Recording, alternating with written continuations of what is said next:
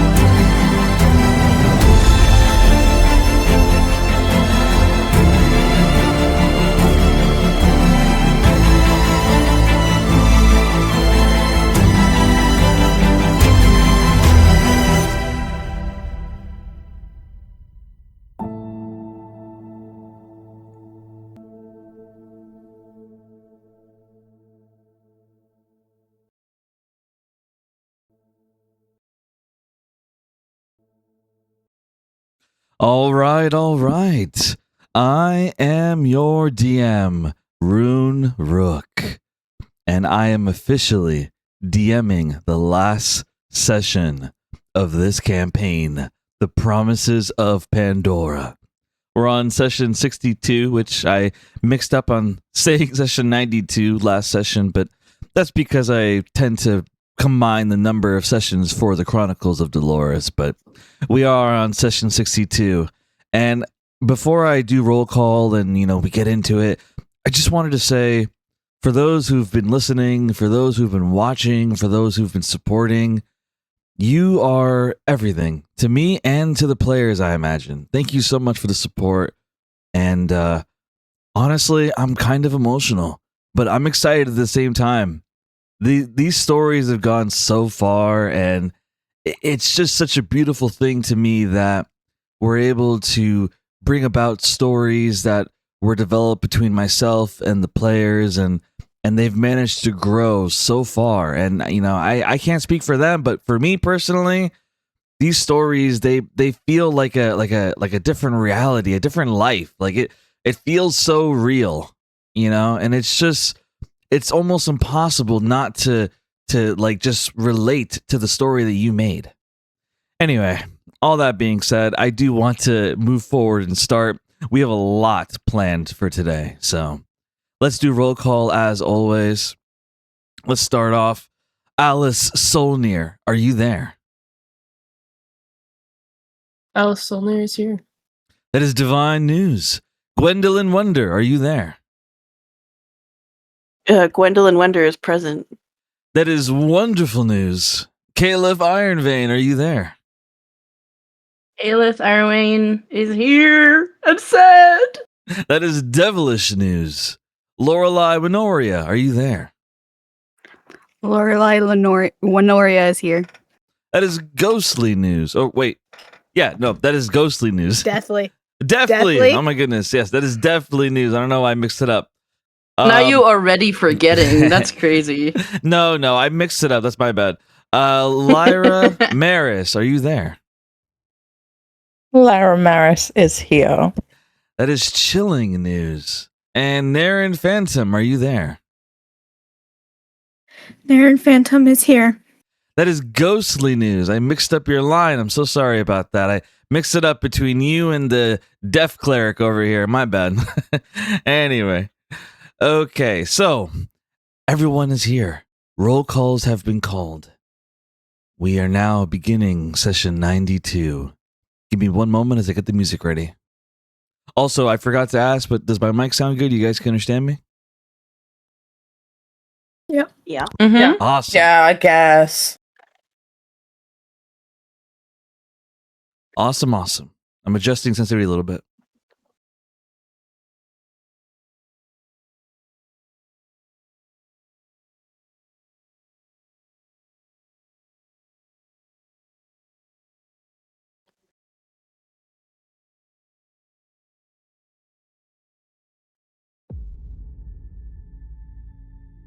This is it, ladies and gentlemen. This is the final session of this campaign of the Promises of Pandora. This is where everything comes to a conclusion. This is where it all ends. What will happen to our players, the Promises of Pandora? What will happen to Dornia? What will happen to the world? Will Avilius prevail?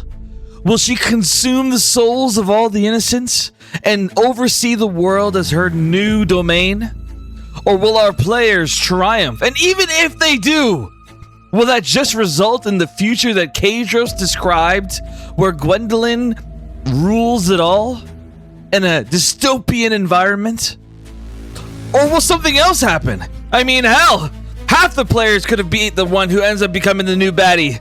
We have no idea what's going on, as so much chaos is happening, and our players find themselves to be facing evil amongst themselves, amongst the enemy, and amongst life itself.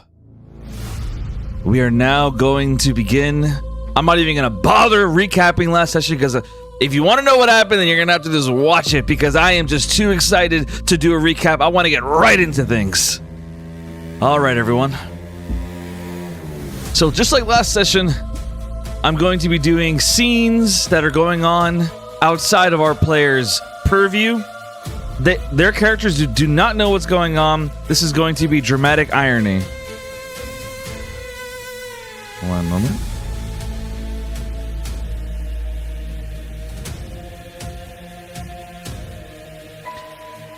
I'll make sure not to forget to show images this time.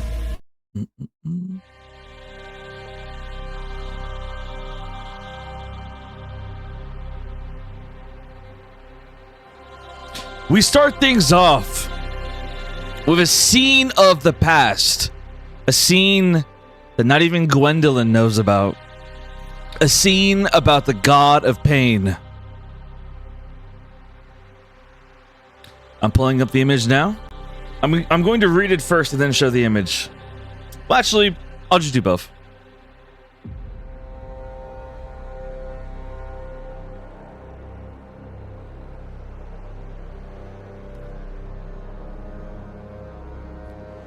This scene is of Pandora appearing before the god of pain inside the celestial realm.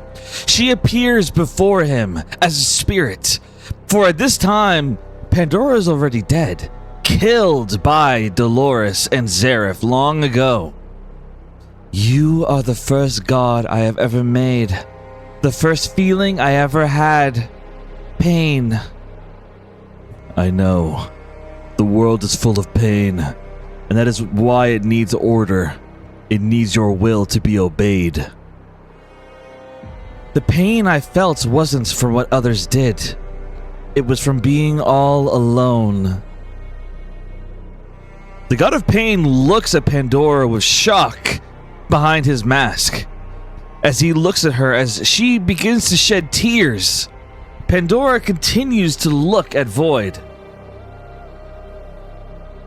And she says, "Do you realize that I am dead? I speak to you from the stars. My spirit lives in them now, with a vision of the future I desire." "No! I will find a way to bring you back. I'll make the royal guards suffer for their failure and ensure the mortals remain subservient to us gods." "You don't see it, but I do. Your future has two paths, and I do not know which will happen. You are on a path with a woman of power, and you both can save the world or destroy it. I hope that you save it, but I do not blame you if you destroy it.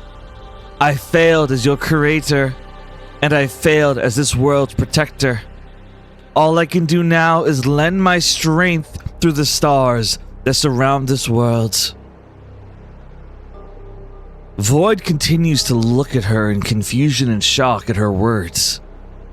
She continues to cry in her spirit form. She finally says her final words to him. Her reaction to your face will decide whether this world ends or continues.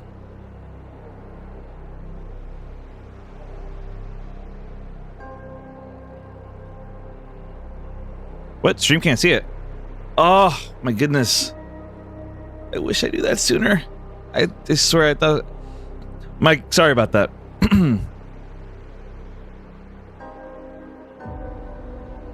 Here, I'm not going to read it again, but I'll show the images of what I just talked about. One moment.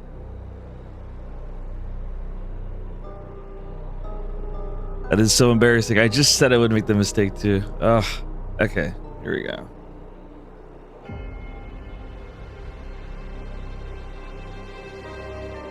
So this is the first image of Pandora speaking to Shade. Or, sorry, God of Pain. Speaking to the God of Pain. Pain I felt wasn't from what others did. It was from all being alone. And then...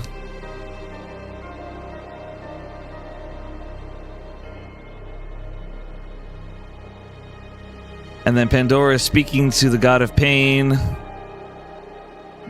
about Gwen seeing his face and all that.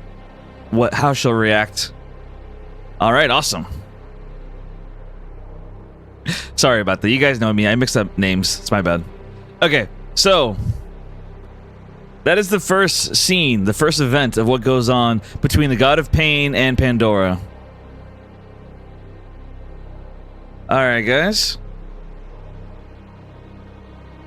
And yes, Alice is absolutely right. Gwendolyn had discovered she had spoken to Void in the past, and he told her that he has a face that cannot be loved. And if Gwendolyn looks at his face and doesn't love him, then Gwendolyn might die. That he might kill her.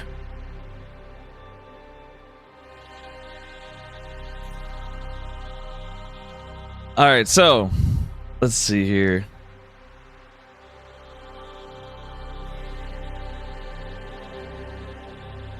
Okay, we're continuing the past. Sorry about that. Few technical issues. Okay. So, we move further into the future of the God of Pain's past. The God of Pain, at this point in time, he is being restrained by Ovelius, a prisoner of the sacred tree. And as he's inside this tree, trapped and having his power siphoned from him, someone appears before him. It's Tobin, the Guardian. He appears before him in a spirit form, relaying a message to him.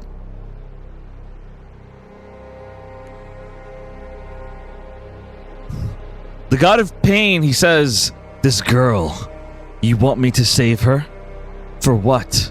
She is meaningless." As Tobin shows a mirror image of Gwendolyn Wonder. Her name is Gwendolyn Wonder, and she could be the one to free you from this place. I will give you a vessel if you help get her out of here. Fine, but just know that if I will kill her if it allows me to escape.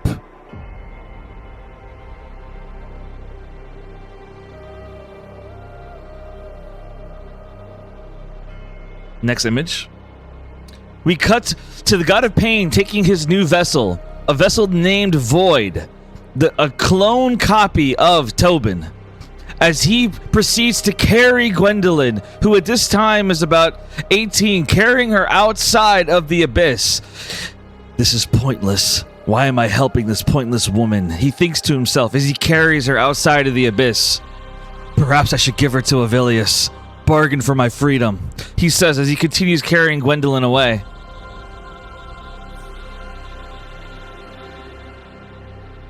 However, as they continue running away, They stop for a moment as Gwendolyn, she looks at Void, and with a bright smile and a warm voice, she says, well, actually, you know what, Gwen? I'll let you speak for her. Go ahead, Gwen. Oh God. Okay. Take your time.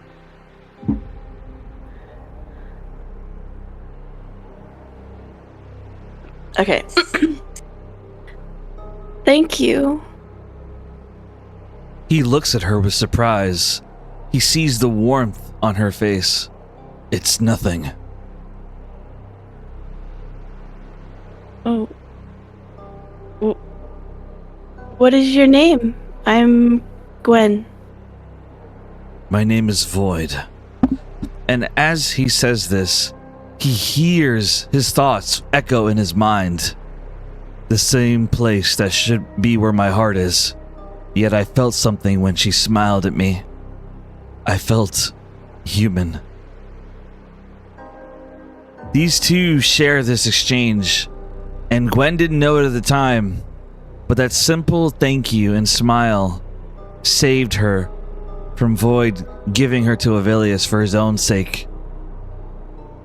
Over time, he fell in love with her. He married her. He saw her as everything. However, he wasn't a complete person. He was merely an extension of the god of pain. And because of this, he found himself unable to stick around, unable to remain loyal to Gwen. During one crucial point of the abyss, he abandoned her, left her to fend for herself. Gwendolyn was angered by this, and she was consumed by the power of the Phoenix, consumed by the chaotic desire of the Phoenix to punish him for abandoning her. She lost control, and because of that, she burned Void to death, incinerating him.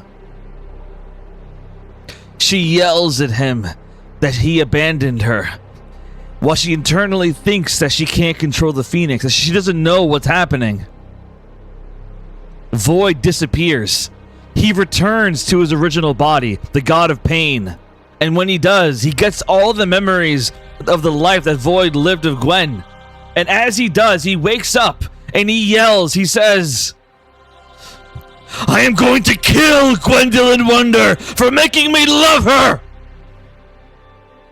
As he yells this out loud, Avilius, she says, lovely. Welcome back to the team, Void. As she gives the god of pain his new body, Ryer's body.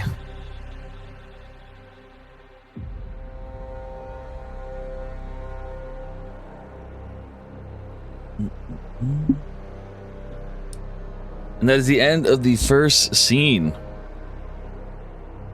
Any thoughts before we move on? That's a little pointless woman. Gwen, you pointless fucking woman. Look what you did to this man. With those pointless rat peckers of yours.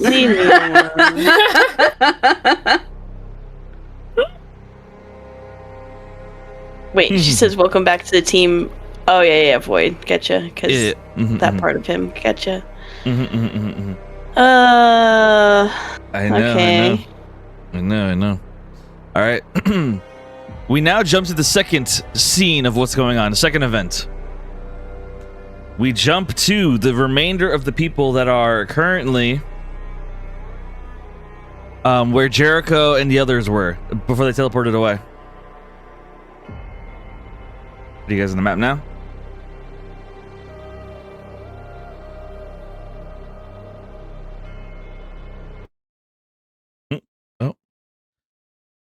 Oh, I see why.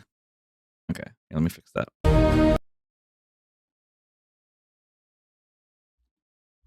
Okay, here we go.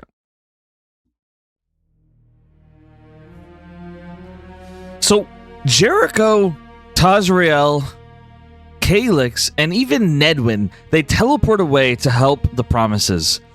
There are remainders of the people in the tunnel, the ones that helped stop the Rotten King. You have Kemzar, Anku, Bastion, Hathora, Cedric, Metal, Curtis, Four, Linton, Igneal.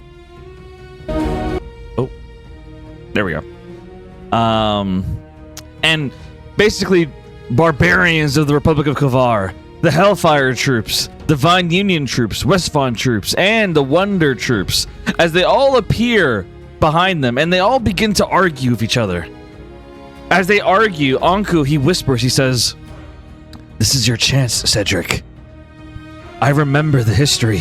You were a great leader before the Republic of... Sorry, forgive me. You were a great leader before the Republic started.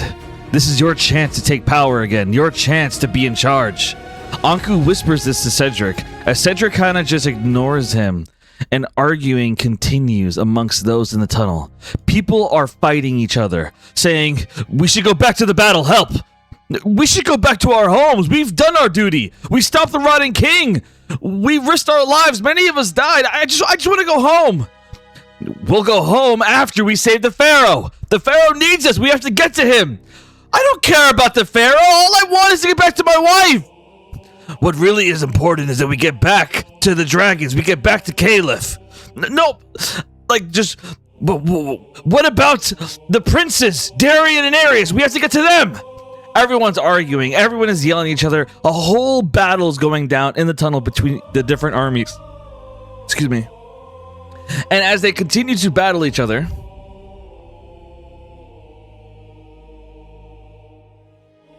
they continue arguing amongst each other, not able to agree on what to do. And as they argue amongst each other,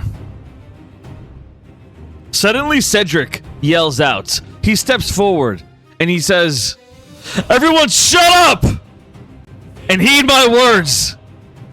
Many of you don't know me. Some of you want me to lead us, and some of you want to run away. Honestly, I don't give a damn what any of you want. You all saw the same thing as me. Jericho was willing to give his life to save ours. I feel bitter at the fact that he accomplished what I couldn't.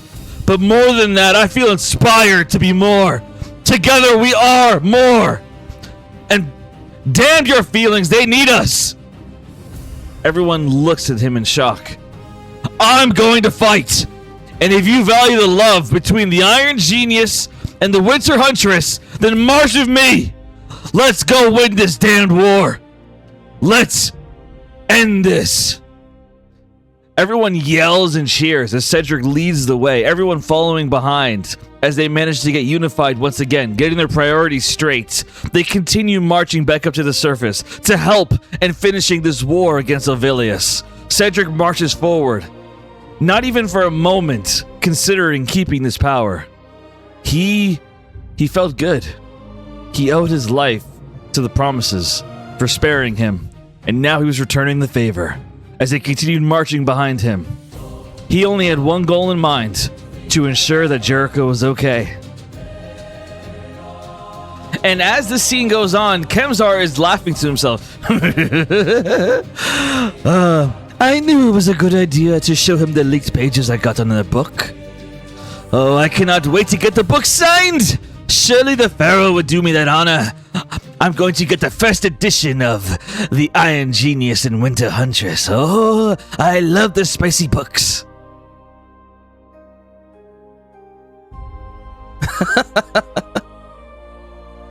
Cap, I love you. You're so funny. Thank you. No. How was this bad in the council? Like, what the fuck? Anyway. A man's gotta have his hobbies. His hobbies can be quiet. Let me show everyone these pages of this book. Okay. So now we go to event 3.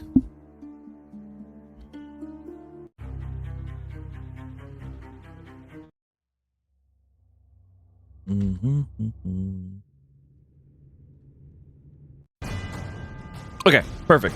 So for event 3, before I show the image, I'm going to describe what's happening. We jump to the Harpy's nest with Artorius, the Archangel, Alice Solnir's father, a powerful man who is known as the leader of the Harpy's nest. He hovers above as the tree monsters continue to invade. He sees multiple Asumars being killed, some of the children's souls being devoured. He yells, "Stop! Stop!" Artorias rushes in, saving a child, as he gets surrounded by over 1,000 of these tree monsters. They all surround him, vines wrapping around him. He tries to hack and slash, but it's too much. He's overwhelmed as they continue to surround him. Suddenly, he begins to feel his energy get drained as the vines continue to restrain him. And as they do, Artorias, for one moment, he thinks about Alice. He thinks about the child version of her before she was taken away. I will not die when I just got her back.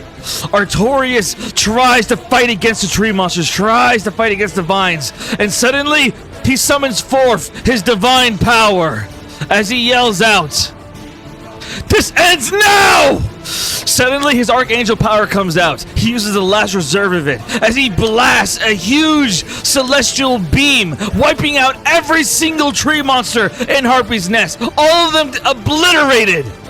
But as this happens, Artorias, he loses all of his power. He's completely without energy.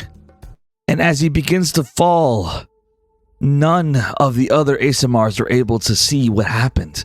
They're blinded by the light that he just gave off. And so he begins to fall down to the surface. And without any of his magic left in his body right now, this fall is deadly. Artorias is going to die if he hits the ground. He continues falling, his speed picking up, the heat around him building up. This man fought to protect the home that he wants to give to his daughter. He fought for the people who believe in him. And yet it seems like he's given his life just to protect them. However, as Artorias is falling down to the surface, suddenly a woman catches him. It's Agatha. She catches him midair and she looks him in the eyes with a smile. It's been a while, brother. It's nice to be the one saving you for a change. Agatha, how? Alice saved me, Agatha says with a smile. You have quite a daughter. She's my favorite niece. He smirks. Your only niece. Doesn't change anything, she says with a wide smile as she carries him to the other ASMRs. The other ASMRs all gather around. The battle on Harpy's Nest over as they gather around a mirror that they are using to currently watch one of their own, to watch Alice Solnir as she fights against Ovilius. And as they all gather around, they begin cheering, Alice! Alice! Alice! The GPT messed up the image, but we'll just pretend it's Alice in the mirror. But basically, they're all celebrating as they watch her fight inside of the sacred tree. We believe in you! You can do it! Go Alice! Everyone's cheering and celebrating as Artorias yells out, That's my daughter!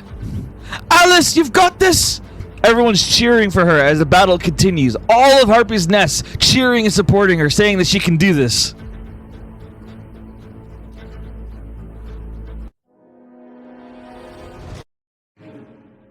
That is the end of Event 3.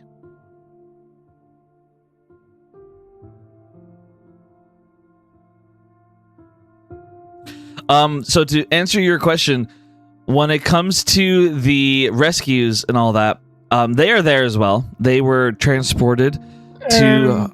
yes, go ahead. What's up? No, continue.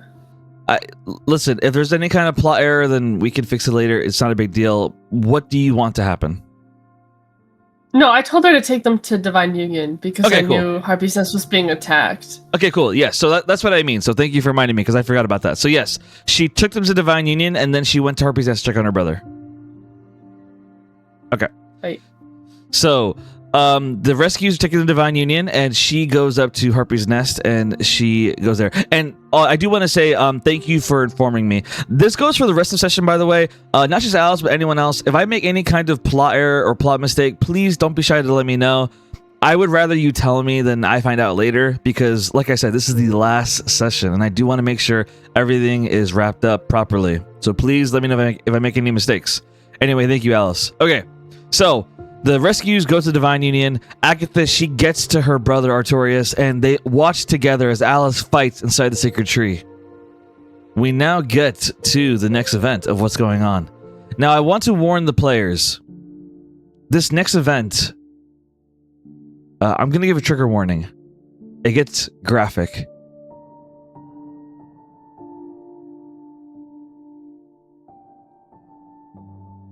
So for the next event, I'm going to describe before I show the image. The setting is Rodrell and the Phantom Federation. Rodrell is currently sitting on top of one of their airships. Now, unbeknownst to many people, the West Von Kingdom was asked by Rodrell to help protect the airships. And so they lended them ice users to protect them from the flames of the Spirit Wyverns. Blue Rose is one of those people who is an expert in magic of ice and suppression. So Blue Rose found himself to be on the ship of Rodrell Phantom, the president of the Phantom Federation. Blue Rose stood beside him. And as the battle was going on, Solomon approaches. He says, "Mr. President, it's done. I managed to complete the device." "Are you sure? It's operational?" "Yes, absolutely.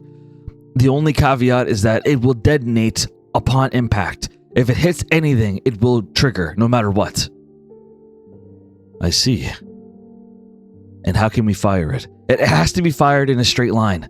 If we try to launch it at an arc, there's a possibility that the increase in temperature could make it detonate on its own. It has to be in a straight shot." "I see." Blue Rose, he kind of squints his eyes. "What are you talking about?" "Well, you see, Blue Rose, I worry that these promises of Pandora aren't up to the task of defeating Ovilius. That they aren't up to the task of winning this war for us. And with the whole world at stake, I thought I'd do my own homework." "What?" "I get being reluctant to trust others. I'm a commander myself, I get it. But one of my own people is in there, Lyra, and she is the strongest woman I know. She'll be just fine. They'll win this. While I do find your confidence very intriguing, I prefer a sure thing. Men, prepare the torpedo." "What? What do you mean? What's a torpedo?" "Well, to be specific, for those in the West Von Kingdom who are so primitive in their knowledge of technology, a torpedo is an invention of ours, one in which is basically a projectile that can be fired at a high rate of speed. We are going to launch a phantom bomb at that sacred tree. All I need is a clear line of sight, and I see one right now through our device. I'm going to fire a phantom bomb and obliterate the sacred tree and end this right here and now. But you'll kill the Promises. They're in there. They're fighting for us." "Consider it collateral damage. Your own fucking daughter's in there. Naren, right? Or whatever. Your daughter is in there. You're going to kill her too?" "It would be a shame for her to die, since she is in line to become the new ruler. But I shall rule in her stead after she sacrifices herself heroically to end this war."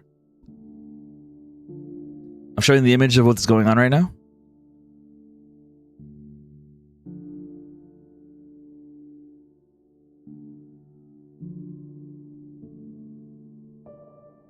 And so Rodrell, he begins to prepare the torpedo to fire it.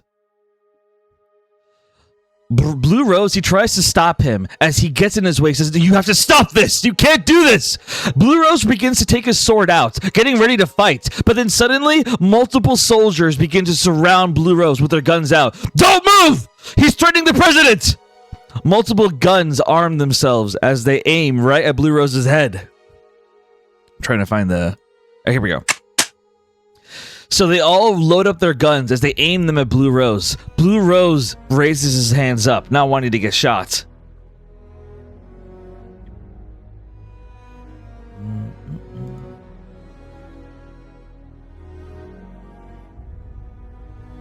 Oop. I put the wrong image here. Oopsie. I'll fix it right now in a moment.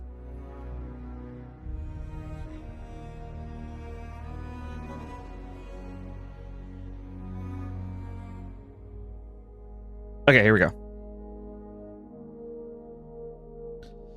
so they proceed to restrain Blue Rose. However, Blue Rose isn't the only person on this ship.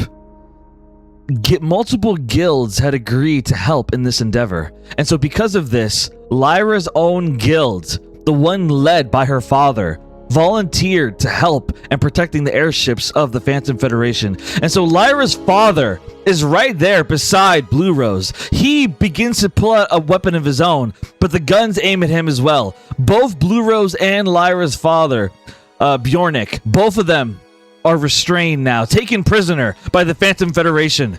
Blue Rose is screaming, "You can't do this! You can't!" They continue restraining him as Solomon says, "I'm not comfortable with this, sir. I mean, friendly fire is illegal." "I am making it legal, Solomon. I pardon you of any crime done here. Make sure to load the torpedo. And if anything goes wrong, I'll make sure your family is punished for it." "Yes, sir. I understand. I understand."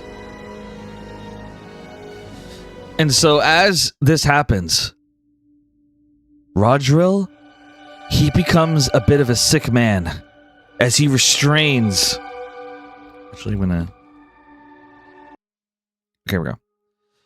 So Rodrill, he becomes a bit of a sick man as he restrains Bjornik and Blue Rose to chairs. And as he does, he says, "While the torpedo is being prepared, I have a confession to make. I have always hated you West Vaughn Kingdom mongrels. You've always acted like you're better than us because you don't have a war in your hands.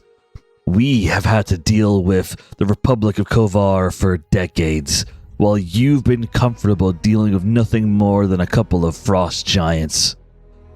You are not better than me. And to prove it, I want you to prove that your own life is all that matters. Let's play a game." He pulls out a revolver, 6 chambers, and he puts 1 bullet in the chamber. Putting you guys in the image now.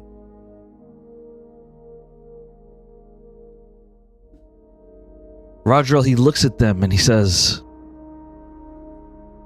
"I am going to put the gun in your hand, and the gun is going to point at the person in front of you.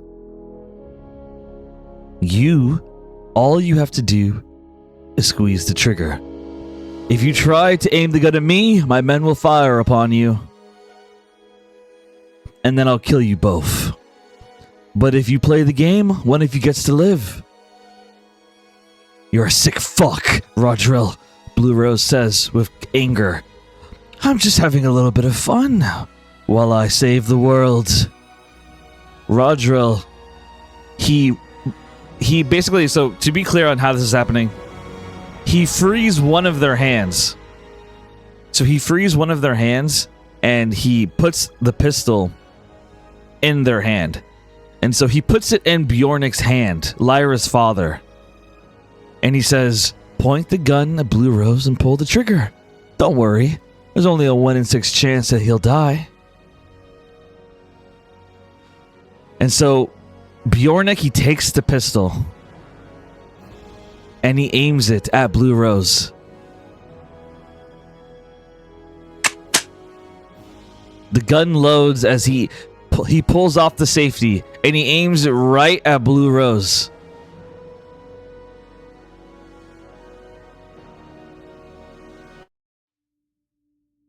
And what comes next is a moment that is truly tragic. It is truly insane. Bjornik, he takes the pistol. He's aiming it at Blue Rose. And he looks at him in the eyes. Blue Rose just shakes his head. He says, "Just do it. Just fucking do it." "You know, I heard about the promise you made to Lyra. That you promised to walk her down the aisle the day she got married. I don't deserve to walk her down the aisle as her father. You loved her like a daughter. I only loved her because she was my daughter. Please, look out for my little girl. No! Bjornik aims the gun at himself, and he pulls the trigger 3 times before the gun goes off. Bjornik shoots himself in the head, killing himself right there. No! Blue Rose yells in shock and anger as tears go down his eyes as Bjornik kills himself to save the one good influence Lyra had in her life. The one man that Bjornik had taken her from in the past before she could become a higher rank in the Westfond Kingdom. A good influence for her. Bjornik kills himself right there.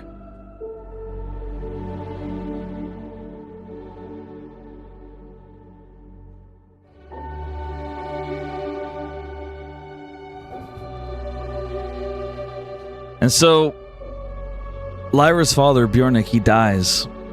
And as that happens, we jump to another scene going on right now. So after that happens, Blue Rose is restrained and gagged because he keeps yelling in anger. And so Rodriel, he walks over and he grabs the walkie-talkie. He looks at Solomon. Solomon says, the torpedo's ready. Perfect. However, there's an issue. It seems like the Wonder Forces, along with the Westfond forces, have gotten in the way. They're blocking our line of sight. If we fire the torpedo now, it'll hit them instead of the tree. All right then, I'll take care of this. Rodriel walks over to a walkie-talkie. Let me see if I get the voice thing for this. Okay, here we go. Tell me if you guys can't understand what I say. So Rodriel, he turns the walkie-talkie on and he says,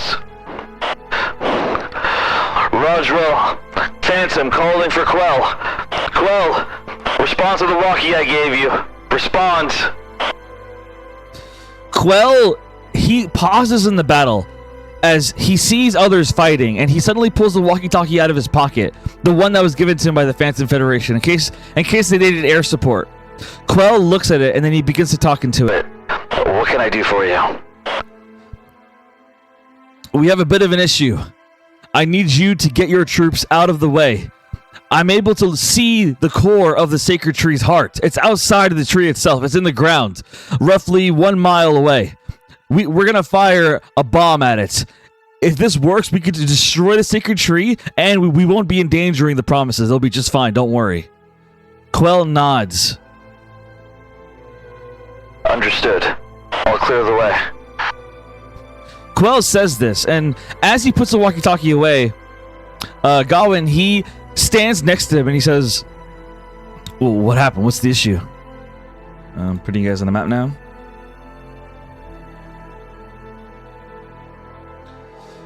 So as this happens, Quell looks at Gawain, and he says, he's going to shoot a bomb at the tree. What? How do you know? He didn't say he was going to, but I know. Because it's what I would do. He's taking the way that guarantees victory, with no risk to himself. He's going to shoot a bomb at that tree. He's going to kill my sister. What? We have to stop it. We have to do something. It's fine, Gawain. I want you to go to the others and tell them to get out of the way. Tell them to move east. And tell them to stay together. Tell them that Rodriel has betrayed us. That he is intending to kill us, or worse. But what about you? Don't worry about me, I'll be fine. I'll catch up with you. As Quell, he pulls out a piece of paper, a fancy piece of paper, and he pulls out what appears to be a writing device, as he begins to write on the piece of paper. He thinks to himself, I'm running out of time. Quell continues writing a letter, and as he writes it, he thinks about everything that he's been through. He thinks about Gwendolyn and when he met her, what he thought of her. All those thoughts and memories pour through as he writes the words on this piece of paper. And as he writes these words, he suddenly hears the sonic boom of the torpedo launch. The torpedo launching straight towards the sacred tree. If it hits, all of you guys die. The promises, over. Avelius as well, probably, but regardless, you won't get to see that ending. You will all die. The torpedo launches right at the tree with the phantom bomb attached, and as it does, Quell knows that it's too fast for him to stop with magic. It's too fast for him to destroy it. There's only one thing that he could possibly do. Quell charges up his magic, and he casts a misty step, and suddenly he teleports right in front of the torpedo. His hands wrap around it as he catches it. I wrote the letter because I know that I'm too skilled not to stop this damn thing, no matter how fast it is. I am a wonder, after all. And just like that, the bomb goes off. It explodes right there. It explodes, and Quell dies, sacrificing himself to save the promises, to save their lives. The letter was teleported away to be given to Gwen at a later time, as Quell is no longer with us, disintegrated from the bomb.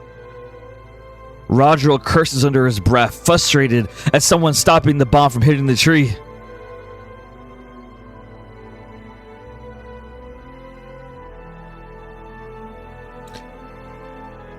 I have one question, Gwendolyn. Are you there?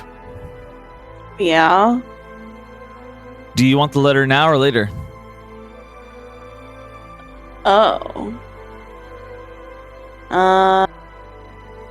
I'll take it now. All right. One moment. Do you want me to read it out loud, or how do you feel about this? You can read it out loud. All right, bet.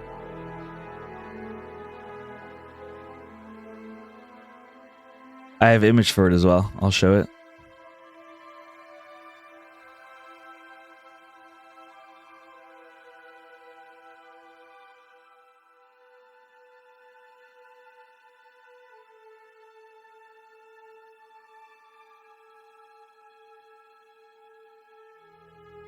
The letter, it says,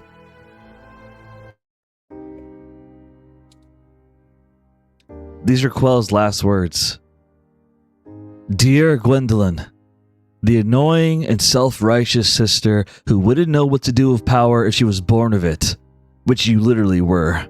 Or at least, that's how I felt when I first met you.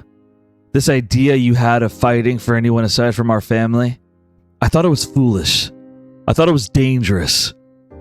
But I realize now that it was something I never understood before. It was love. Love that I've never felt in my life. Our mother went off to save you and our dad. To save you. And when it comes to our dad, well, you know what he's like. I never understood what it meant to love someone until I watched Alien die. I only wish I could have survived to tell you this in person. But please know, I love you, sis. You were the best thing to come out of this damned family. Whether you lead or be a stay-at-home mom, whatever the life you choose, you'll be wonderful. Just know that I'm proud of you, and that I do this not because I'm righteous, but because I love you, and I cannot let you die. From your little brother, Quell. Goodbye.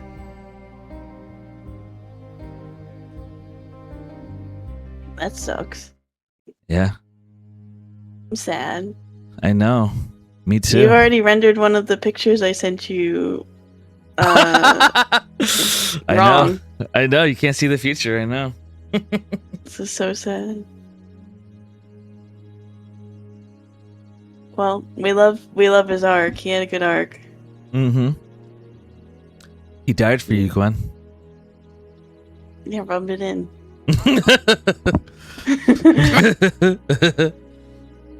Now we cut to the next scene, which I'm sure you all will be very happy to see.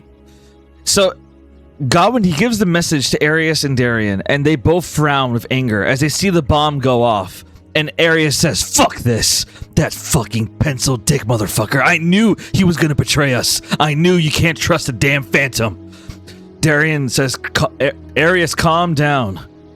Darian shakes his head. Arius shakes his head. "No, we need to go now. Use the teleportation mark we put on Blue Rose. Now! Brother, we should think this through." "I said now, Darian!" "Fine." Darian uses the spell as both Darian and Arius teleport, appearing where Blue Rose is. They appear right in front of Rodrell, and they immediately tackle him, putting a blade to his neck. "President Rodrell!"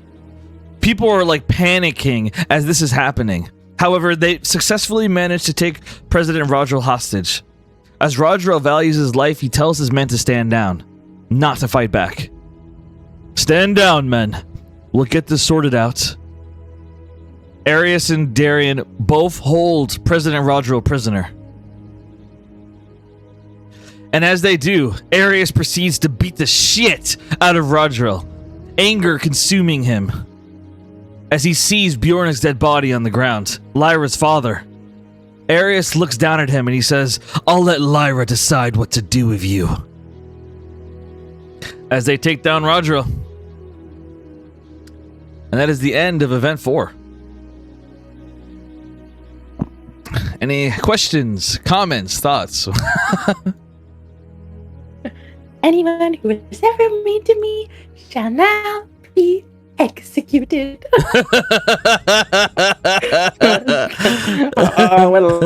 Lorelai, that was such a good shout.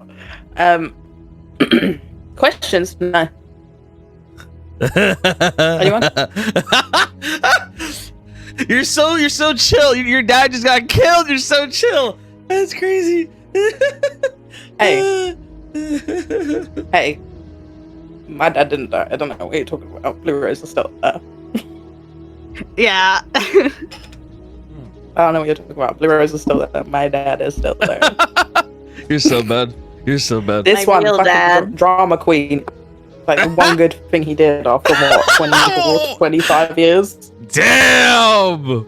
That is savage. Which is and surprising. I love I'm it. pretty sure I thought he would shoot Blue Rose purely because he wants to see Polaris again, or whatever the fuck my mum's name is. What's Well, mummy's name? War. He couldn't do it. He realized how much you Why affected couldn't he his do life. it? Why? Shush. As if. Please. Lyra, he loved you in Yeah, his own Polaris. way. Suspicious. I'm Okay. still gonna be walked down the aisle by Blue Rose. You're bad. Okay.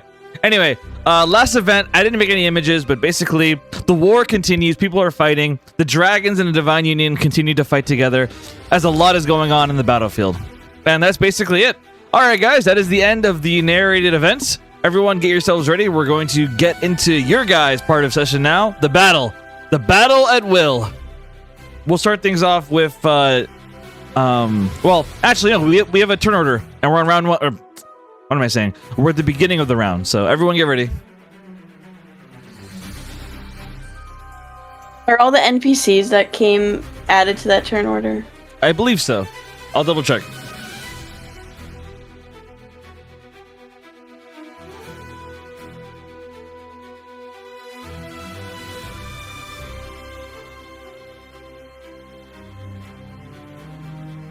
Okay, put you guys in the map.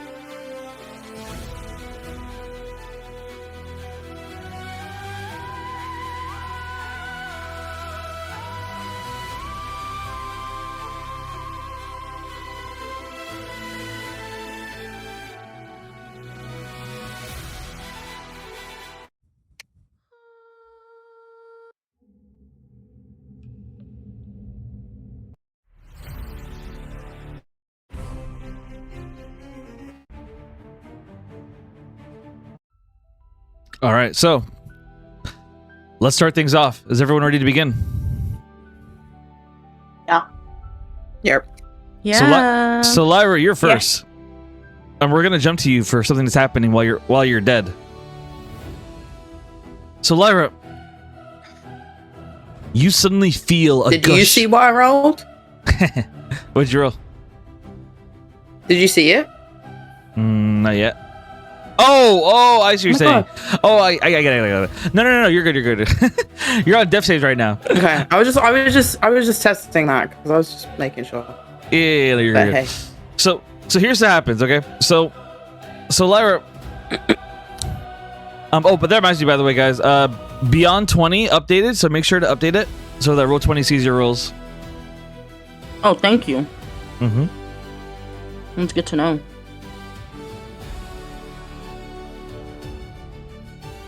Oh my god, it has the Pride Month. There's the logo. Oh, guys, happy Pride Month. Mm-hmm. How do you update it? Oh wait, nope. I saw the button. Ignore me. I haven't seen the button. Well, actually, I don't know if it actually updated. In like extensions on the top, like left, outside of the actual extensions, is like load, unpacked, pack extension, and then update. All right, here we go.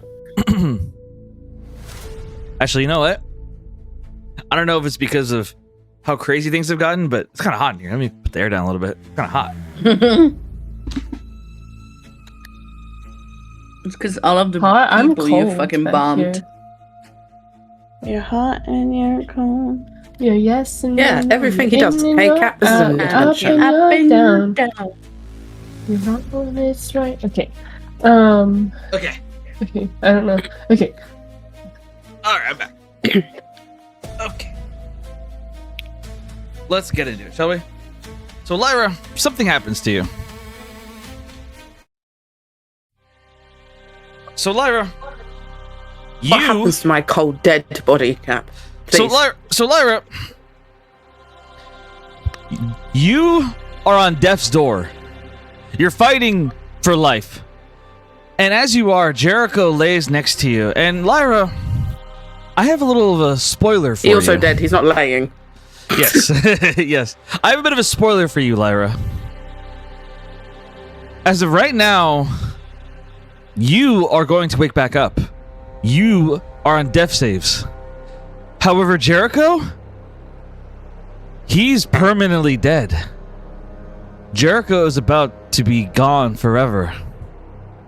He took a bad injury. And because of that, you see a woman appear before you. Who? She's orange in color. Lola, is it your mommy?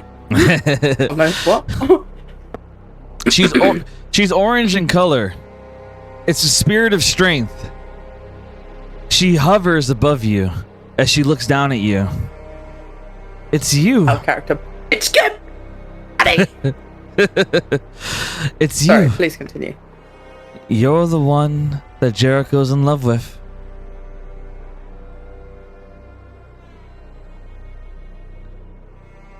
I have used up all of my energy to keep him alive.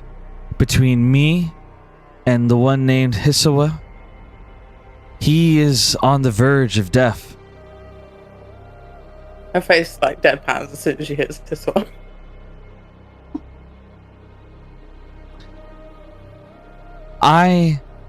Your friend is likely to be able to save him. However, he will not maintain his power of me. He will no longer carry the power of what they call the Pharaoh. However, you have the ability to return his power to him. You have the chance to give him more of my strength. But a sacrifice must be made between your bond. A sacrifice that you may not wish to make. I am simply giving you this offer before I go back to sleep. If you wish for Jericho to get his power back, to get his strength back, you must forfeit your ability to ever bear your own children.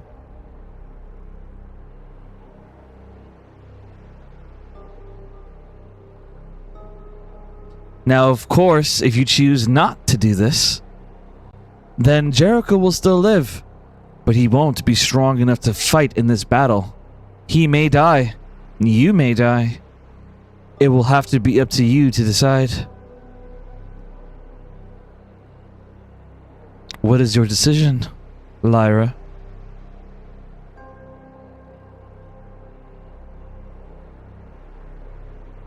Lara looks around in this kind of like in death, or after death sort of space. I think she can still feel her body's in pain. And she looks up to the universe and she says, "Damn you, bitch!" Your mic sounds a little low. You want to break my fantasy? You want to break my fantasy? You've seen the images I put in AIR, and you want to break that because you don't have to. I gave you a choice. No. Listen to me right now. Listen. What you have done. What did I type in chat earlier? I said first he blew up my man, then he tried to make me an orphan. And now, what's this? What is this? What did I do? Tell me. I don't know what to tell you.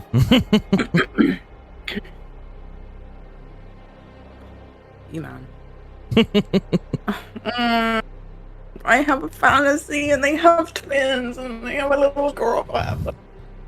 Okay. I have one other offer. She sees you like shut up.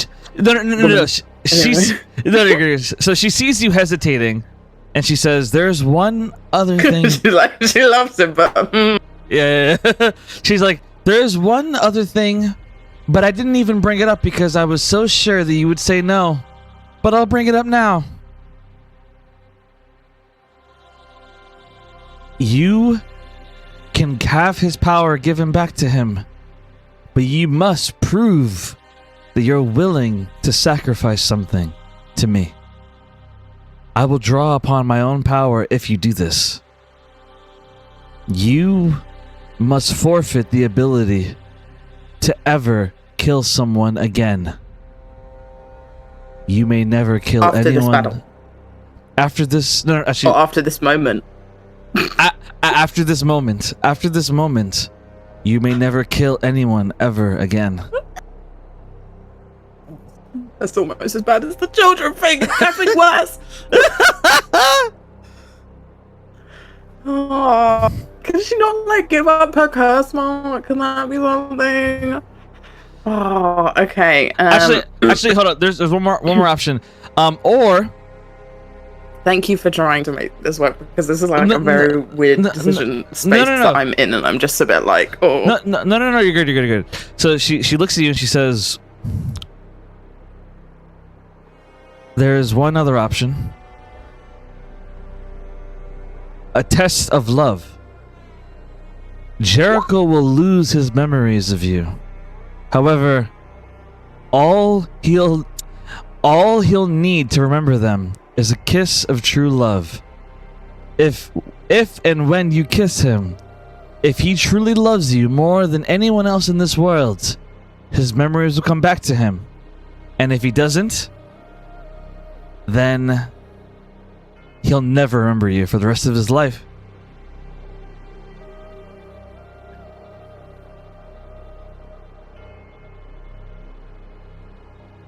You know, I thought that was going to be like the first option, to be honest. I don't know if you would say the children thing or the never killing anyone. I thought it would be like that.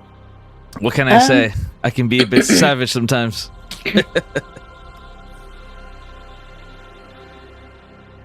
Yeah. I think... oh my god. Oh my god.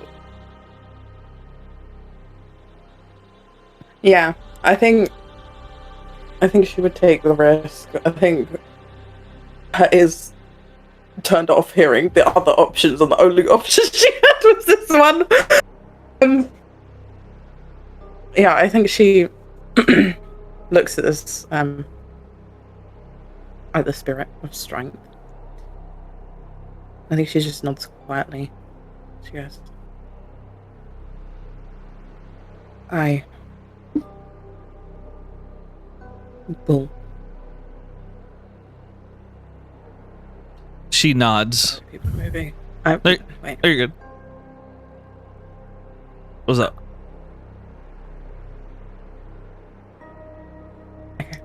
Um, yeah, she looks at the spirit of strength.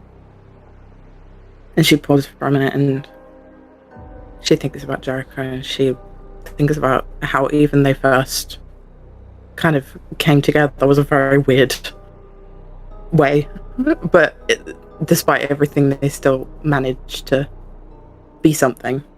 And even though she forgot him for a time, I think she's like, I'm a bitch. And she looks at the spirit, she says, fine. I'll make him love me again. I'll love the Lyra that he knows.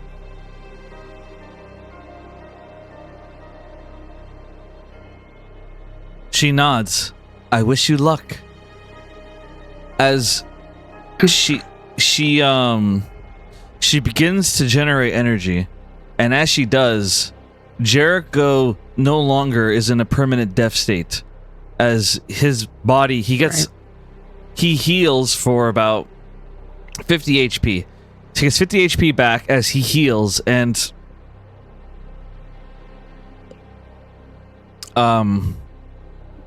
that's basically it for your turn. There's nothing else you can do right now. I know. So let me add. I think she like waits for that and awkward silence. And she like watches the spirit do that, waiting for the spirit to leave, waiting to wake up, just hanging out in a little mind palace. All right, now we jump to Gwendolyn's turn. Actually, no, sorry, Naren. Huh? No, it's Gwen. No, I forgot to put her on the. There we go. Yeah, no, it's Naren. It's because her token was invisible. Okay, Naren, are you ready? I guess. All right, Naren. Things are going to get a bit chaotic.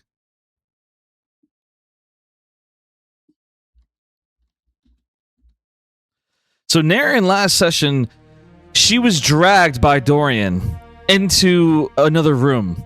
As you're like teleported into another room, Dorian, he keeps the gun pressed against your head, but then he pulls it away as he steps back from you. And he holsters the gun as he looks at you with a bit of a sad face.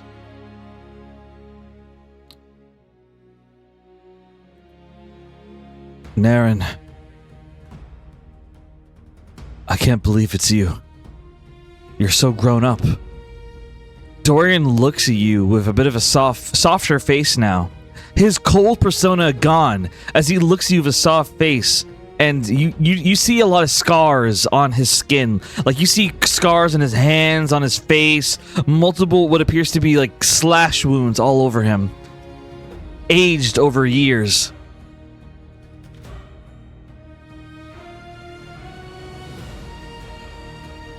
Grown up? I've never seen you before. What do you want? We don't have a lot of time, Naren. I'm going to be very quick and simple in this explanation of mine. You're not going to believe me, but I need you to skip that part and get to the part where you help me in stopping Ovelius. I am your father. I've always been your father. I was the one who married your mother. I was the one who conceived you with her and your brother. I've been your father your whole life. However, I was kidnapped by Ovelius. She had hired someone to take my place, to manipulate the Phantom Federation, to make it easier to consume souls. She kidnapped me, and she replaced me with my evil twin, Rodril. A man who was adapted to look like me, to talk like me. But he is not me.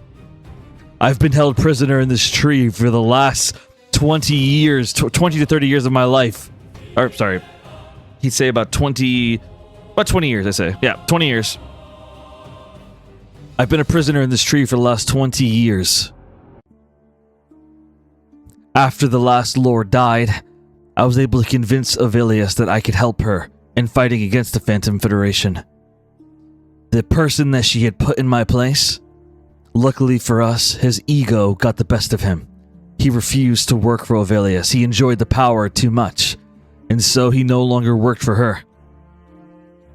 I suspect that your fake father, Rodril, he's the reason that my wife, your mother, is in a coma right now. He poisoned her because she was asking too many questions after the Rodden attacked. She was asking too many questions about her and him and me.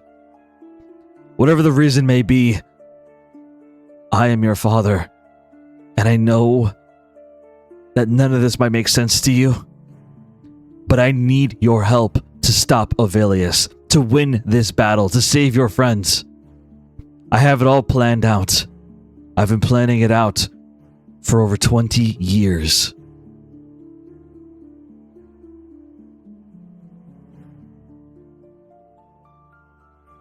So for 20 years, you've been hiding? I wasn't hiding. I was a prisoner. I've been kept in a cage until the last month or so. Last 2 weeks. The last 2 weeks after a lord was killed, the one named Brevin, that's when I was given an opportunity to become a lord myself. But before that, I was a prisoner. I was tortured by them every day. I have been nothing more than a pet to the people of this tree.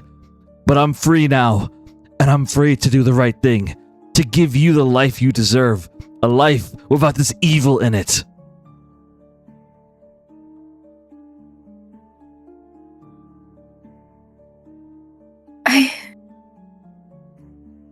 I know. I know it's a lot to process. You don't have to say anything, but I need your help. I can't do it, but you can. Ovelius, she's connected to the souls of the sacred tree. Your friends have probably discovered by now that any damage that they do to her will be negated by the souls. She sacrifices them one by one. Any kind of attack will only be absorbed by the souls around her. We have the ability to stop that. We can disconnect her from the souls. We can disconnect her from her shield. This rune, this rock, it is what she uses to filter the souls that process through her body. It helps ensure that she doesn't go insane. Wait. You might want to rewind slightly. Why? What's up? Your mic cut out for a bit. Is that for everyone? No. No? It cut out. I heard for everything. A second for me. Yeah. I mean, it wasn't I long. heard It was like a everything. second or two. All right. Well, I'll continue. So, basically, he says, I forgot what I said. Crap, my brain. What did I say? I'm trying to remember now. A rock? Yes, I am your daddy. Yes, Yeah. yes. Thank you. Yes. So yes, there is a rune, a rock that Ovelius uses to filter the souls around her, so that she doesn't become injured by them. The souls despise her, and she knows it. The rune is able to protect her from their malicious desires. I want the rock to be destroyed, but I can't do it. It's a part of my contract. As a lord, I can't do it. I physically cannot, but you can. You need to channel your arcane magic into the rock and figure out a way to destroy it. If you can do that, then your friends can defeat Ovelius.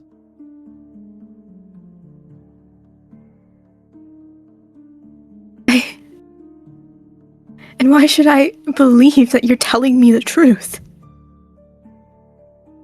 I suppose there's really no way of you knowing whether I'm lying or not. Aside from the fact that I know your mother enjoys nothing more than sitting by the fire, reading a good book, probably one by Adam Glow. Something about the formation of the Industrial Revolution, or maybe even trains. Your mother always loved the idea of trains. I also know that you had a stuffed animal. It was a teddy bear. I had gotten it for you for your second birthday. I don't know if your mother kept up with it, but we named him Stuffle.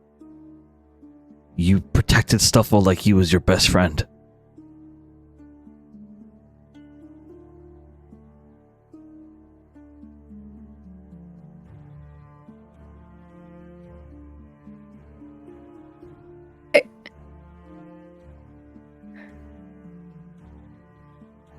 I'm telling you the truth, Naren. Everyone's lives is at stake right now. I need you to please believe me before we run out of time. As this interaction is going on, suddenly you see a portal open up behind you. Crimzone appears in the room as he says, I was wondering where you went, Dorian. Is this a betrayal? What are you doing in this room? Back off, Crimzone. This has to happen. Oh, no. Get a step away from the rune, girl. Crimzone says as he stares at Naren. Meanwhile, Adrian and Bartholomew step through the portal as well to back her up. As Adrian says, step away from her. So now Bartholomew, Adrian, both are standing next to Crimzone as you are standing in front of the rune, and your father, or rather supposed father, Dorian, stands next to you as well. Let me adjust the map.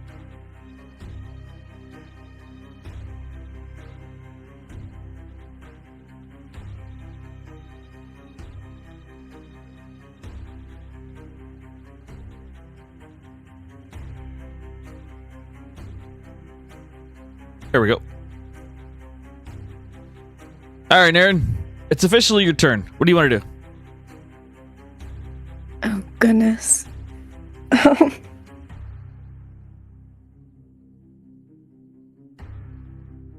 feel like she would have probably been staring at Adrian for a hot second before she looks to Dorian. Where is this rune stone you talk about? Right there. He points his finger at it. And I have to put my magic into it? Put your hand on it and channel your mastery into it. Will the rock to break. It has to be done through magic. Physical means won't work.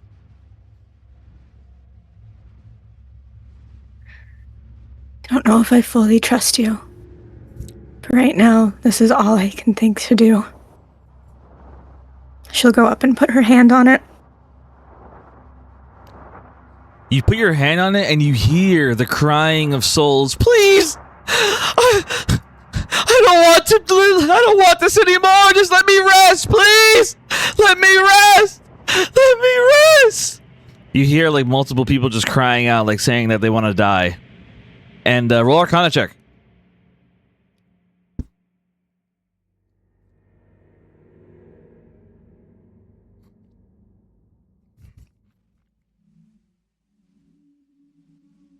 $23. Why did it roll twice?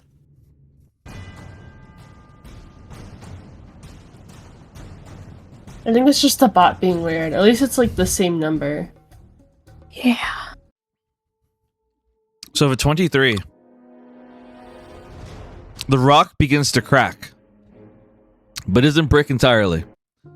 But the rock cracks a bit. And while that happens, Adrian and Bartholomew both try to stop Crimzone from moving towards you. And we'll end Naren's turn there for now, unless there's anything else you want to do, Naren. Oh. Okay, perfect. All right, we now jump back to the main battle going on with Caliph and the others. Isn't Gwen supposed to go next? She had an 18, right? Did she? I did. Yeah. Oh. I think when you were editing Naren, you accidentally deleted Gwen. Oh. I did.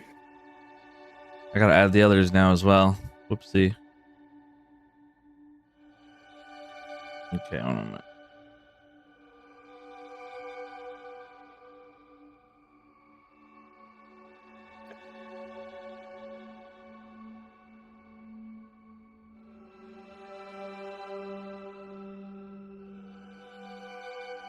Okay.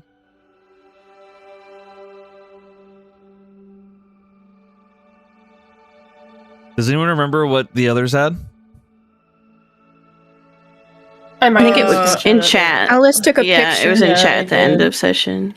I got you. I have the screenshot on retainer. It's sending in general. So who do you need? Crescenda, Ryer, and Clever? Yeah. Clever is 14.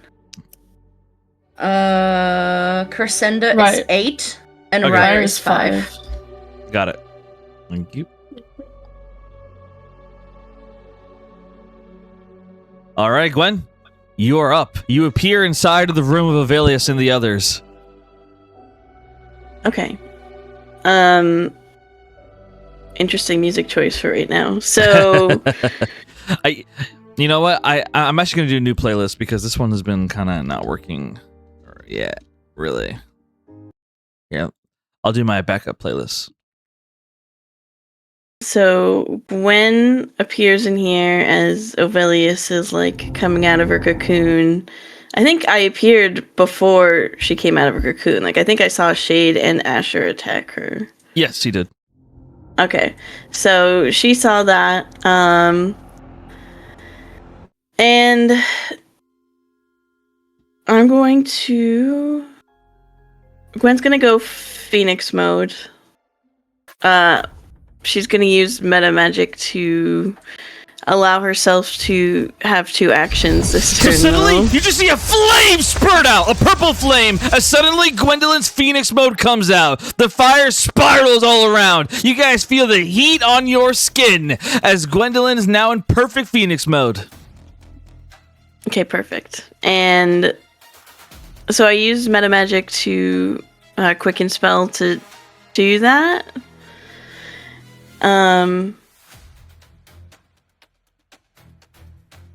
Alright, sorry, I have things happen when I become Phoenix, so I have to do that really quick or I'm gonna forget.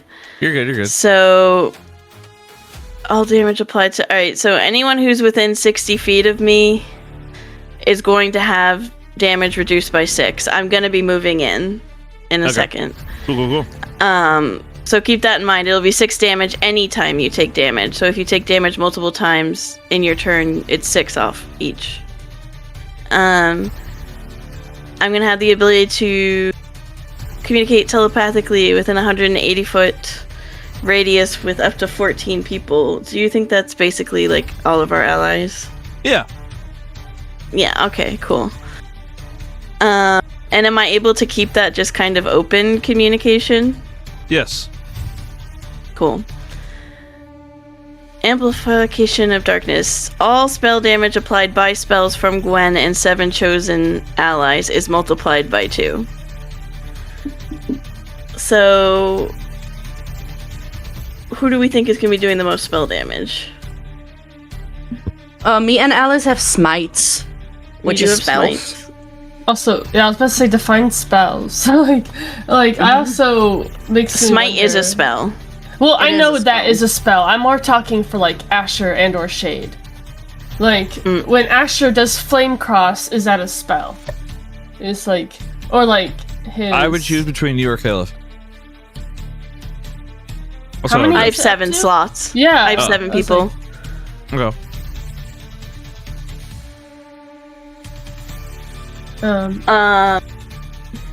If the ability requires magic, it's a spell. Well, okay, I'll just assume yes then. Okay. Oh, then yeah.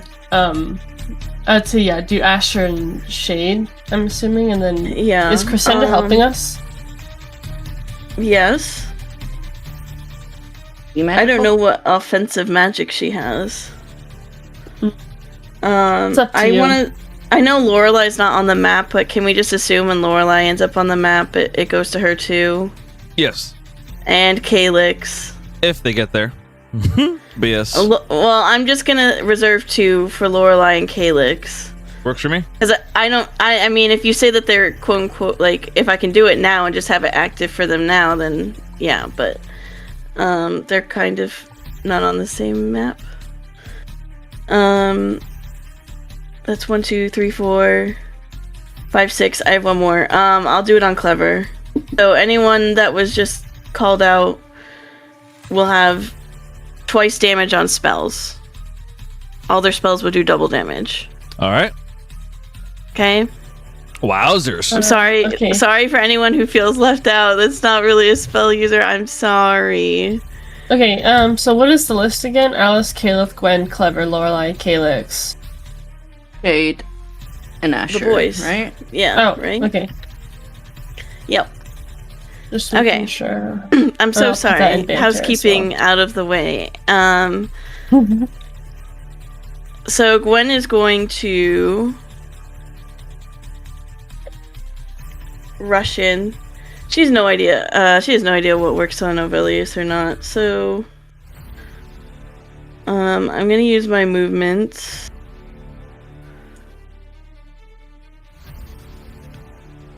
Which I'm just confirming is 120 feet. So she kind of just like barely hovers over the floor, and she zooms in next to Shade.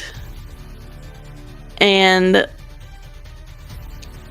so Shade, he shares a look of you as he sees you in Phoenix mode, and he just kind of nods with encouragement towards you as he remains ready to take down Ovelius.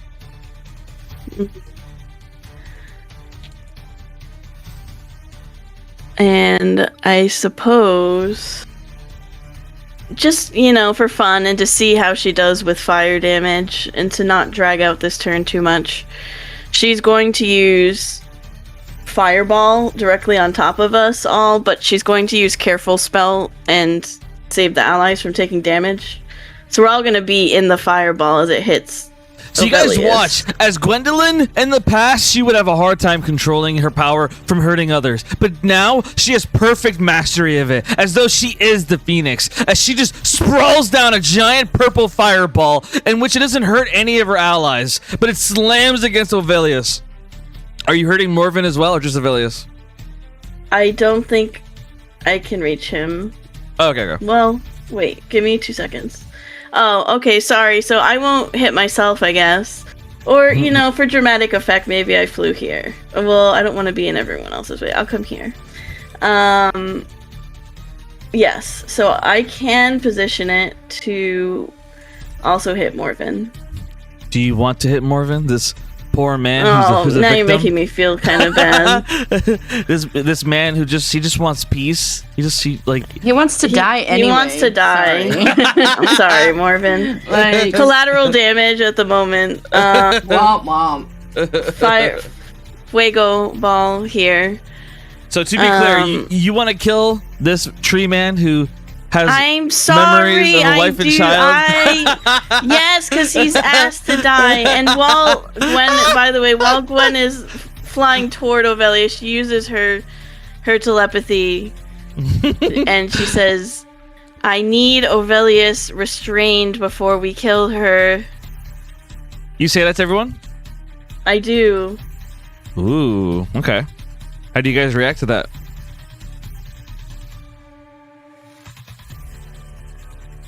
Alice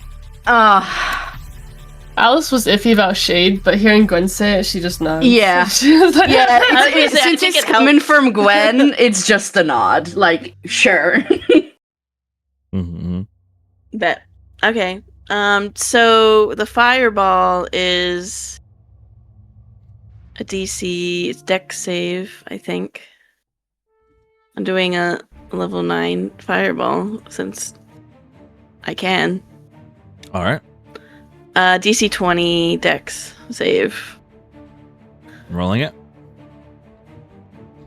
For Morven and Ovelius. Morven fails. Sorry, Morven. I'm sorry. Ovelius wish. Ovelius gets a nat 20 and Nat passes. 20? Oh, fuck.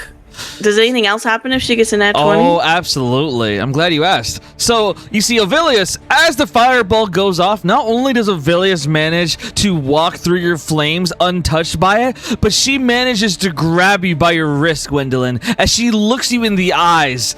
Oh, Gwendolyn, you think because you grew up that you can now act like you are equal to me? You're nothing more than a little girl I brought into my tree. As she suddenly looks you in the eyes and she uses her reaction, her eyes, they dig into yours. And she uses Enrage. Roll a wisdom save.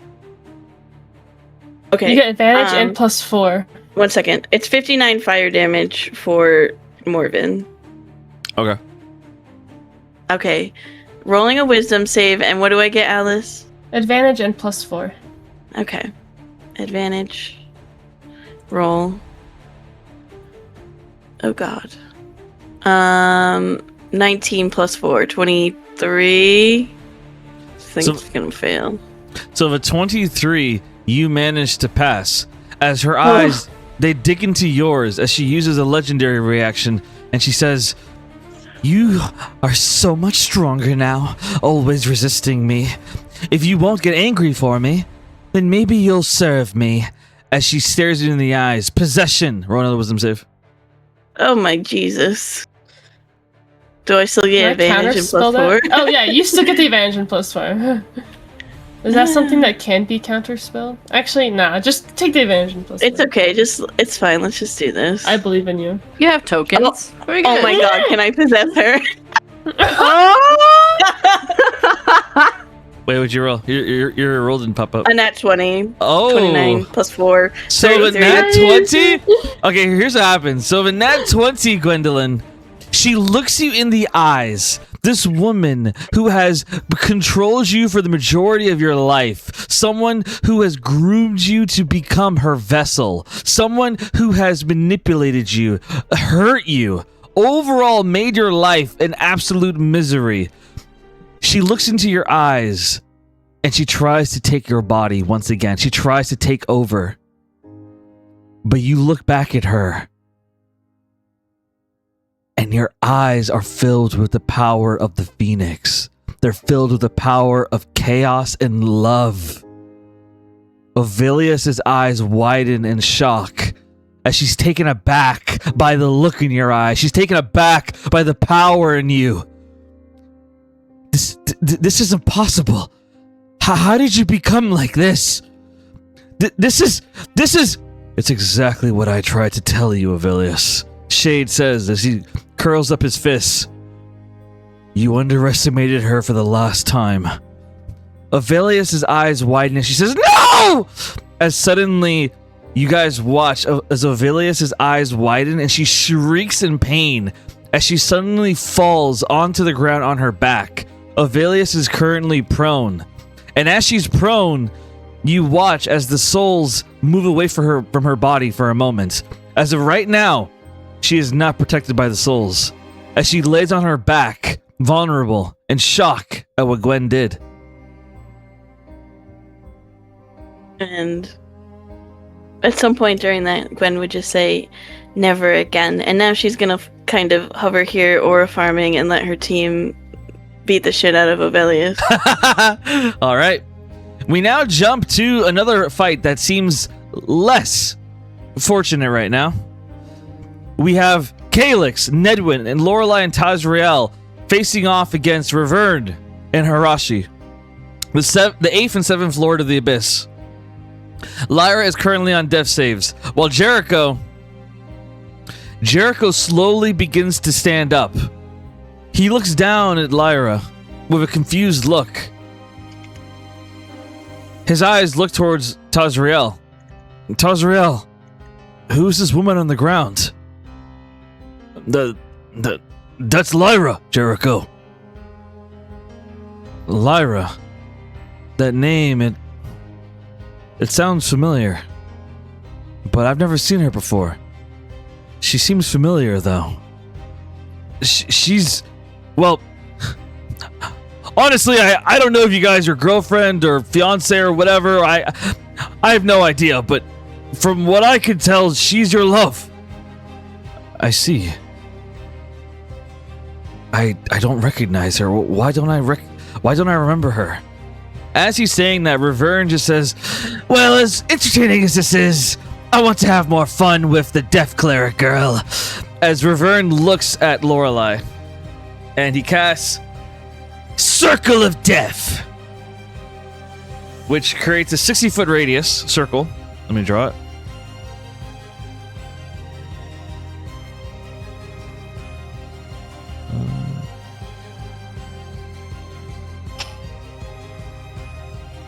Oh yeah, it gets everybody. Oh my god. Roll a con save.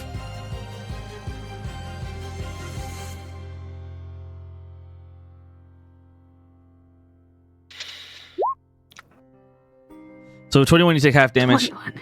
Let me roll for Calyx and Nedwin. So for Calyx, 22, he passes. For Nedwin, He passes. So all... Oh, Tazrael as well. Tazrael fails. And for Jericho, Jericho's automatically immune to it. As the circle of death, it passes through him, and he's unaffected as his body glows orange. How is that possible? Hirashi smirks. Well, you seem to be much stronger now. More of a challenge for me. Jericho looks at Hirashi, and he kind of flexes his arms a little bit.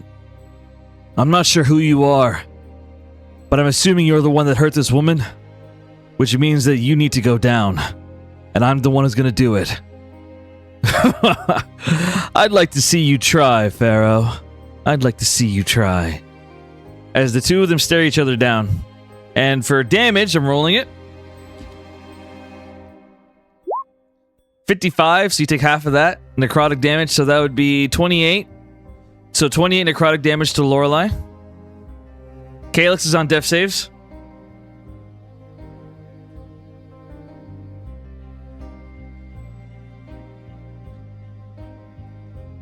Nedwin takes some damage, but he seems fine overall.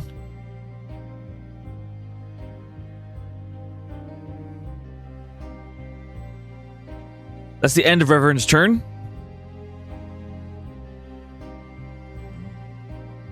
Oh, Tazrael's on death saves as well.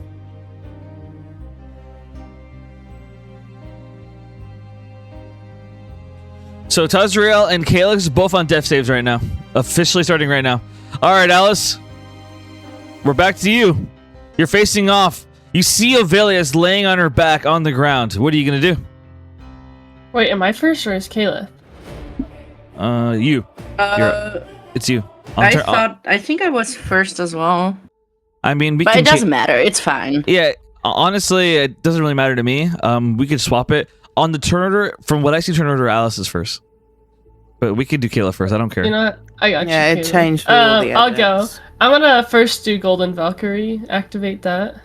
So you guys watch as golden wings sprout out from Alice as she enters her golden Valkyrie mode as power fluctuates around her. And so now the perfect phoenix and the golden Valkyrie loom in the room, power filling around as you guys stand before Ovelius.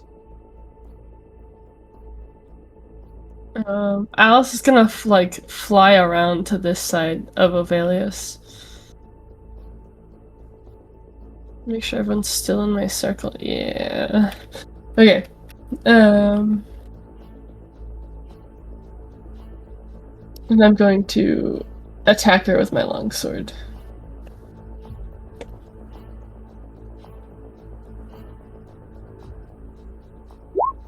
It's at 21 to hit. And I want to use where is it? Thunderous Smite. So she needs to make a strength save. She would automatically fail. Oh, okay.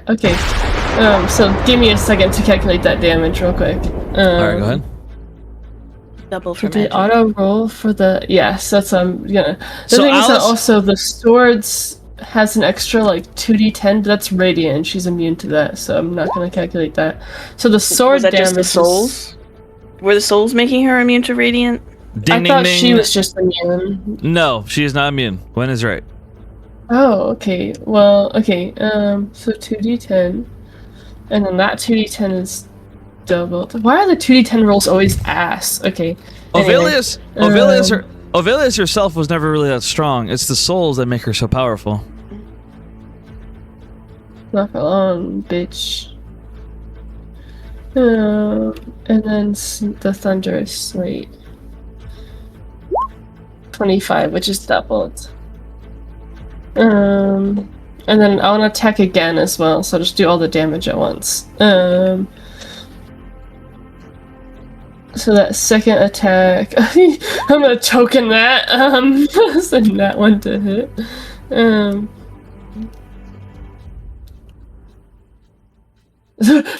I'm tokening that again. Okay, 30. It was 30 all along, guys. We ignore my 2 nat ones in a row. Let me edit my token count. All right.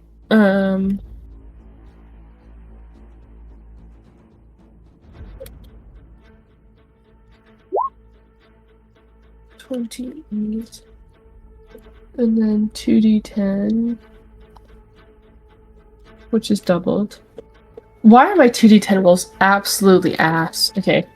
And then because of Golden Valkyrie, there's also an additional d6, which is also doubled for each attack. So let's roll 2d6 and then double it. 11. And then let me check the Golden Valkyrie stuff again real quick.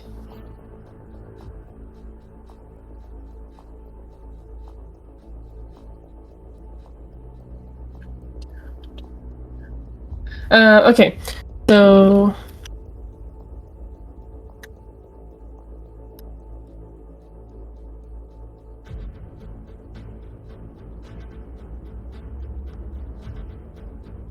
so that's a total of 149 damage, and that's with doubling the magic stuff.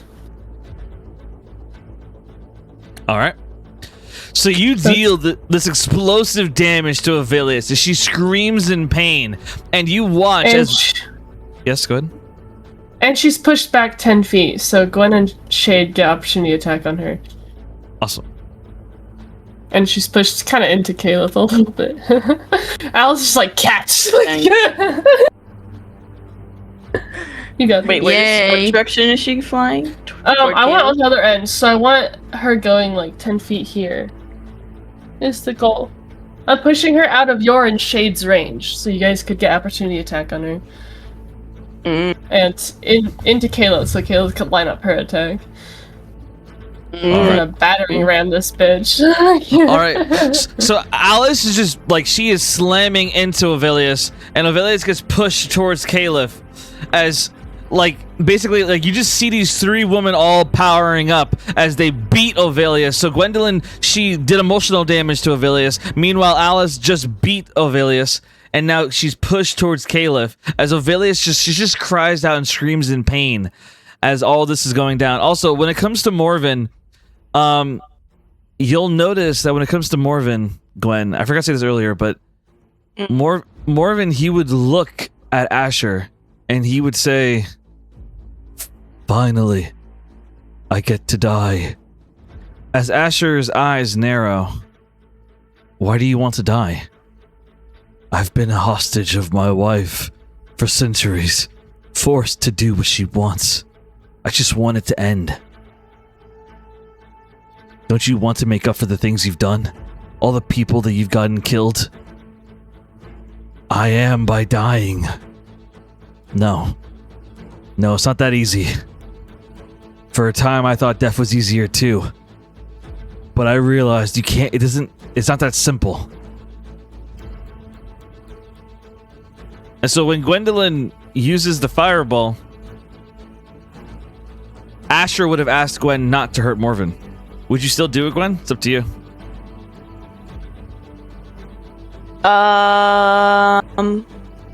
Your call. At what point would he have said this? I mean, Gwen charged in and fireballed, so I would say he, like, as the fire is moving towards him.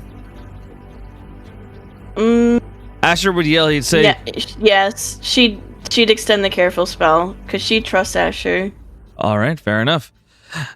Asher, he would basically in character. What he would say is, I forgot to say this earlier, so that's my bad. But in character, he would yell. He'd say, "Gwen, protect Morven as well, please." She wouldn't have said anything. He just wouldn't have been affected. All right. So Morven is unharmed by the flames. As Morven looks at Asher, "Why?" "Because you still have to make up for what you've done. Death is too easy for you." All right, now we have to do Caleb. What do you want to do? Wait, before we get to that, I actually do more damage. Because of where did it go? I forgot what it was called. Fuck. Scroll. Because of my radiant strikes. So each attack also does an additional D8. And it's also doubled. So that's 18 more damage. And Gwen and Shade each get opportunity attack because it would have pushed her back 10 feet. But it didn't push her out of our range. I think so. I don't Even think. like here, It's fine. That's up to because it Kat. should have pushed her farther. Yeah, I sure. thought it should. She moved. I did move her. It does. Yeah, that's fine. I'll move it. It doesn't really matter.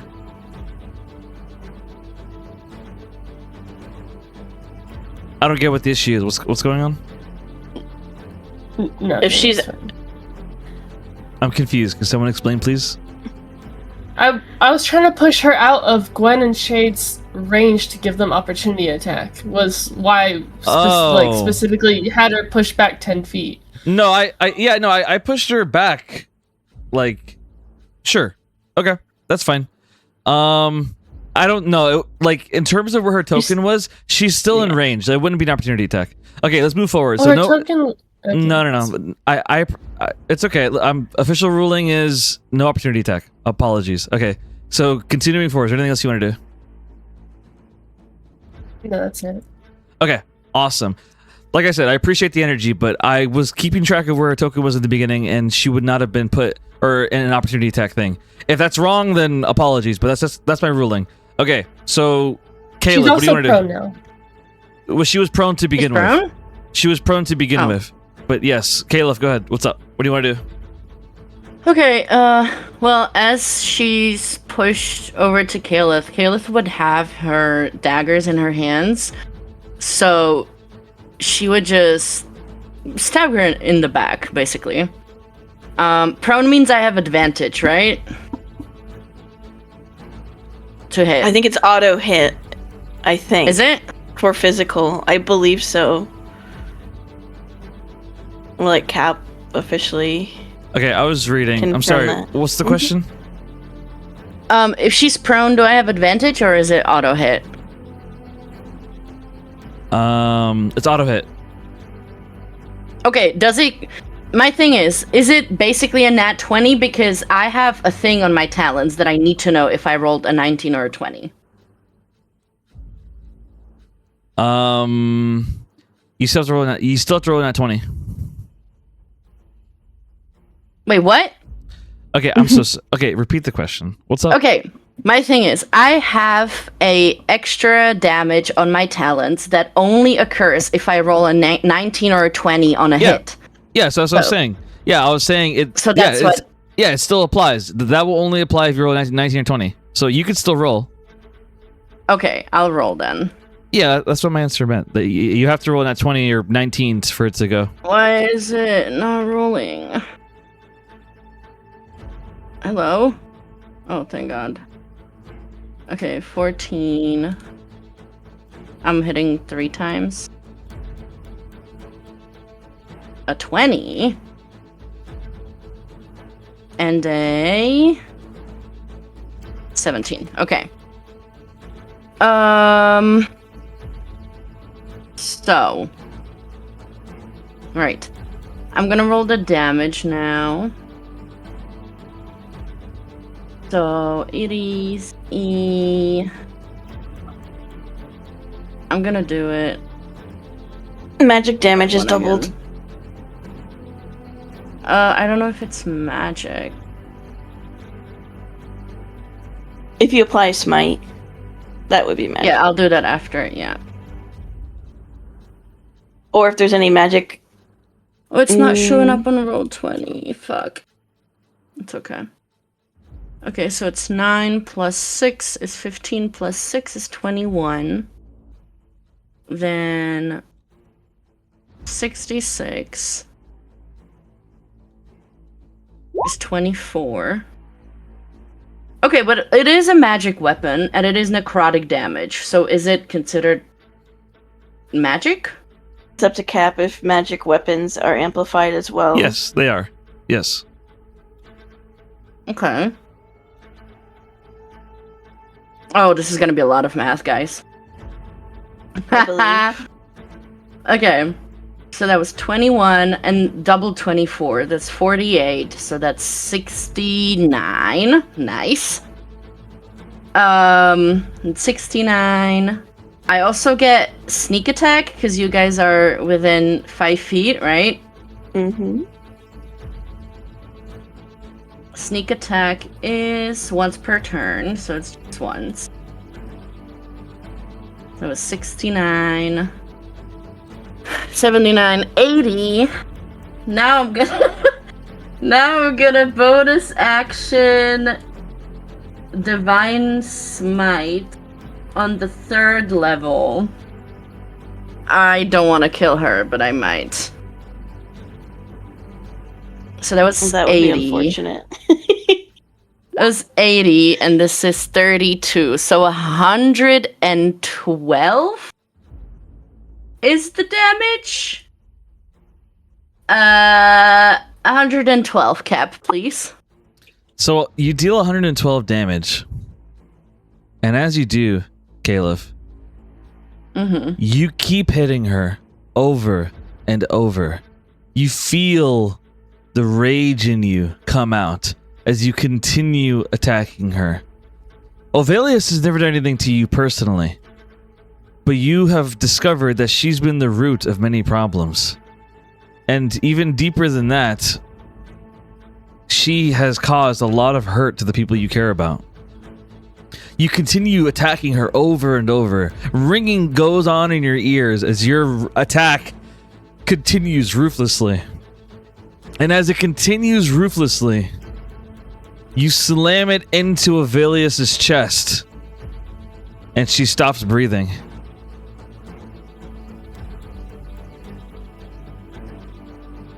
And when Avelius stops breathing,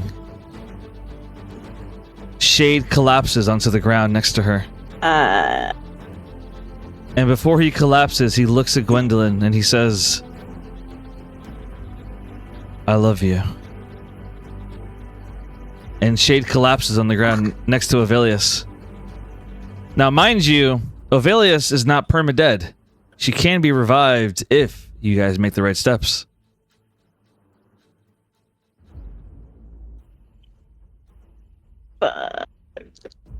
Caliph will look over at Gwen with the most, like... You know how a dog looks at you when they've done something bad and they know they've done something bad? That's the look Kayla's giving Gwen right now. Gwen's not even looking at Kayla. She is looking where Shade was. And she, like, zooms over to Shade. And she's kind of, like, lifting him up, and she's looking at Cressida. And she says, "Cressida, help! Help! Cressida, can..." I'm coming. Is it too late? No! Wait, can I just... Yes, go ahead. I have a reaction that I can do. What do you want to do? I want to do Guardian of Light, and in other words, Alice sacrifices 2d10 of her HP to heal someone half that damage taken. And I want to do it, I guess, on Avelius. Alright. So, yes, Gwen, go ahead. Or should I just do it on Shade himself? I just don't know if, like, would you do that if you didn't know that he was going to go down? I mean, I assume, like, Alice sees them both go down, like, at the same time. And it's not hard to tell, especially because after you can do it after and they're you dead. were like, don't do it. Yeah, Yes. it's just, well, it says if an ally within 60 feet of Alice drops to 0 HP, basically. I'll Okay, my bad. I didn't understand the spell. No, you're good. I'll allow it. It's So part of the Golden Valkyrie thing. So Alice, she uses her Golden Valkyrie as she applies healing to Avelius. And Avelius... So basically... Yes, go ahead. Sorry. Avelius gets 9 HP. Alice takes 18 damage.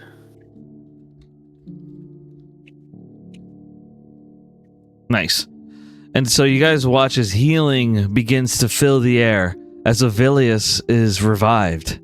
And as she's revived, Shade wakes up as well. However, as Avelius wakes up, suddenly souls begin to surround her body again.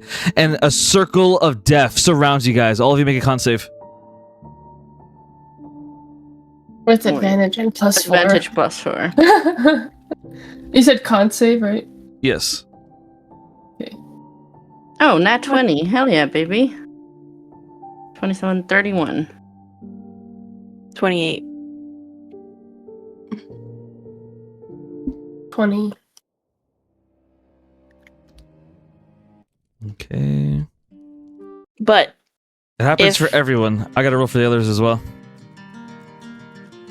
Gwen's like Um, holding Shade, and I would sacrifice my 28 to try and keep him safe. With Shade my and Asher both also get advantage and +4. All right. Fair enough, Gwen. So here's what happens. So, let me start rolling. Yeah.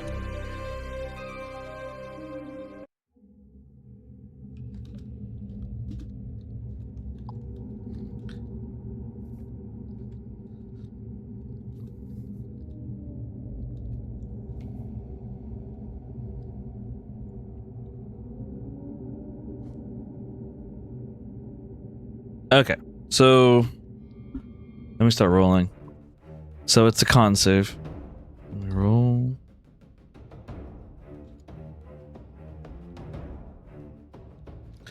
Okay, so I'm rolling for Asher. Asher fails. He gets advantage and +4. Okay. Asher passes. Does everyone get advantage? Is that what's happening? Everyone in my circle, so Okay. Shade as well, 30 would get feet. advantage and +4. Yeah. All right, He, Shade. he can see the circle around me. I got you. Shade passes as well.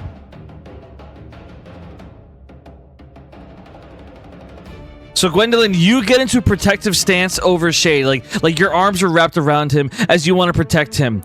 This circle of death begins to fill the air as the souls begin to cry. They fill Avelius with more power than ever. All her wounds are healed. All the damage done by Caleb, Alice, Gwendolyn, all of it healed as Avelius suddenly is in perfect shape. The souls refueling her. Meanwhile, this circle of death, this necrotic damage fills the air, and suddenly, Gwendolyn, you protect Shade as Shade's eyes open slowly and he looks into yours. I thought that was it for a moment. He looks you in the eyes, nothing but love on his face. And as this all goes down, I gotta roll for Crescenda, Clever, and Ryer. Clever Gwen fails. would say, Yes, you're Gwen? still not out of the woods yet. Aw. Ryer fails. I would assume.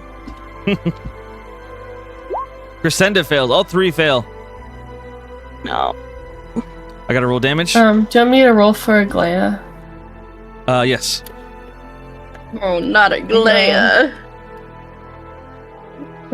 She got 15. It would actually be so tragic if it was like, yeah, we brought Shade back, but then I lose 3 of my. Oh my god. 95 damage. Wow. So you watch as Clever, Ryer, and Crescenda, all of them go down on death saves as this huge wave of death fills the room. All 3 of them fall to the ground. Clever and Ryer both looking at Gwen, both of them worried about her. Meanwhile, Crescenda looks at Shade. All 3 of them fall to the ground on death saves. And as for those that pass, they take half damage. So I got a nat 20. So you take no damage, Caleb. Very nice. Oof. So Caleb takes no damage. Yes, Gwen. I was gonna say to you real quick, if you want to, I'll allow you to take the damage for Shade. Yeah, and everyone gets -6 damage Okay. to whatever is about to. Yeah. All right. So in half, 95 is 48. No, wait. Yeah, that's right. 48. So wait. But Is this- Gwen will take 95. Yes, that's right. You take Okay. 95 damage, Gwen. Everyone else takes 45 minus 6, so it's 39. So Alice takes 39, Ash takes 39. For Aglaya, does a 15 pass or fail? Fail. Oh boy, yeah, she's dead. Aglaea's on death saves as well. Oh.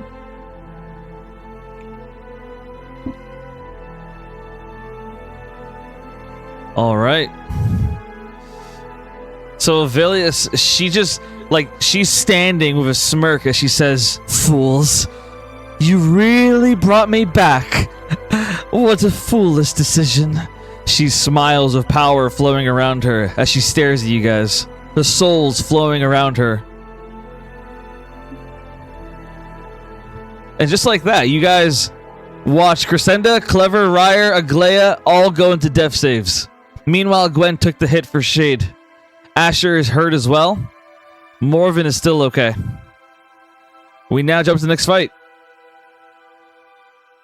Nedwin.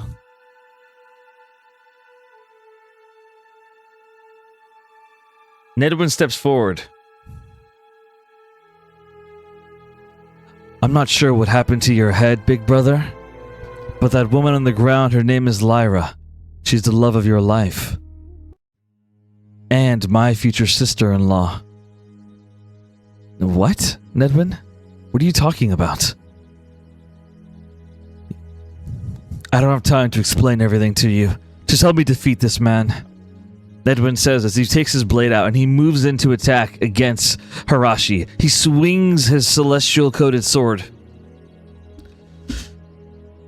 Stardream Stash! Stardream Dash! As Nedwin uses an ability.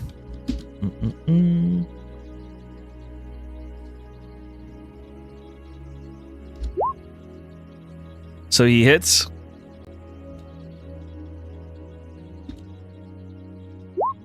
He deals 23 damage. However, it's not over as he says,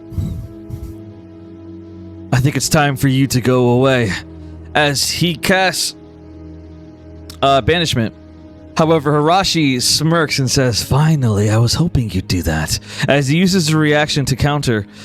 And suddenly you watch as Hirashi, Nedwin, and Jericho all appear at the end of the arena. And a barrier wraps around them. The three of them inside this barrier.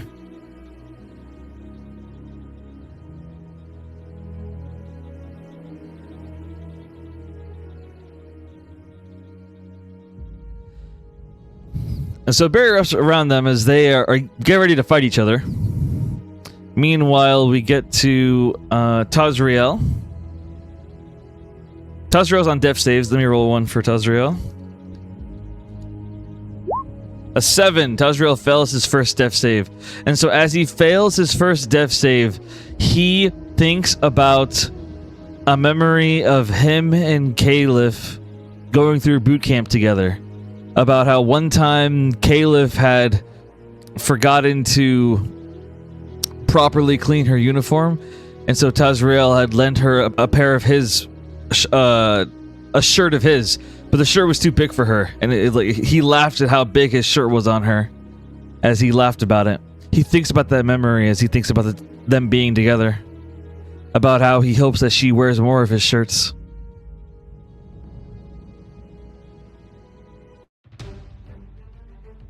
And we're actually gonna take a 10-minute break here because I am feeling a bit hungry. So we're gonna take a 10-minute break here, everybody, and then we'll come back. So bathroom break, everybody. 10-minute break. Starting now. Meow. Meow.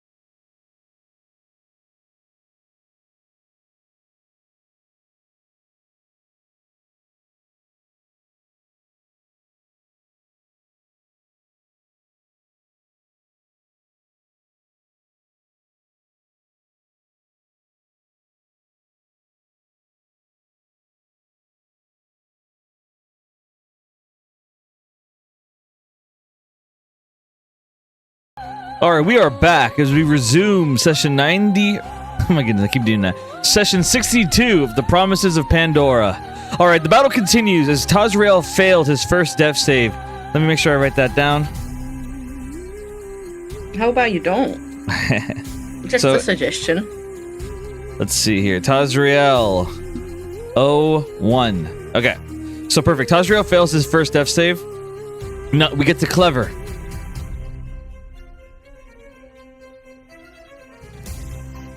Rolling for Clever.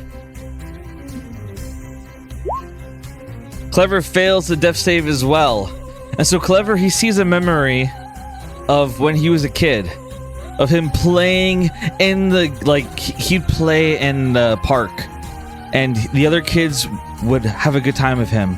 But the moment that they noticed the mark on him, the slave mark, they immediately began to distance themselves away. And he felt alone.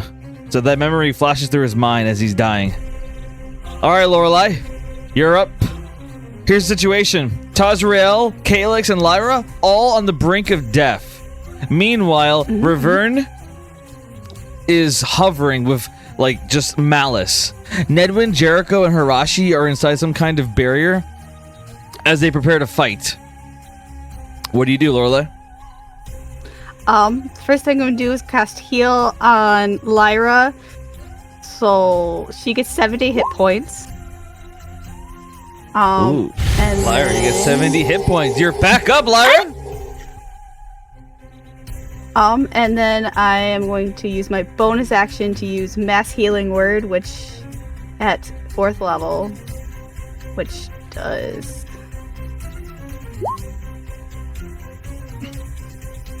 Yeah, that'd be 8 healing to Calyx, Taz, Lyra, myself, and if it can go through the field, to Nedwin and Jericho. If not, I cannot. It cannot.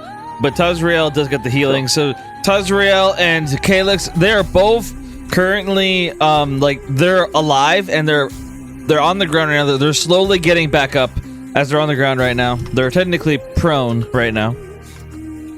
And make sure you apply that help to your tokens into your sheets. Yep, I don't have control of Calyx's at all, so I have no idea what he's at. I did it. No worries. Okay. Yep, that's it for my turn. She did mass healing for everyone. Lyra also lost her memories and thinks Lorelei is her love. You're welcome. No, please She help. just moves into makeout. Oh my god, you saved me. I'm a hero. Save me. Help. Help. Help.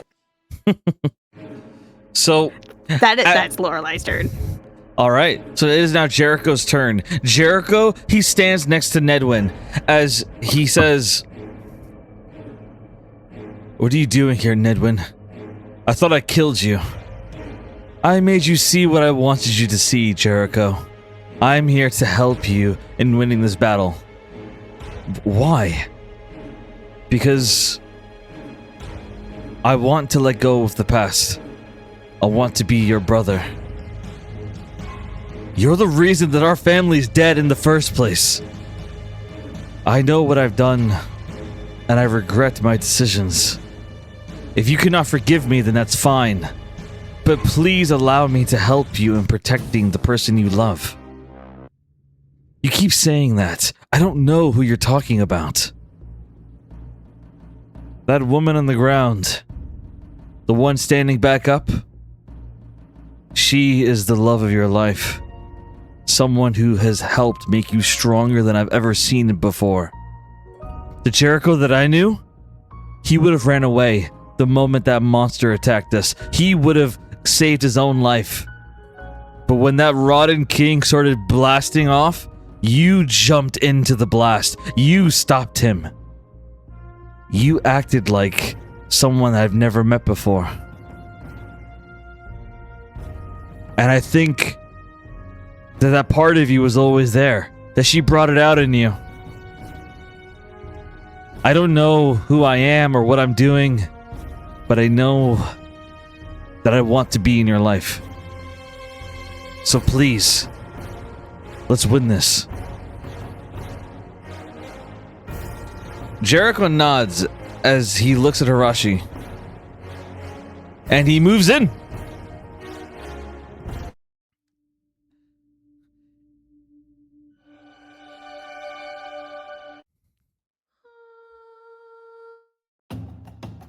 So his power begins to fuel around him as he moves in. Hirashi, he raises his katana as he prepares for Jericho's attack. But Jericho's fast as he moves in and he attacks. I'm rolling unarmed strike. With a nat 20, Jericho moves in fast and he slams a punch right into Hirashi's chin, an uppercut. Hirashi just screams in pain as suddenly he's launched off his feet off the ground. A massive uppercut. I'm rolling damage.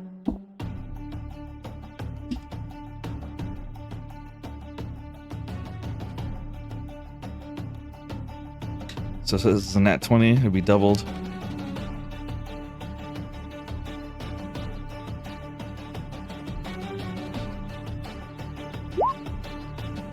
So he deals 100 damage. So Jericho, he uppercuts Hirashi under the chin and deals 100 damage, slamming it underneath his chin. And suddenly you watch as Hirashi's head disconnects from his body. His head literally snaps off his neck and launches into the air. Hirashi's head launches into the air and he dies right there.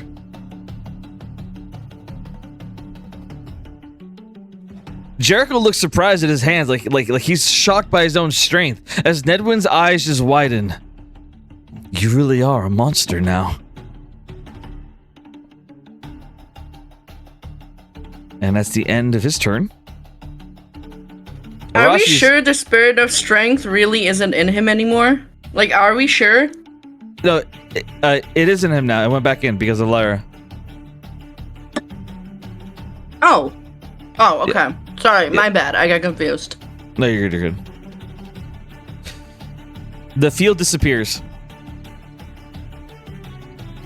But yeah, no, the spirit of strength's back in him because of Lyra. And so Hirashi, his head disconnects from his body as he drops dead to the ground right there. Nedwin just kind of looks shocked as he stands beside Jericho. And that's the end of his turn. Zon out. Alright, we now get to Bartholomew. So Bartholomew, he engages in this battle. As Adrian calls it, he says, "We have to cover Naren. We have to protect her." "I already know, I'm on it." As Bartholomew tries to restrain Crimzone, he stretches his body and tries to wrap around him. Rolling strength check. With a 17, he's able to restrain Crimzone, but Crimzone uses a reaction. Inferno Blaze. Suddenly, fire wraps around Crimzone's body as I roll a con save for Bartholomew. With a 16, he fails as Bartholomew takes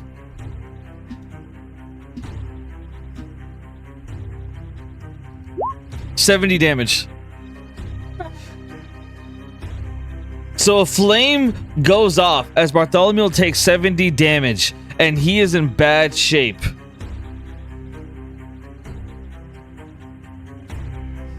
Bartholomew screams in pain, "Ah!" as he suddenly lets go of Crimzone, and he falls on his back on the ground. Adrian stands there ready to fight as well. Alright, we now go to Aglaya. I will roll death save for her. Oh no. But like if she dies, I can like just resummon her, right? Like that's 4, so she fails her first death save. not great.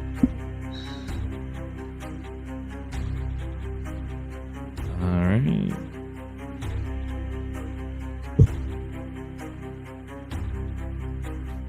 Next up is Crescenda. She fails.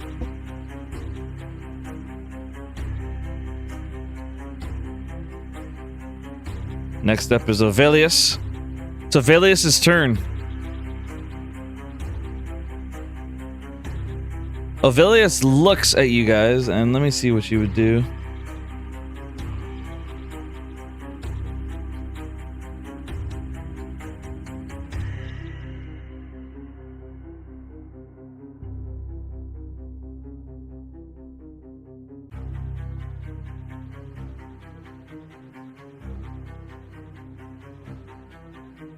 So she glances around the room and she looks at Gwen.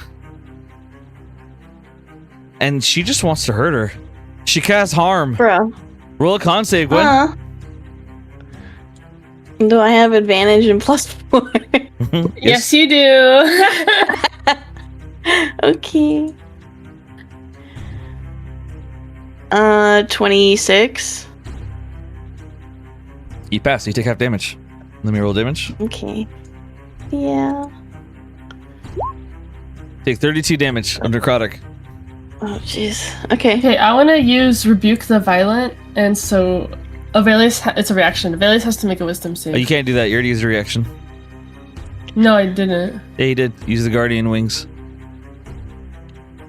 Oh, yeah, that is a reaction. I forgot. I can use a reaction, though. What's up, Gwen? Give me 2 seconds, because I'm trying to get the HP. I think I'm using Hellish Rebuke. I just don't want to fuck up my HP really quick. Okay. Action, reaction. Yeah. I'll use Hellish Rebuke on her. Bitch wants to harm me. I'll harm her back. I'm gonna use it. Fuck it. At the 9th level. Ooh, okay. Dex 19 save. She uses a legendary passive. She passes automatically. Okay. She's gonna take the half of 57 fire damage. Oh wait, +5. Is this still double? 62. Because you're a thing? Oh my god, yeah. So it would just be 62 then. So you do 62 damage. The souls absorb it. She's fine. Am I able to glean, like, am I able to glean any information off of, like, how we actually stop the souls again? Like, are they, like, coming from... Fuck, okay.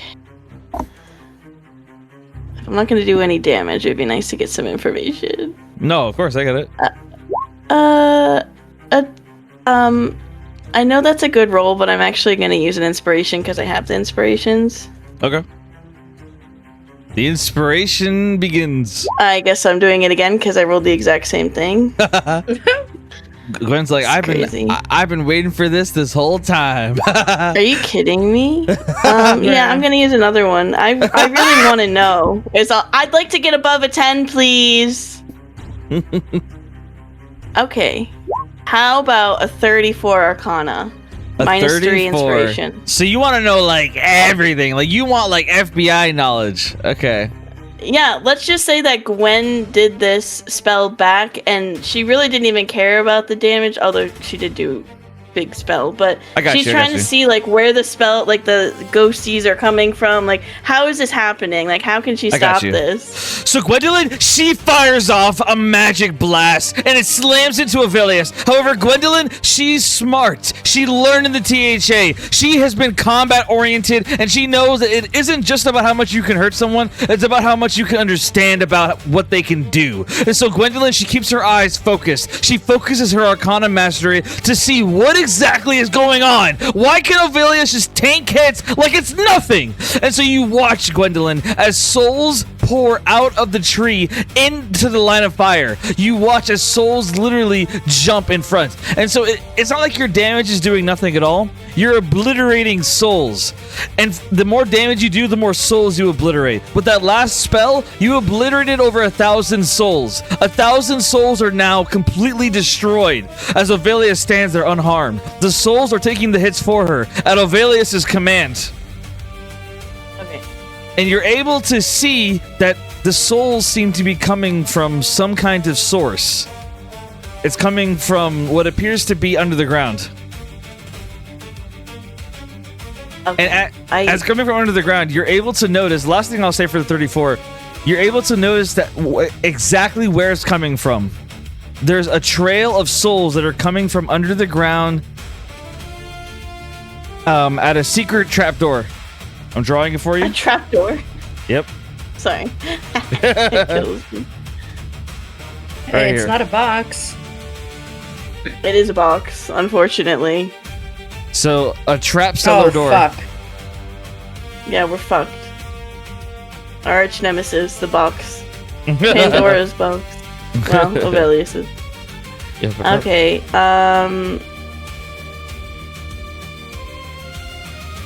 Okay, All right. Back to Ovelius. So Ovelius, she uses a legendary action and casts another spell of harm on you, Gwen. She is determined to kill you. Roll another con save. She might succeed. Let's see. Sorry, con save? Yep. Advantage. +4, 29. How much 29, damage? you pass. Let me roll damage. My 6 damage, Tasha. So you take 20, you take 30 damage. Necrotic. 24 necrotic, because I get my Yep. spell. Mhm. Okay. So you take another of that. And after she does that, she glances around. And she commands the souls. She says, "Unbelievable." And one of the people on the ground now, as she points her finger at the people on death saves. And she commands the souls to end one of their lives. One of those 4 people is going to die for good. And I'm going to roll to decide. I'm killing myself. Here we I hate go. this. Here we go. I'm rolling to decide. 1 equals Aglaya. 2 equals Crescenda. 3 equals Clever. And 4 equals Ryer. Whichever one of these 4 that I roll, their soul will be destroyed by the souls commanded by Ovelius. This is Ovelius' last move during this turn, and someone is going to die. One of these 4. I'm rolling now.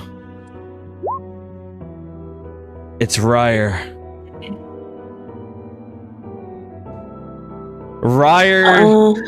Ryer's life is snuffed out as his body goes lifeless, and Ovelius laughs.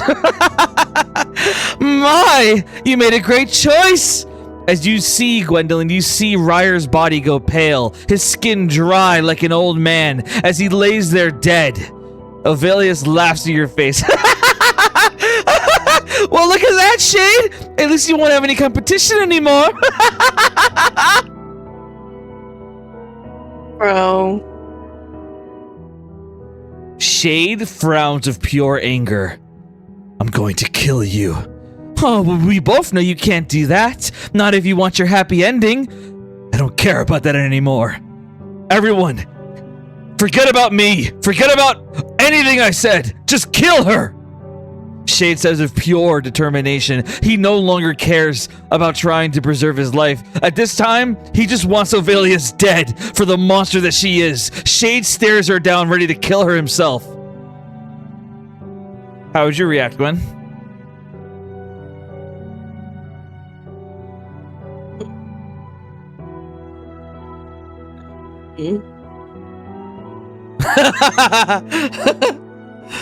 You okay?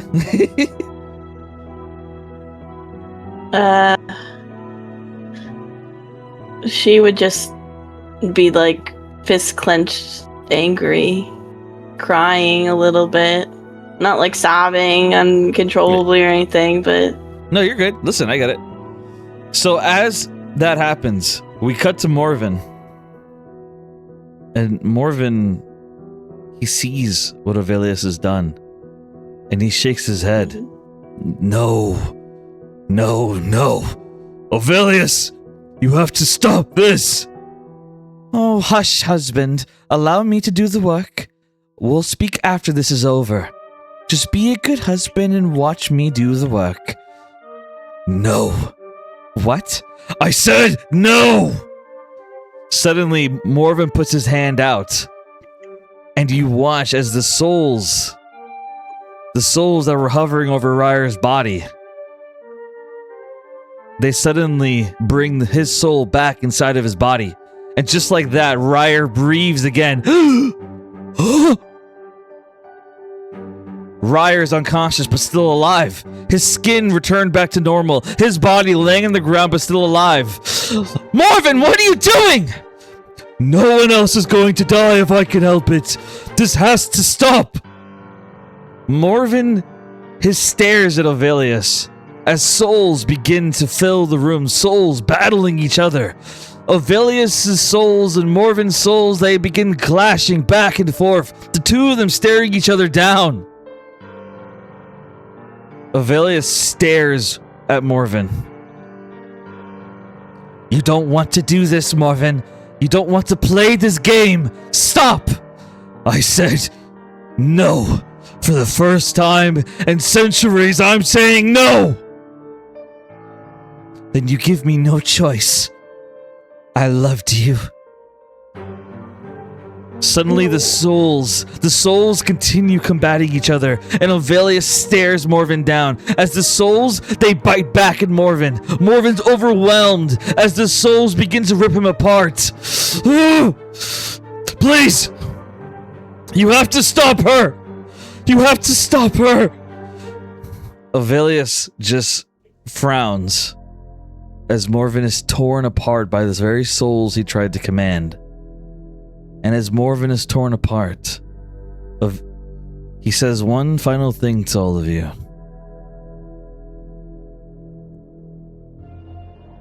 Her weakness is her eyes. Her sight. Use it against her. What she sees is amplified. Use her sight against her. Morven yells before he's ripped apart. Killed right there.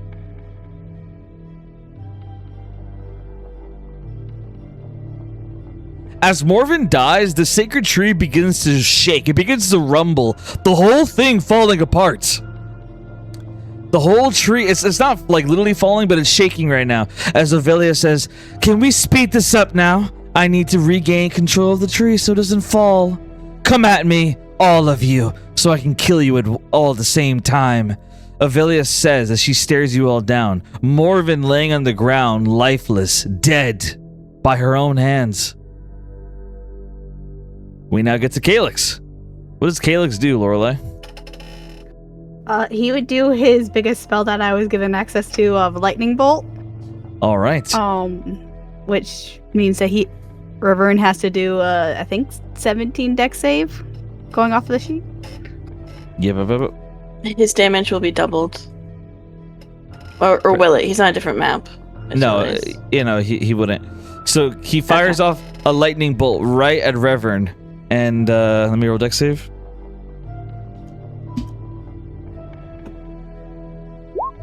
He fails with a 10. What's the damage? 11d6. How much? Oh, 11d6. Gotcha. Yeah. So he deals 38 lightning damage as he slams a lightning bolt right through Revern. It slams through his chest as Revern screams in pain. Revern's looking like he's in bad shape right now. Good. That will be it for Calyx. All right, very nice. Calyx is just standing there like very injured, trying to do the best he can. Meanwhile, Ryer wakes up. As Ryer wakes up, he looks at Clever and he says, no. Ryer goes to Clever and tries to give him CPR. I'm gonna roll medicine check to see how effective it is.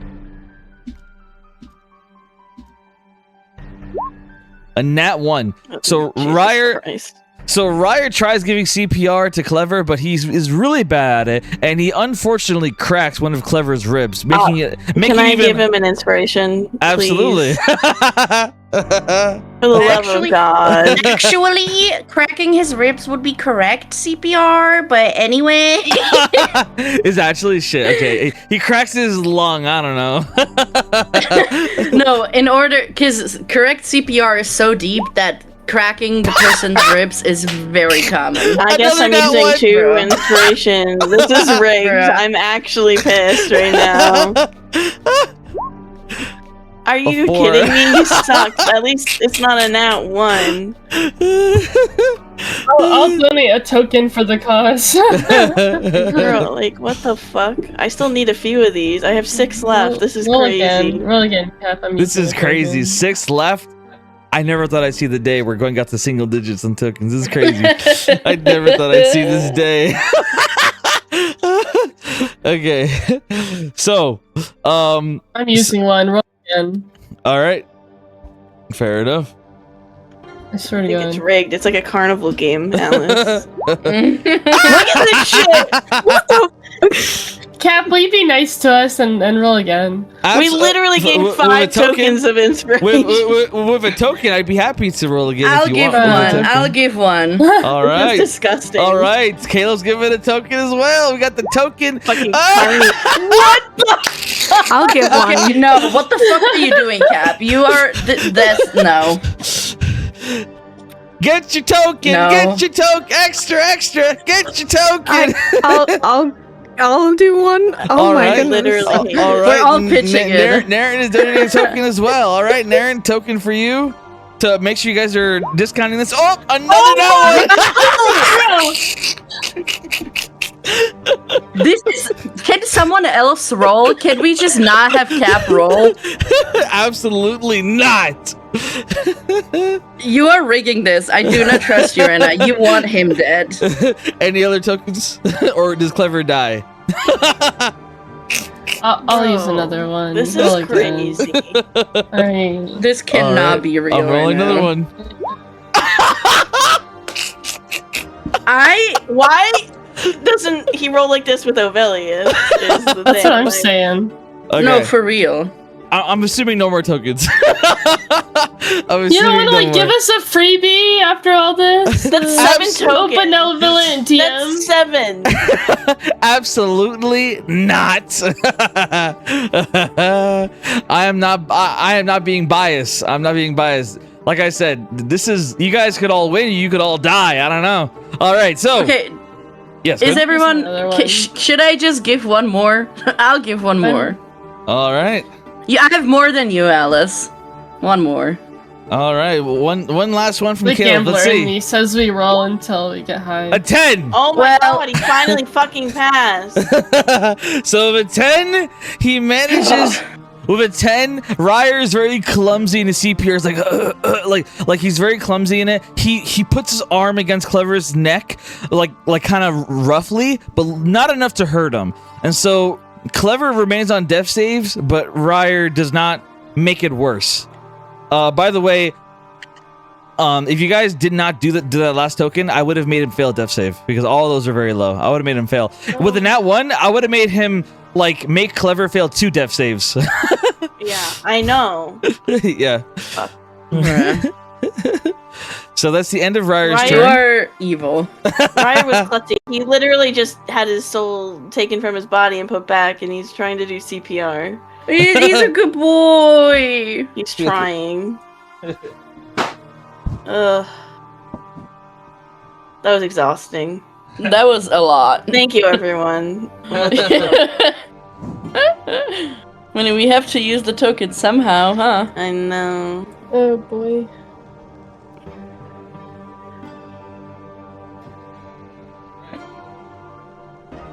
Wait, my monitor went out. Oh boy.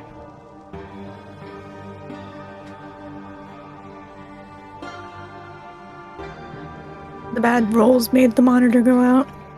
Yeah, that's what you get. It's all his hacks. karma. It's His karma. cheats. To get the low rolls. No, for real. Roll probably has some like other extension that like he actually Uh-huh. just types up whatever roll he Yep. wants Mhm. and submits it. Yep. It's weird. Anyone think that this trap door goes to the center of the tree? Oh, Probably roll the soul two- star and shit. to clarify, on the map, you guys see this like spiral of energy? This is this is a portal. This is the door to where the god of pain is and the goddess of mystical nature. Okay. Yeah, that would have been nice to know. What? Mhm. I could have swore I explained it last session, but maybe I didn't. My bad. Yeah. Okay. Gwen might be yeeting herself out of this battle next round, guys. Oh boy.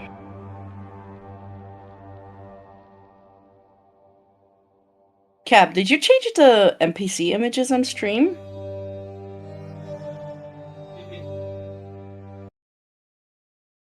I swear there are new ones. Maybe. That's a yes. Okay. Okay, Meow. I fixed the monitor. Oh. Meow. Or, Oh, Kid number one. Meow. Meow. meow, Number meow, two. meow, meow, meow, meow. Gets the Meow Mix theme stuck in my head. Meow meow meow meow. Meow meow meow meow meow. Meow meow meow. All right, Yeah, here we go. I'm gonna do it just once. Just once. Where is it?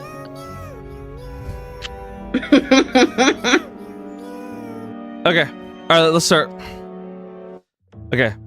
So let's continue the battle. So, it's Shade's turn next. And Shade, he stares Ovilius down. He is like as far as he knows, he just watched Ovilius try to kill Ryer. He just watched her kill Morven. At this point, Shade doesn't want anyone else to die just to keep him alive. And so he looks at Gwen with pain in his eyes. I'm sorry, Gwen, but this has to end. As he stares Ovilius down, I'm going to kill you. Oh, really? You're willing to rob your love of her love? How selfish of you. It doesn't matter how it happens, Ovilius. You have to die. I know that now. So, Shade attacks Ovilius. I'll let you choose the attacks, Gwen. You'll let me choose the attacks. Mm-hmm. Well, if that's how he's thinking, I guess he would just go with whatever the highest damage is. Mm-hmm. He'd probably Shadow Blade and Shadow Blast. All right. So you watch as a Shadow Blade erupts from him and he goes for an attack. What's up, Gwen? Yeah, to hit +7. All right. 12. So And damage is... Ovilius dodges it easily. Sorry, continue. You're good. Yep. And then Shadow Blast. Okay. Concentrated darkness, single target with 180-foot radius shadow. Okay. So the roll to hit +7. Nat 20. Okay, bet. So let's start with the damage. 5d8 + 12. And it's doubled. Plus, it's doubled from nat 20, isn't it? So it's double. Yeah. Triple. 1 second. So 68 damage. Okay. And then there's more. Yeah, go for it. If she's hit, she's DC 14. It doesn't con save. And she'll be frightened. And she has to use her next turn to run away. But I think she'll probably just pass. So Let's see. 19, she passes. So he gets in front of her and he fires off a Shadow Blast right in her face. And the souls absorb the hits. However, as Shade stares her down, he says, "You're not the only one of experience with souls." As Shade stares her down, and I'm going to roll an Arcana check for him. With a 19, it's high enough to where he manages to fire the Shadow Blast right into Ovilius' face, and Shade is able to manipulate the souls enough to give an opening to where Ovilius takes damage from this Shadow Blast. I'm going to say half. So she takes 32 damage. So Ovilius, she gets hit by 32 damage of the Shadow Blast, and she looks like she's in bad shape again. bad shape again already. Yep. She doesn't have a lot of health without the souls.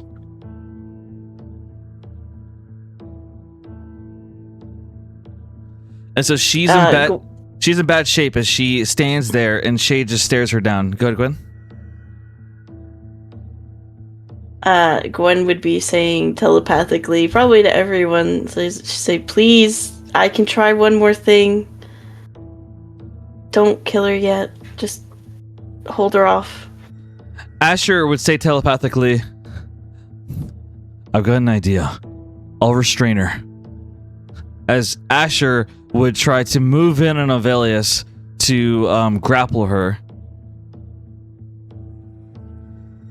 So after Shade does that Shadow Blast, Ovelius is kind of like just shocked as she's in pain from the attack. And as she's in pain and shock from the attack, Asher suddenly begins moving in fast. Asher, with his vampire speed, manages to catch up to Ovelius as he gets it right behind her. And he just yells and says, we're all tired of your shit, Ovelius! As Asher suddenly just tackles her from behind. I'm rolling a strength contest. A nat 1! Would anyone like to Is that for her or him? That's for Asher. I thought that was for her. It could Nope. be for her, right? No, that's for Asher. What Sorry. the fuck? Yeah, I'll token it. Okay. Girl, save your tokens. You have like 4. I'll token it. We're taking mine. Too late. Alice already said it. Well, Bruh. actually no. I'll be nice. Caleb can do it instead if she wants to. Yeah, I'm doing it. Okay. So Caleb takes your token off. So, Caleb, if you take your token off, as he rolls again, he gets a 24. Asher, with his speed and strength, moves in, and he manages to wrap his arms around Ovelius, and he tackles her to the ground, pinning her to the ground, as Ovelius is currently grappled. And so Ovelius is unable to move, as Asher keeps her pinned. Don't move. He, his eyes are red, as he snarls with power, as Ovelius is currently pinned to the ground by Asher. Shade nods, impressed.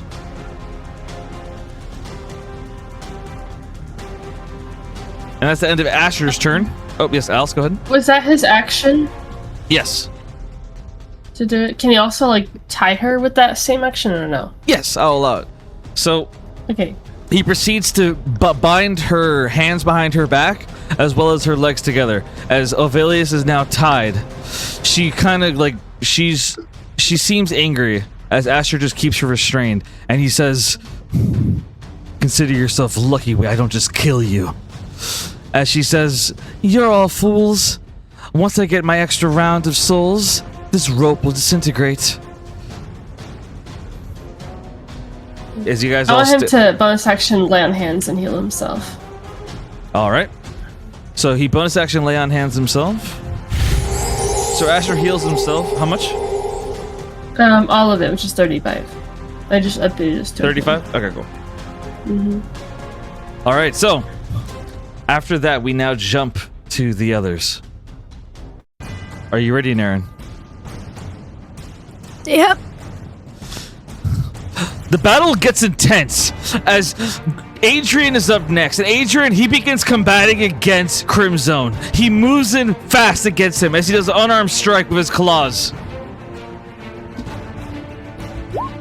He does a 14. Crimzone's able to dodge it, and he uses a reaction. Hellish Rebuke. Rolling con save for him. Adrian passes, so he takes half damage.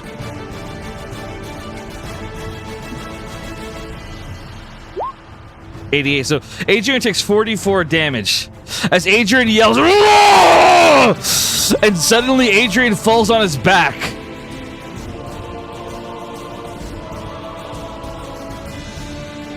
Actually, no. He falls on his back.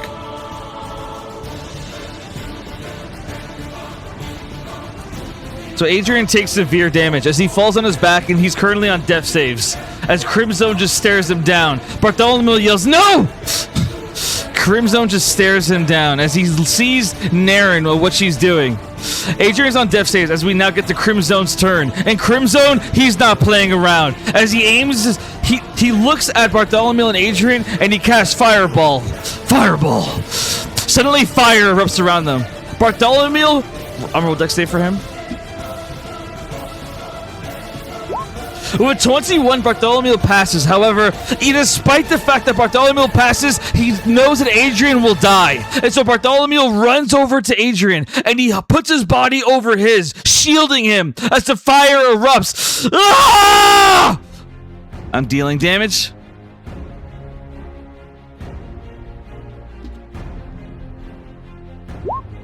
$69 damage. And just like that, Bartholomew is also on death saves. Crimzone is powerful. Fire blooming around him as he says, "It's a shame. I wanted to make Caliph suffer this way. But these animals will do, I suppose." Adrian and Bartholomew are both on their backs on death saves as he stares at Naren. Naren is currently standing over the rune stone. Naren, you are on the brink of getting rid of the souls. You are about to make Ovelius completely vulnerable, unable to recharge her health, unable to recharge her power, unable to defeat your friends, your allies. However, Crimzone stares at you, and his hand begins to glow with fire. And he aims his hand at Bartholomew and Adrian. No. And he says,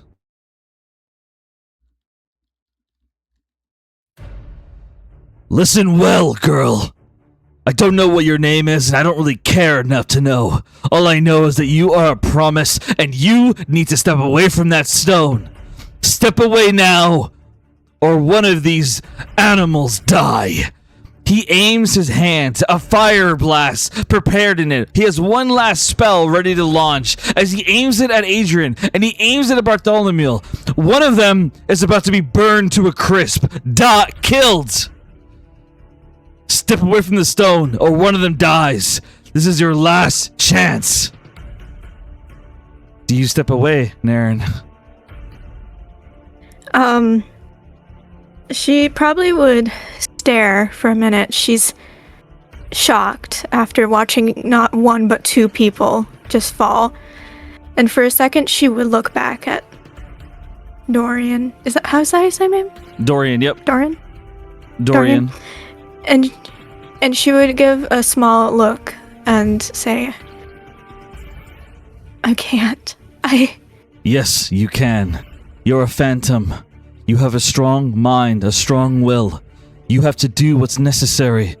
I understand they're your friends, but right now the fate of the world is in your hands. Ovelius will keep growing stronger. Not even death can stop her right now. Even if they were to kill her, she'd be revived by the souls. She will keep getting back up. She will keep fighting unless that stone is destroyed. Free the souls that are surrounding her. Allow the souls to rest in the tree. Let them free. You have to, Naren, or this all ends." You see Adrian and Bartholomew on their backs. Crimzone with a flame raising around his hand. You have to decide, Naren. Do you break the stone? Or do you try to save Bartholomew and Adrian?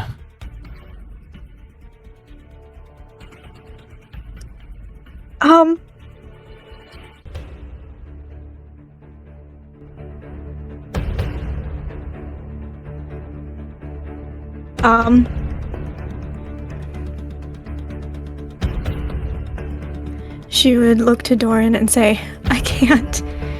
Bartholomew has a wife. She's pregnant. Adrian, I love him too much.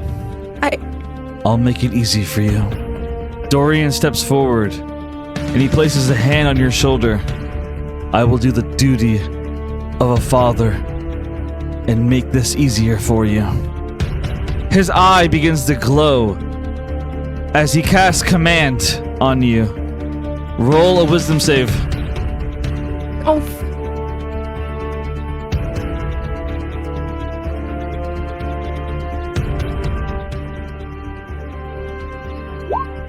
$19.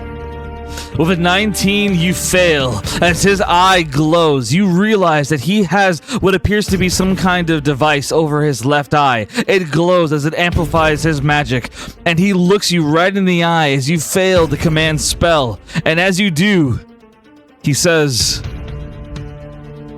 "Now." As he points his finger at the stone, "Destroy."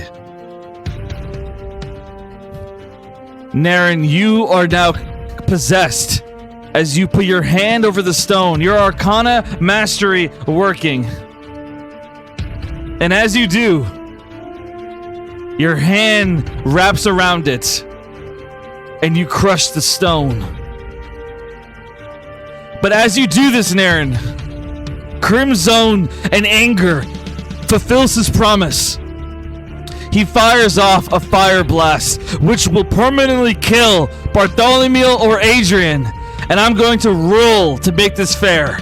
1 equals Bartholomew, and 2 equals Adrian. I'm rolling to decide the fate. Will Bartholomew be able to meet the child inside of his wife's belly?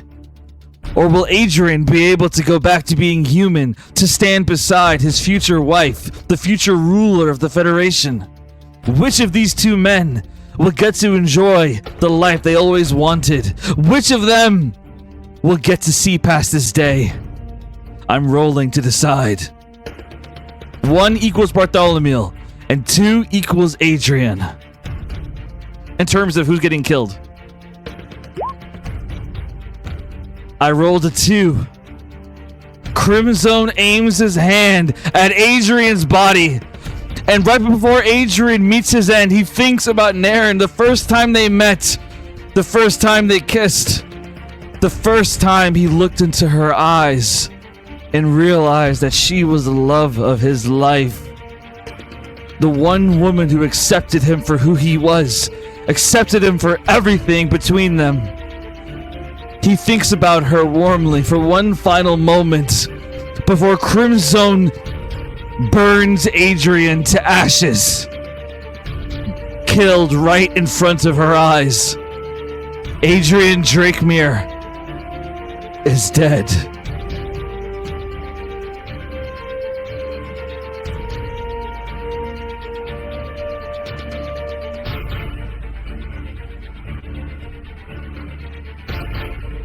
What's wrong with you?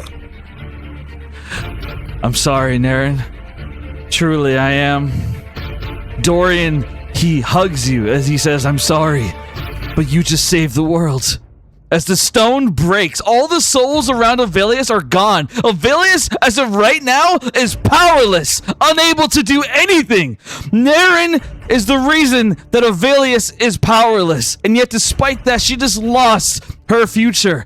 The man who was going to marry her, to give her a family, to give her everything she wanted, and she lost it to save Dornia, or at least help in saving Dornia. We now cut to Lyra. Lyra, you stand beside Jericho, and you just watch Jericho punch a man's head off like it was nothing, like it was nothing more than a chore. And you stand beside Tazriel, who's buried. Like, Tazriel is in bad shape. Nedwin looks confident. Jericho looks healed and perfect as ever. Lorelei is stressed. Calyx is injured. And Riverne is floating in the air. Riverne looks very injured right now. What do you do, Lyra? I think seeing Jericho punch a man's head off, I think she's got this like dumb smile on her face. And she's like, yeah. I think more so she's glad that he's alive. What did you say? What was Raverne doing? He is floating in the air, and he looks pretty injured right now.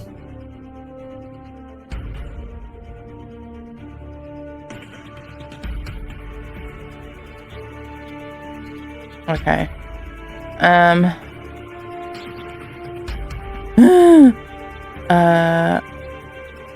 I think... Wait, does magic not work on him? On Riverne? No, it doesn't. Well, correction. Magic works on him. Yeah, magic works on him. He's able to cancel spells once per round. He did it last round already. So, like, as of right now, he can cancel one spell.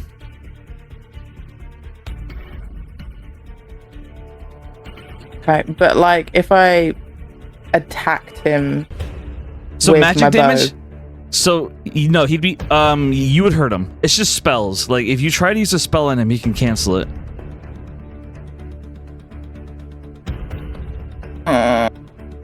wanna heal Taz, but Lorelei, what's more useful? Should I just attack this man? That's up to you. Girl! I tried to get everyone up.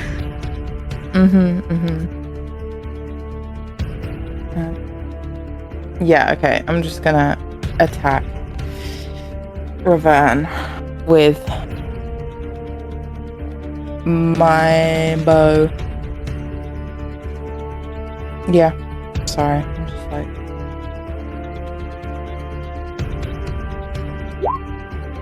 26 hit. A 26 hits, Lyra. So you stand there in perfect form as you fire off a shot. And as you do, Jericho can't help himself but check you out as he's impressed by your form. And even though he doesn't remember Pervert. you, he's checking you out right now. He's like, "Damn, she looks impressive." As he's checking you out right now while you fire the shot. Pervert. What a perv. Okay, yeah. I'm gonna... I get 24 hit.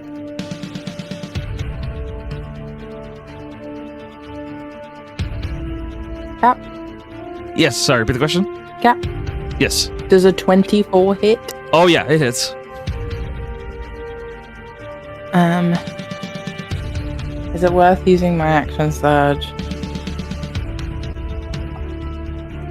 Fuck it, I use my action surge. I'm gonna hit him 2 more times. So Lyra, she just fires in quick succession, back to back. And like as she does this, like Jericho just looks at Deadwind. Really? Her? She's interested in me. Are you sure? 18 doesn't hit, I'm assuming. No, it does not. Okay. Alright, well that's 3. So let me do 3. I don't know why roll 20 keeps doubling stuff up. And then 1 more because it was 3. Okay. Just gonna calculate it. Where is the start of this? Okay. Yeah.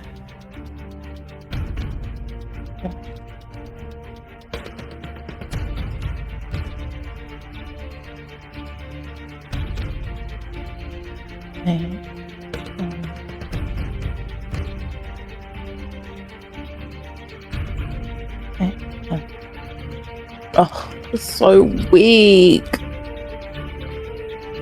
40 damage.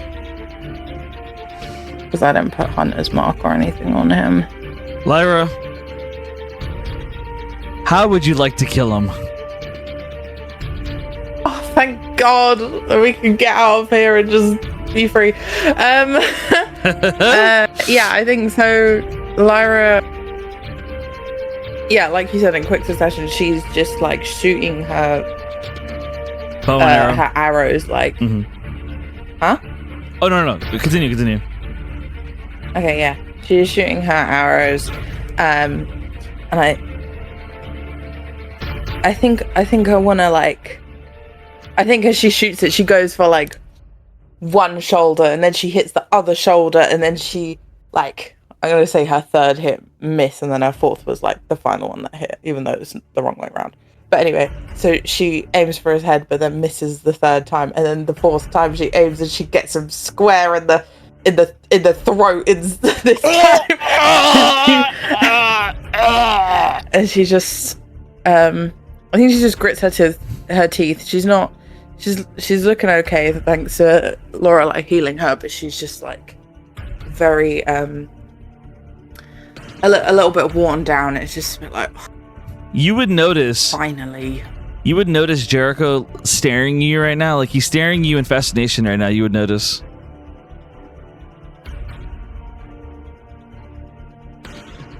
Meanwhile, Nedwin would give you a look. Yeah.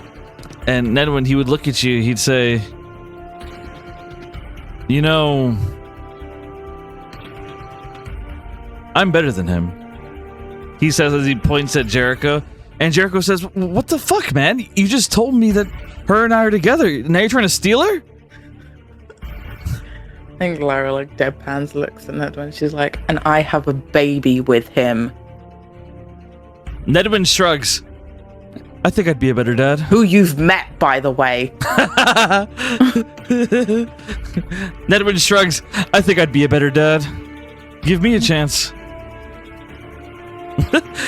He's like, he says kind of like joking. It's like an awkward joke as he kind of like Nedwin tries to laugh, but it's like an ugly laugh. He's like, ha ha ha ha ha ha ha. As he like just tries to be funny. Okay. Since like in this space we are out of combat, am I able just to like heal Tazriel? Nope, we're still initiative. Or is it still a turn order thing? Oh yeah, we're still in turn order. Oh yeah. Okay, I thought it just meant like in this space because there's no threats immediately to us. No, I get it, but there's still combat going on overall, so I gotta say turn order. Okay, yeah, that's for fine. now. All right, then. Sorry, my bonus action is she's just gonna. I don't think I can do it to anyone else. My second wind, can I? No, it's just for me. I'm pretty sure. All right. Okay, so she just heals herself. 11 points. All right, perfect. Okay. And Yeah. That's her turn. She kind of looks over at Jericho. As you look back at him, he frowns for a moment, and he looks down. This isn't right. You have to be lying to me. You have to be messing with me. I can't love someone else. It betrays the memory of the first girl I loved. I forgot her. Out of character, I forgot her name, so I'm just gonna say the girl. Mallory. Okay, Mallory. Thank you. Thank you so much. I totally forgot. Okay, thank you. So he says, Jericho. He says, loving her would be betraying Mallory. I can't. As Jericho, he would look at Lyra in the eyes, but then he would look away. And he would say, let's win this battle and get out of here. As he turns away from Lyra and he begins walking towards the portal. Did he react at all at the baby comment or no? So with the baby comment, that's a good question. I'm gonna say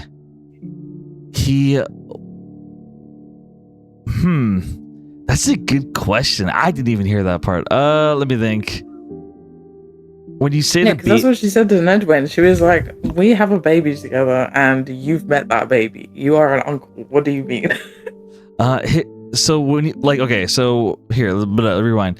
So he would look at you and he'd say, we have a kid? I'm a father?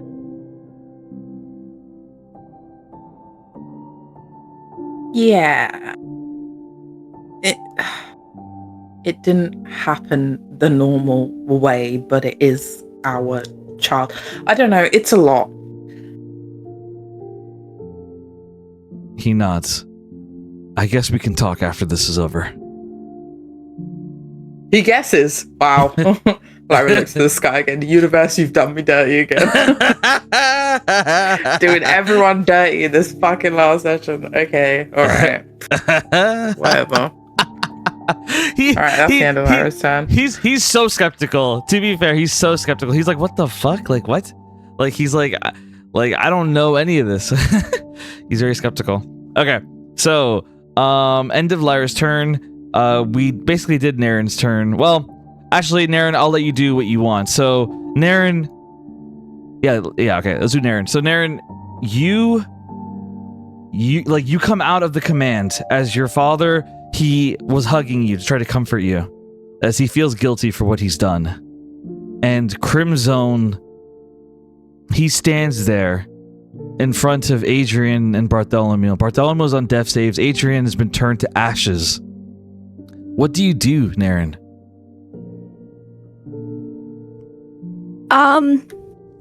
I'm guessing that he made me use my action, so I can't do almost anything.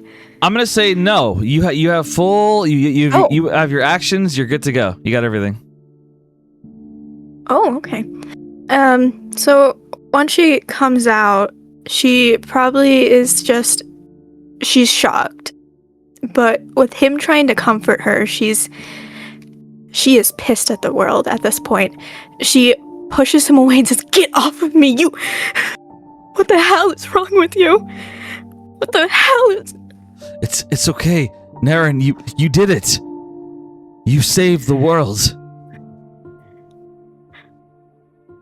And he killed my fiance. Do you understand what you just did?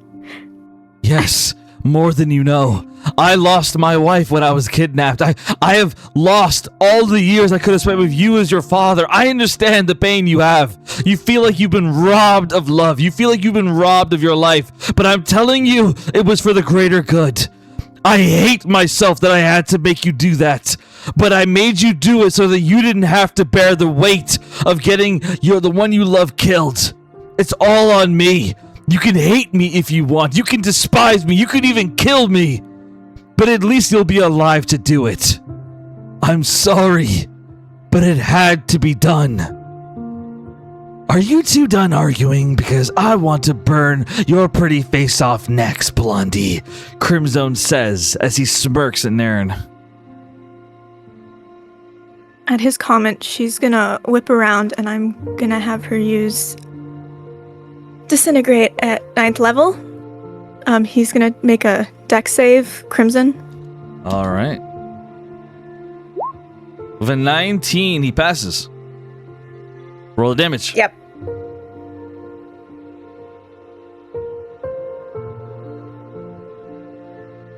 Like, what if I token to make him roll again?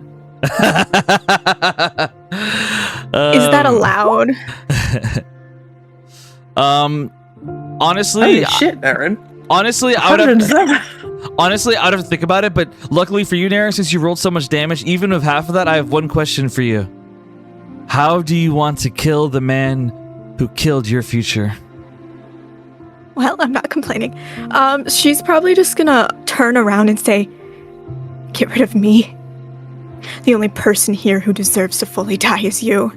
As she would use the spell, and it would pretty much just make his body from the top to the bottom just fall to the ashes before it completely nothing is left of him.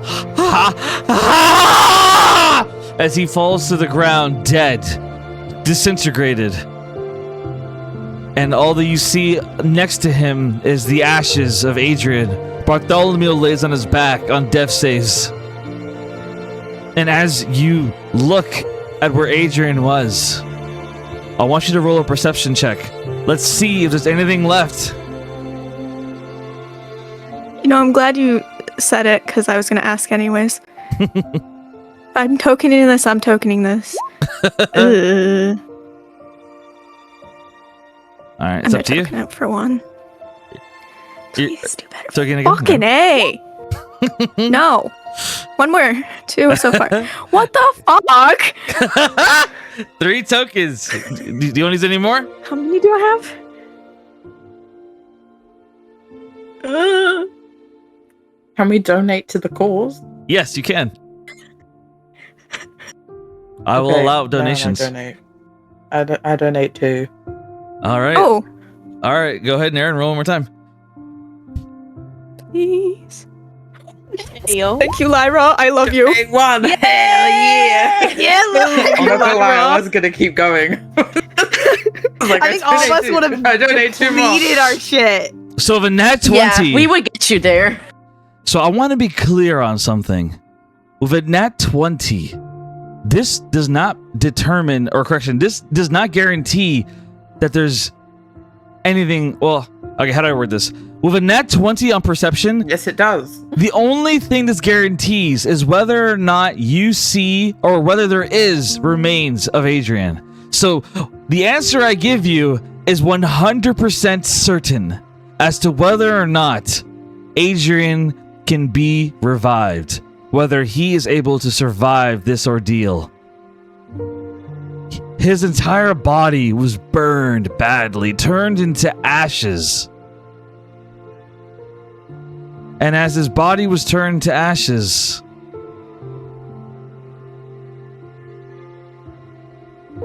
I'm going to roll a probability dice. I'm so ready to token that as well. Dude, I'll token that. What do you I'll mean? token the shit out of that. I'll token the shit out.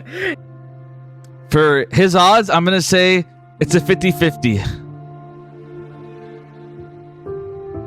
Above a 15 is what? So, good. To keep it simple, I'm gonna roll a d2.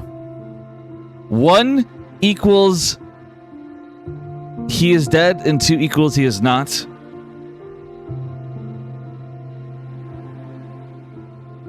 So 1 equals dead, 2 equals not.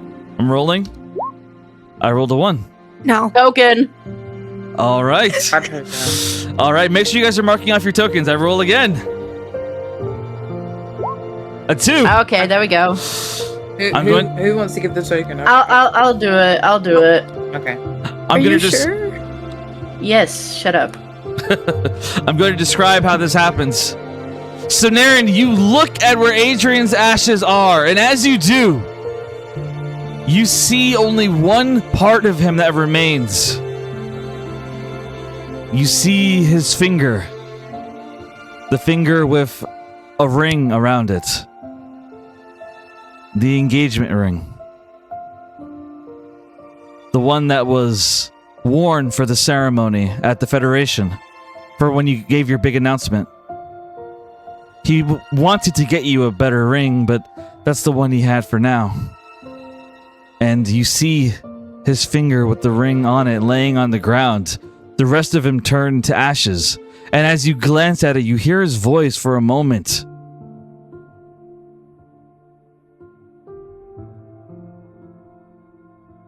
His voice, it says,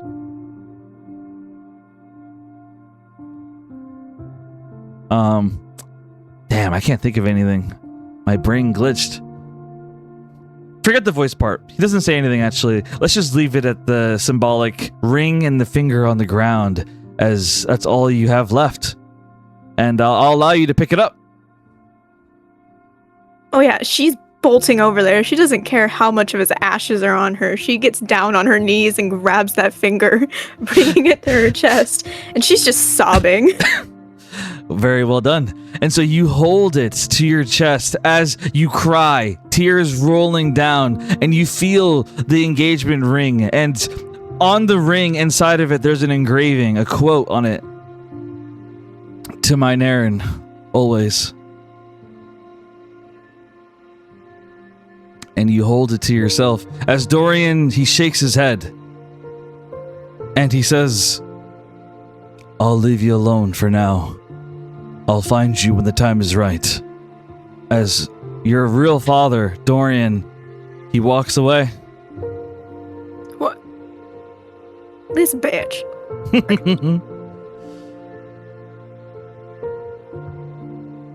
So Dorian, he walks away, and Naren, she's able to get Adrian. Bartholomew's still on death saves, and Adrian is a finger right now, being held by Naren. All right, guys, back to the main battle. Gwendolyn, Ovelius is currently bound right now, and she had so much confidence, so much bravado. She was smirking, ready for the souls to back her up, to feel her power. But suddenly, her face widens in shock as she realizes that her power is gone. The souls are no longer there. I forgot to show this earlier. I want to show this now. This is an image I made for this whole stuff with Ovelius and Morven. So that happened. Okay, anyway, back to the main map. So Gwendolyn, Ovelius is currently bound. And as she's bound on the ground, her face widens in shock that the souls are gone now. I'm willing to say that the portal has successfully closed at this point. So I'm going to say that I want to get everybody on the all the portals. So I'm going to say this is my way of saying all the players are coming back to the same map. Yeah, I thought you meant the portal to the gods. Oh no, you're good. Don't worry, it's still open.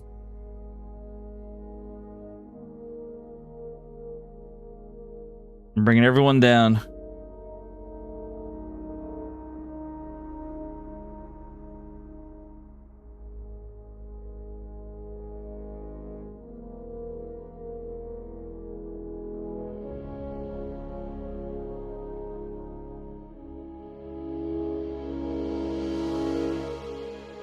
Okay, there we go. Perfect. Everyone on the same map now. So everyone's on the same map as this battle has been nothing but sheer insanity. As it's your turn, Gwen, and Ovelius, she just stares in shock. It can't be. It can't be. Ovelius bites her tongue hard in anger as you see blood drip down her lip. Yeah.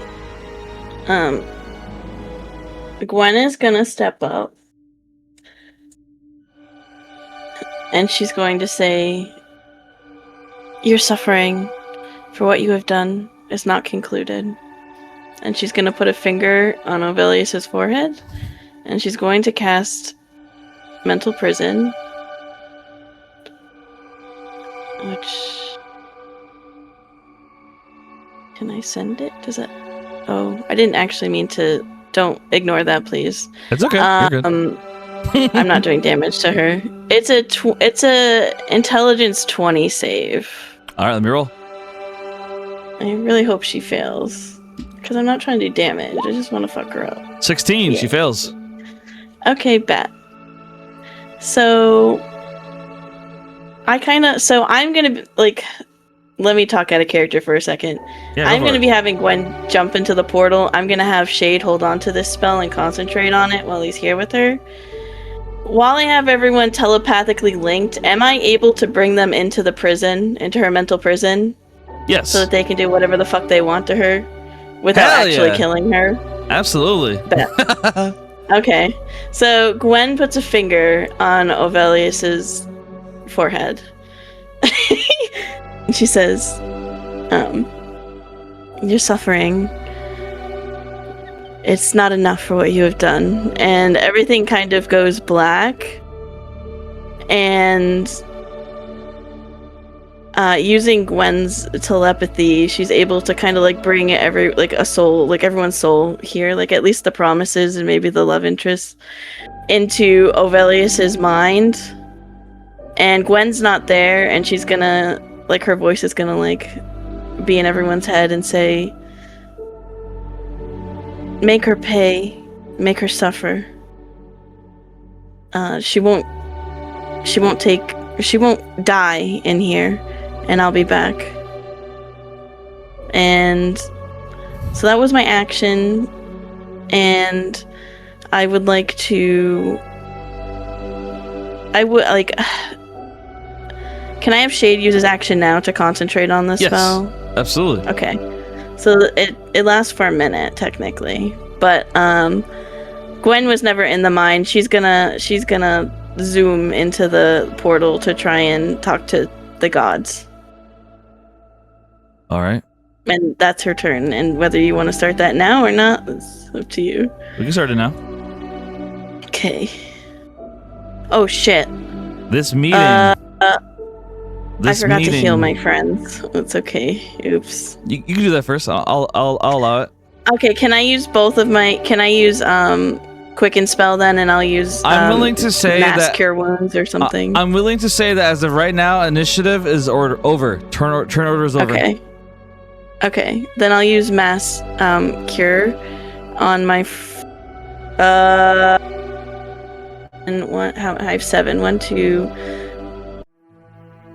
3, 4. Is it just Aglaia, Crescenda, Clever, Barth. Is Adrian conscious? He's a finger, so. He's a finger. Oh, he's a finger. Well, that's awkward. A conscious finger. Is Barth conscious or unconscious? He's unconscious. He's on death saves. Okay, then I'm using Mass Cure Wounds. I'm just gonna roll it right now.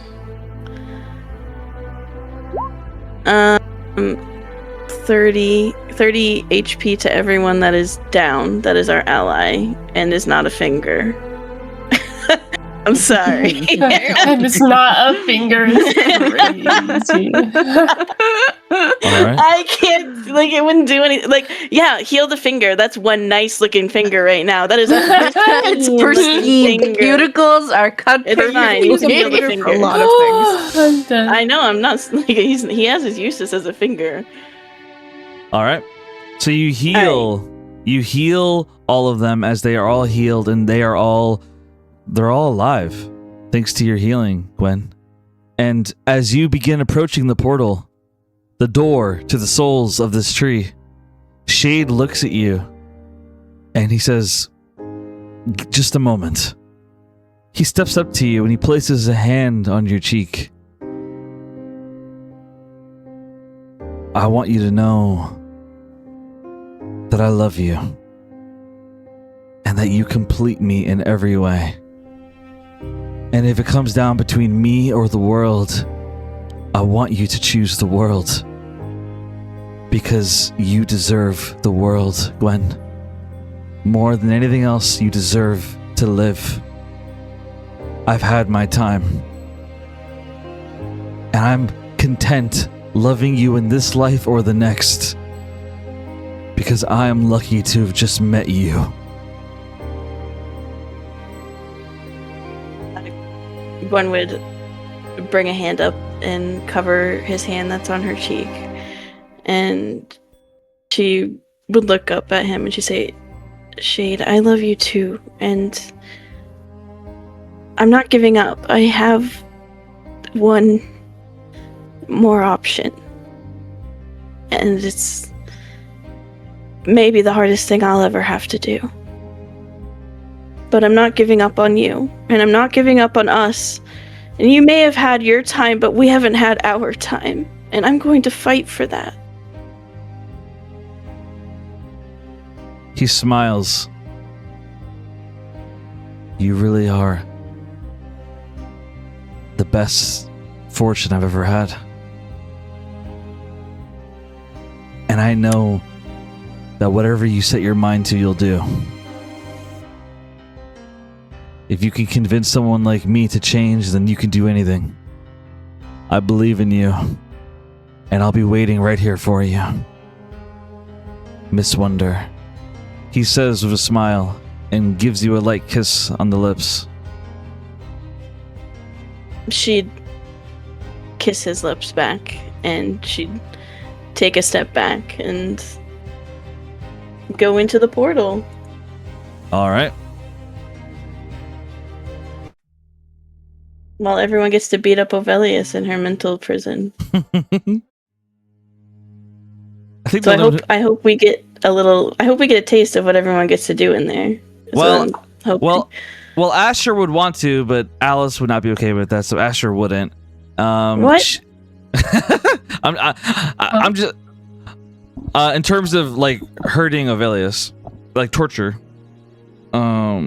I mean, Alice would go in, but not to physically torture her, but Yeah. Okay. to show Ovelius things. Like, Gotcha. Yeah, exactly. that's what I want to do. As Gwen enters the portal, before we do that scene, I want to get to everyone else. So, everyone else, you all appear in the same room now as Alice and Asher and Caliph, Shade, Ovelius, and you see Gwendolyn. She walks through the portal to the door, and the tree is shaking right now, mind you. This tree is shaking right now, and Lorelai, what would you be doing at this point, you think? I feel like she'd probably go to Calyx and try to heal him, knowing how low he is. Calyx would wrap his arms around you and he'd whisper in your ear, Today has been a hell of a day. All I want is to lay in a comfortable plush bed with you by my side. He says he's exhausted but trying to be charming as he wraps his arm around you. We just gotta get through a little bit more, hon. Tazrael would immediately, Tazrael would be limping, but the moment he sees Caliph, he starts trying to run. Caliph!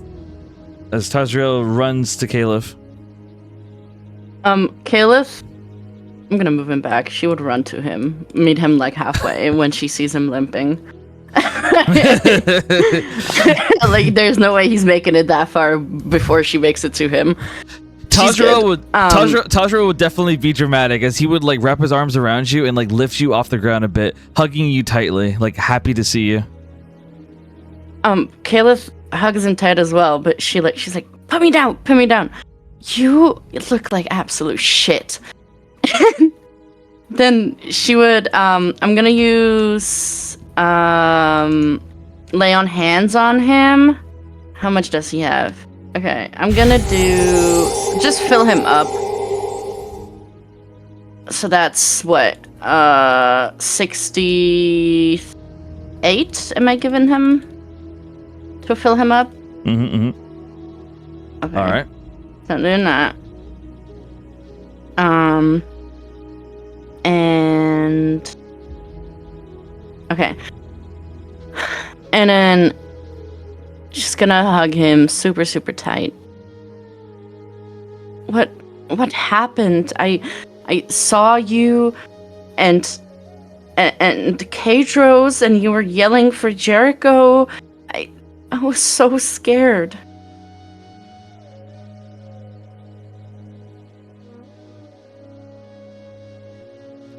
He would hug you and he would look you in the eyes and you would see tears in them. At first he was happy, but now you see misery on his face. I'm disgraced, Caliph. I'm only alive because of him. I'm only alive because he sacrificed himself for me.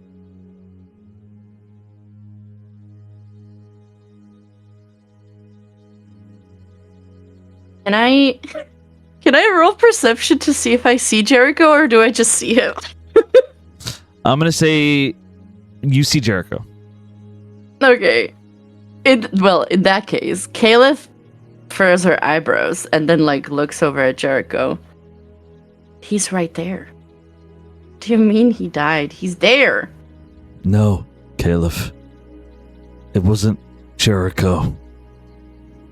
We were in the tunnel. We were fighting for our lives, and Ventari, he looks at Caliph and he wonders if he should tell her the whole truth. He knows that honesty is so important, but he worries that she'll blame herself. He sighs and looks her in the eyes. There was an explosion. Jericho armed a bomb to defeat the beast, and I was limping. I was barely able to move. Ventari showed up and he shoved me and Kadros into a trapdoor. He saved our lives. He sacrificed himself so that I could live, Caliph. Ventari's dead. No. No, he wasn't with you guys. He ran away. No, you're... He came back. He wanted to help. He wanted to be a hero. And he died doing that. He died to save me. He died to save me, Caliph. I judged him so harshly.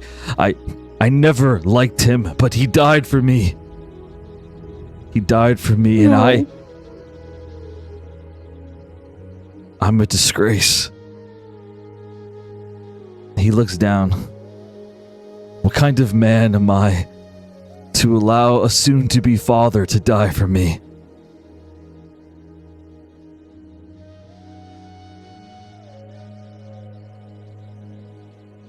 No, he can't be dead, Taz. He has a baby. He needs to be taken care of. He can't be dead. Just take me there. I can still bring him back. He's not dead. Tazrael looks down. And as he does, Nedwin approaches. And Nedwin being Nedwin, stop lying to her, Tazrael. Stop being a good man. Be an honest man. Honesty is important when it comes to death. I wish I was honest with myself after things I've done. But now I'm trying to be more honest. I'm trying to be better. And so you should probably know, Caliph, that Ventari wasn't a hero. He was evil just like me. He was trying to kill Tazrael. And he almost did. But Kadros stopped him. You don't know everything that happened, Nedwin. I know enough. I saw Ventari's stab wound. I saw Kadros injured. I could put the pieces together. It's not complicated. Ventari wanted your man dead. Tazrael shakes his head and he looks at Nedwin. You don't understand, and you don't understand. And as he's saying this, stop! It doesn't matter. He's fucking dead. My baby is gonna grow up without her dad. It doesn't fucking matter what he did. He's dead. Tazrael hears Caleb's voice say that, and his ears begin to ring as his mind flashes back to Ventari, the way that he looked at him. The look on his face before he died. And Tazrael... he can't take it. He passes out. He goes unconscious. You're fucking with me right now. He goes unconscious. He can't take it. Like, it's too much for him. Like, he's exhausted, injured. Like, he faints. He passes out. I just healed him. Okay, maybe he doesn't top the fuck up. Okay, he's okay. He doesn't pass out, but he's just silent and in shock right now, and we'll leave it at that for now. So what? Okay. I'm pregnant. I just wasn't a huge fight. My baby's father just died, and I'm okay, but he passes out. Okay. All right. So, Lyra, is there anything you want to say or do? Jericho, he's kind of like keeping his distance from you right now. Like he's like, After that pervert was checking me out, now he wants to keep his distance. Okay. Well, you know how it is, you know. What a fucking perv. Anyway. his perv side came out for a minute, but now he's back to rational side. Please don't lie. Yeah, I think Lyra just kind of stares at him quietly. I'm also checking for injuries on his body. He's flawless. Perfect shape. Yeah, I think she's just watching him quietly, a little bit creepy-eyed. I don't think she says anything. I think she just kind of... Yeah, I think she just kind of stares at him quietly. He looks back at you. And he approaches you. He looks at me. And I look at him. He approaches Lyra. And he says, do we really have a kid together?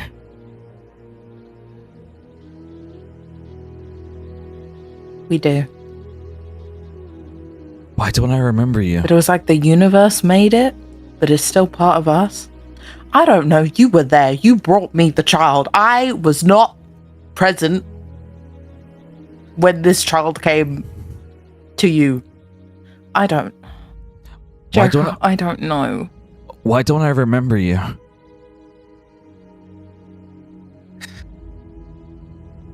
think she kind of just takes a deep breath. She goes, she remembers this deal, right? Mm-hmm. Oh yeah.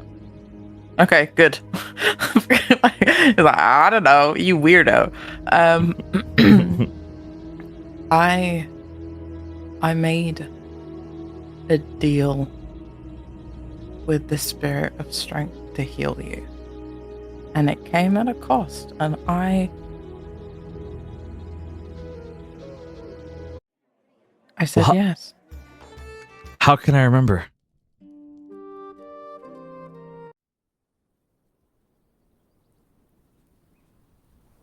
Could kiss alive. No. Do you say that? I think she just no. I think she just kind of groans. She's like, I meant to kiss you, I think. And that's supposed to help, or I don't really want to force myself onto someone that doesn't remember me. Just because I hold all this love for you doesn't mean you have to reciprocate it. And I know you don't know me right now, but you should know I want to. that you are everything to me. He like cuts in while you're saying that, and he says, I want to. I Want to what? want to kiss you. Pervert. He says, I don't know, my new obsession is saying pervert at everything. Anyway, Matt, sorry, please continue. You're good. So he says, after Mallory, I never really looked at anyone. But when I look at you, I feel something. Cat. Yes, go ahead. Just out of character. Did Jericho ever tell me about Mallory? I'd say. Like, wait, no, I was in his mind. What am I fucking talking about? Yes. So he's like, no, you're good. So he says, I never looked at anyone. Not really, after Mallory, but I can't stop looking at you. And I want to know if what you're saying is true. So yes, I want to kiss you. For research purposes, of course. He says, like, trying to, like, brush it off. I think Lara just smirks at that. She's like, we've done a lot for research purposes, but okay. Yeah, I think she would move closer to him. And I think she'd just place her hands on his chest a little bit, and she would just speak quite softly and say, even if this doesn't work and you don't remember, I know how much Mallory meant to you. But if you'd want to try without our memories of us, then I would like to make new ones. Because I cannot lose you, Jericho. Please don't make me lose you. He nods. And he gives you a soft kiss on the lips. And when he does, he looks at you in the eyes. What? Open eyes during the kiss? What? Well, no. After the kiss. That's creepy. So no. So he gives the kiss, and it's a nice kiss, and he pulls away, and his eyes, they slowly open and they look into yours. And when you look into his eyes, Lyra, roll a perception check.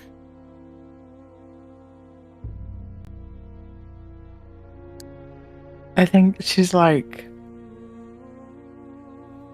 very hopeful. 33. With a 33, she's very hopefully staring at him, like hoping it works, but it's like trying not to let it show.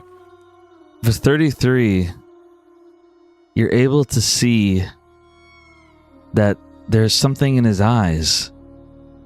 It looks like regret. As though maybe he regrets not being able to remember you. As you look into his eyes and you see that they're filled with regret, you see him suddenly kneel to the ground. And as he kneels in front of you, he pulls something out of his left boot. Something attached to it next to a knife. He pulls out a box. Huh? It's embarrassing how long it took me to do this. I wanted to wait until No way this he's war doing was this over. right now. Okay. I wanted to wait until this war was over, but I almost lost you. I almost had to find you in another life, and I want to find you in this life. I want you to be my queen. Lyra Maris, would you do me the honor of making me the luckiest man in the world? I think at that point she like cuts him off and she just hugs him very tightly, like tackling him to the ground. he's like, oof! Like he doesn't even fully get grunts. to ask. She just hugs him so tightly and she's like, you worried me so much. What if you didn't remember and I'd have to raise a baby on my own? How could you do that to me? It wasn't by choice. He tries to mumble out. I know. That's what I know. I did it, but still, you. Yeah. And just hugs him. As you hug him, he says that he's still kind of nervous about it. Like he's like, does that mean yes? Well, I guess you never finished your question. She's being a bit more I think she's trying to lean into a bit more of her playful side with him now, feeling a bit more comfortable that they're more secure in where they are. Maybe I should ask when this is over. But I will ask. Now. When you say that, he just kind of he just nods okay. He's like, sometimes I wish I had the spirit of charisma instead of strength. He says as he just kind of mumbles a bit, and he finally gathers up the courage. He looks you in the eyes. He says, Lyra Maris, will you marry me? Jericho fucking Cogspire, I will. And she kisses him. And he would kiss back. And that'd be a very nice moment, I'd say. Very nice, very nice. All right. Yeah, very nice. Just tackled to the floor inside of a tree, dead bodies all around. Yep. It's yeah, this is perfect. Yep. In the future. Romance is not dead. Where did Daddy propose? In the middle of a war, and it was great. Yep. All right, so that proposal happened. Naren, you are currently holding Adrian's finger. I don't think there's anything else to do right now, unless you have anything planned. No. Okay. Cool. All right. Alice, of course. Is there anything you want to do, Alice? Wow.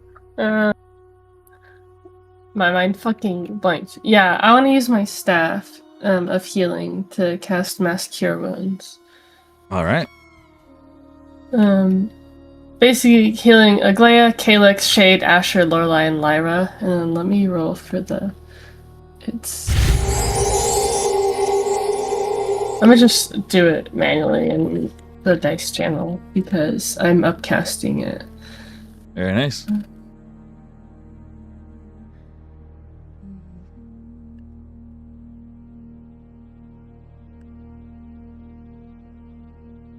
Wait, 3, 4. So it's 70. So usually people listed get 27 HP. So Aglaia is alive now. Thank you.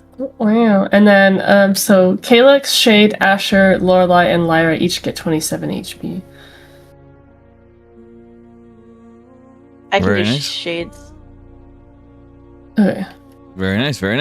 I'm calculating Asher's real quick.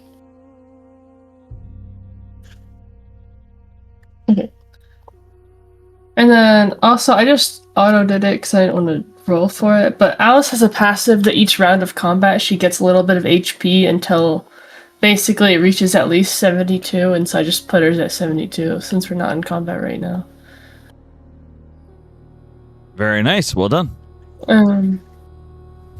I mean, yeesh. I mean, she would go and like hug Asher probably, and then she would wants hug you to back? go into like Ovelius's mind or whatever. Okay. So you enter Ovelius's mind, and in her mind, you just see her, like you see two different sides of her. You see her mind reeling through everything that went wrong. Her husband, her child, the disease or virus that was spread by the Genasi in the pursuit of immortality, and how her child and husband died because of it. How she was forced to bring about this whole abyss just to keep them alive. But then her pursuit of power corrupted her, making her worse over time. And then you see the other side of her, the side of her that believes that she should forget about her past, that she should just destroy everything around her and achieve what she wants, global domination. And you just How those much parts of her. control do we have of like this space, like to like show her or like things or I don't know, do stuff? As much as you want. Inception is all yours. So I'm gonna just like watch for a bit as she like kind of like reliving all these parts of her life, like kind of just silently observing it. And then after a moment, I'll Alice to kind of just like wave her hand as it kind of all goes like blank, like it's just plain white. And Ovelius is like, I imagine she's just able to like stand there in the middle of like the space, and she just sees Alice standing across from her. Alice says, "There's something I never understood, Ovelius. I've seen everything, and to an extent, part of me can understand what had led you to start this path. But what I don't understand is why you still think it is the same path you started all those years ago." Because it's mine. Because everything is owed to me. The world hasn't been fair, and so why should I?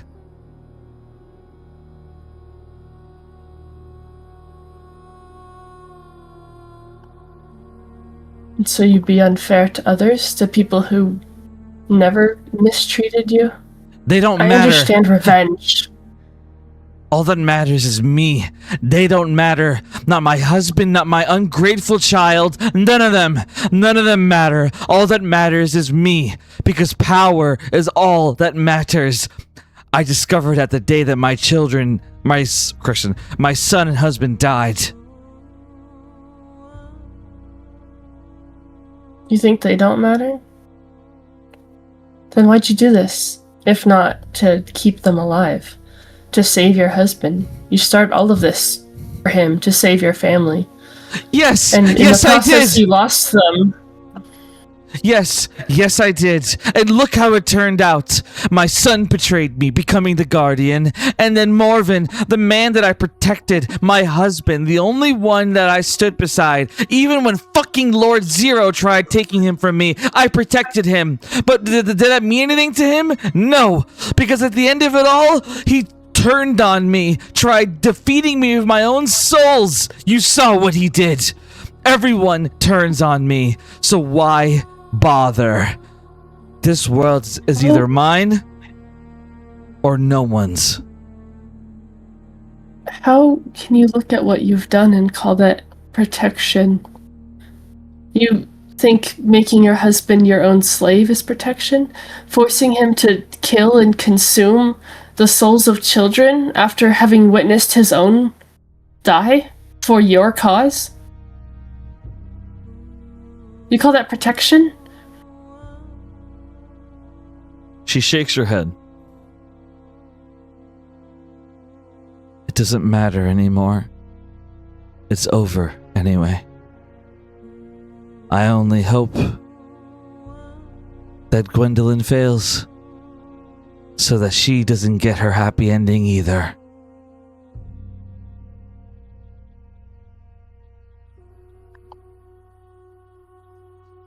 And unless there's anything else you want to do, Alice, I think it's a good spot to jump to Gwen.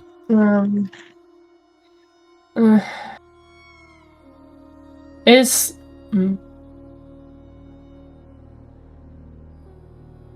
I mean, trying to think what all Alice even knows.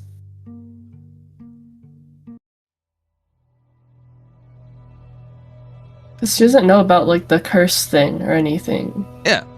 No, I think this. I think this is a good transition spot. I think she's just gonna show Ovelius her son back before everything happened. She would just break down crying. Tobin. Alice is just gonna stand there and watch. Okay. Alice doesn't torture, by the way, guys. Remember, Alice doesn't torture, by the she way. does not torture. No, not necessarily watching her. Like, I imagine when I say her son, he's not just standing there like blankly. I imagine it's like memories of him, like playing with her or like being like family stuff. And she's just watching, like, not necessarily watching Ovelius cry. Part of her is just watching Tobin be a kid. Because she's, like, trying to figure out what to do, / why. Not torture. You know what? Never mind. She doesn't do that. No, you're good. Listen, keep. No. I get what you're saying. It's just Just the way go to you Gwen. said it. She doesn't conjure Tobin, it's fine. No. So you conjure Tobin and she sees memories Take of it back. like, are you serious, or because I was gonna describe what I happens? don't know what to do. You're not doing anything wrong. It's fine. It's not a big deal. Like, it's like I was joking, but like all in all, you know, you're watching her memories of Tobin and you're watching her cry and she's suffering. You know, like she's suffering. Is there anything you do aside from watch, or is that it? We can go to Gwen. Okay, are you sure? I don't know what else to do. I know, like, okay, so to be clear, you don't have to force yourself to do something. Like, I was saying this is a good transition spot because it is. It's a good spot to transition to the next player. However, when you hesitate, it makes me think you want to do something, but then you say you don't know. Like, you don't have to force a scene, okay? I just want to make sure that you don't feel like I'm robbing you of your chance to do something that you want to do. So that's why I keep hesitating. So I want to be clear. Do you want to do anything else right now that you can think of? I mean, not if she's not really reacting other than just crying, no. Yeah, no, she would just be breaking down. Like, she's cooked. Like, she's just crying. She's very emotional over Tobin and seeing him and how everything went wrong. So there's not really much else she should do right now. All right. Awesome. And again, like I said, I was joking. I wasn't trying to offend you or anything. I apologize. Okay, so Gwendolyn, are you ready? I think so. Probably not. All right.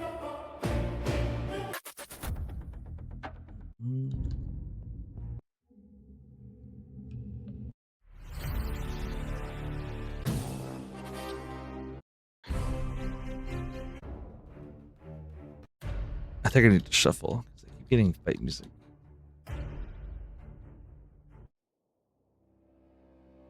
Okay.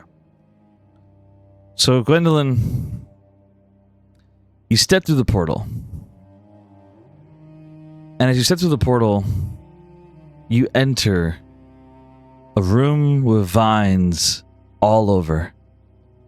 They wrap around the bodies of the god of pain and the goddess of mystical nature. They are both prisoners inside of this room that you enter.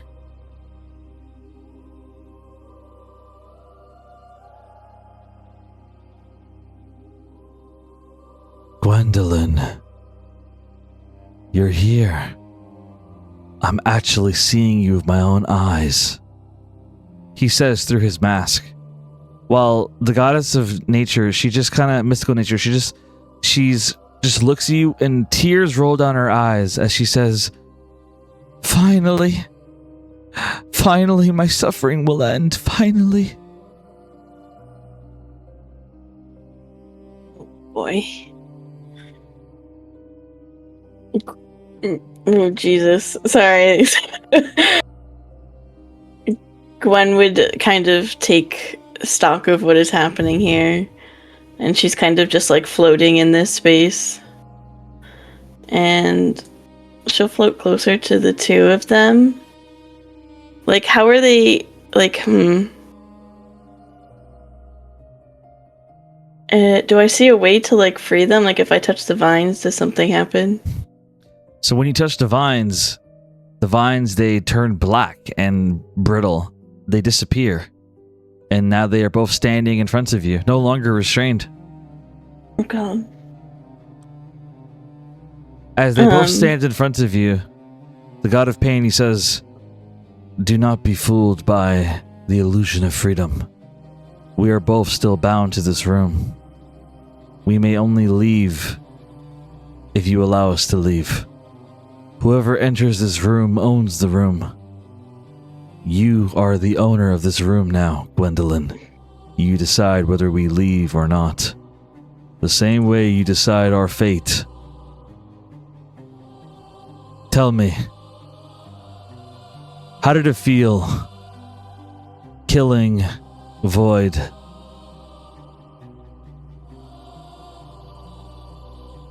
She frowns deeply.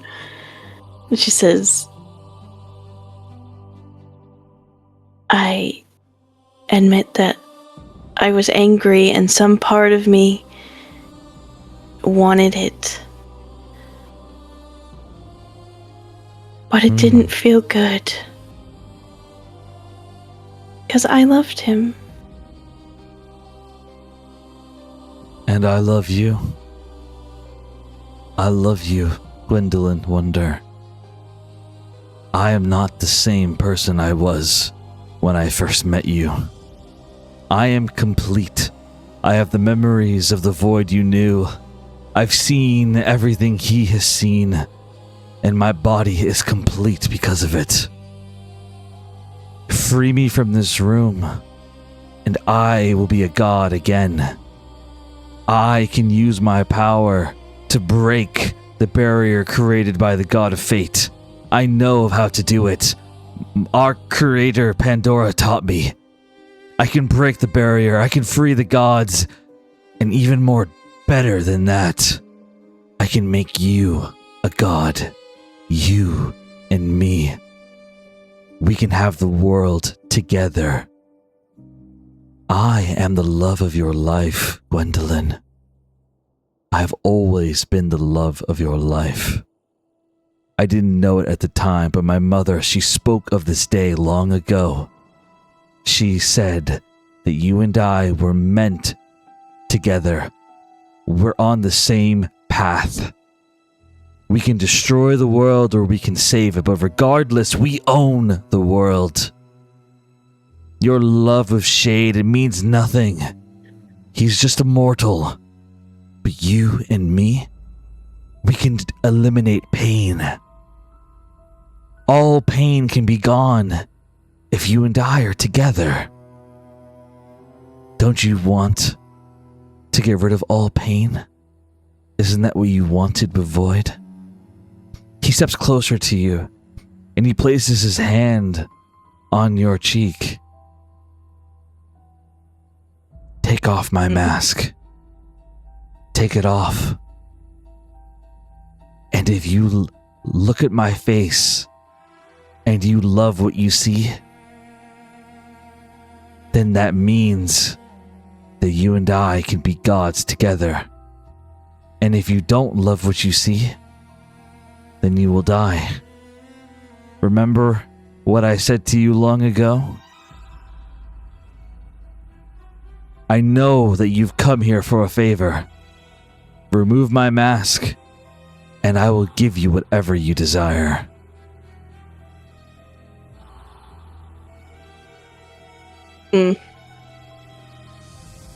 Gwen would be watching him carefully. She remembers what Oh my goodness, Gwen, I just saw what you wrote in chat. I'm so sorry. If you It's have okay. If you have a No. speech, go for it. No, absolutely, go for it. No, it's Genuinely. when. So I can do it later. Okay. Hopefully, when I try to convince him to help Yeah. me. Just let me know. Just listen. I don't want to ruin your speech, so just let me know. Seriously. It's okay. She remembers what Kadro said. Said, "Don't let him talk to her." Yes, that's right. And Just to rehash. Oh, sorry. Go ahead. Sorry. No, keep going. I was gonna say, just to rehash, Kadros had warned Gwendolyn not to talk to the god of pain. That, as far as he knew, their conversation is the reason why Gwendolyn becomes the overlord of Dornia, why everyone is hiding underground in tunnels, how she becomes the Neon Phoenix, a powerful being, worshipped or feared.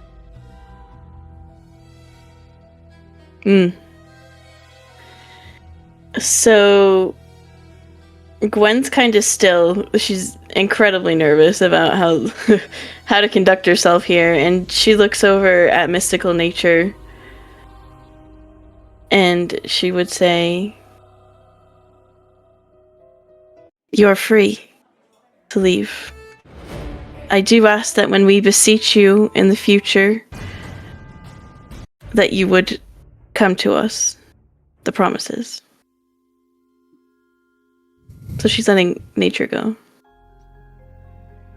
You want me to join you? I want to heal the abyss, and I was hoping you could help. You're talking to the mystical nature goddess, right? Yes. Okay, go. Checking. My bad. My mistake. So she looks at you and she says, I would be willing to do that. I could heal the tree. I could heal this place. She would nod and she'd say, then leave until the promises call for you. No. Don't let her leave. You don't tell me what to do. Pain. You will want to wait until our conversation is over. If I am correct in believing what you want. I'm trying to do you a favor. I'm being fair to you. Remember? You thought I wasn't fair to you before? That's how you justified killing me? Well, now I'm being fair, Gwendolyn. Keep her in the room if you want to potentially save the one you love.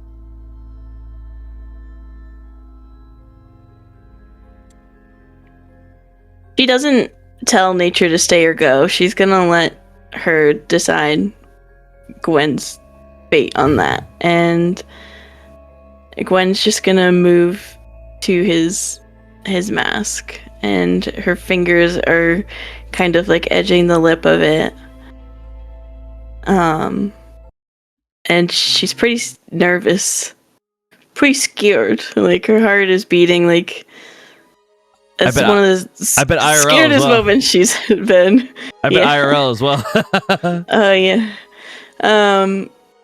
And she uses both of her hands. Her fingers kind of like curl under the mask to remove it. He looks at you.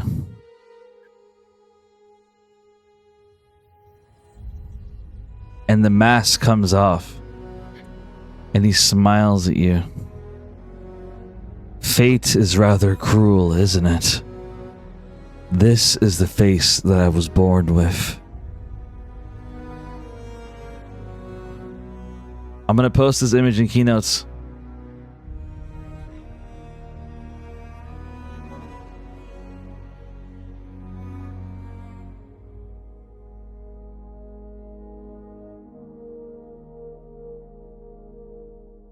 When he takes the mask off, you see the face of Shade.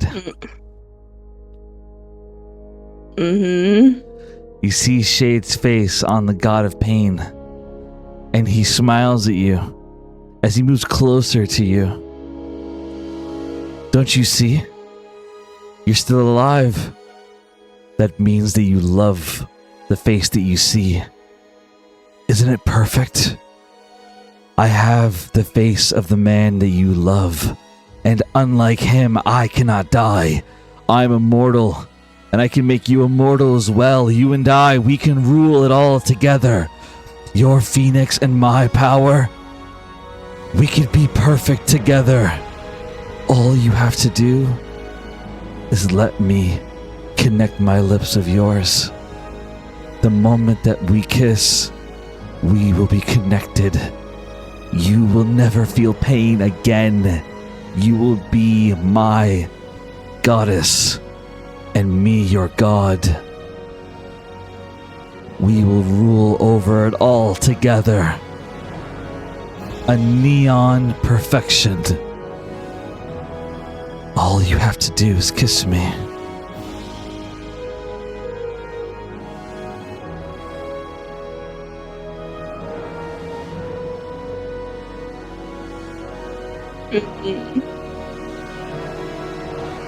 This is the moment in which Gwendolyn's decisions, her words, determine the fate of Dornia at the minimum. Will Gwendolyn kiss this man who shares the face of her love? A man who was born with the same face of shade? A cruel fate of irony? Will she become immortal? Become a goddess? Everything she could have ever potentially wanted. Never having to feel pain again.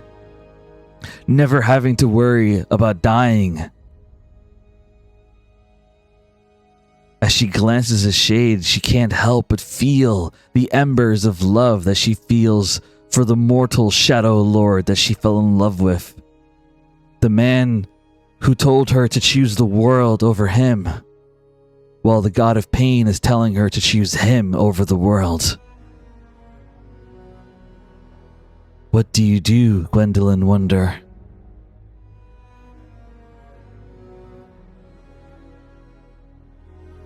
I put a question in chat. Oh my goodness. Okay. So, immortal from aging, but not from being killed. Okay, bet. Cool. So, to avoid confusion for those who might know this as well, so when it comes to the Phoenix is able to cancel out aging. So Gwen and Shade could live forever. However, their bodies are still, like, they can still be killed by someone stronger. And so the God of Pain is saying that you can ascend to have, like, a perfect body. Like, you can't be killed. Okay. Not by mortals, anyway. Gwen's been just kind of, like, staring, and, like, everything's kind of just running through her head. She's struggling to form thoughts and connect them into sentences. But she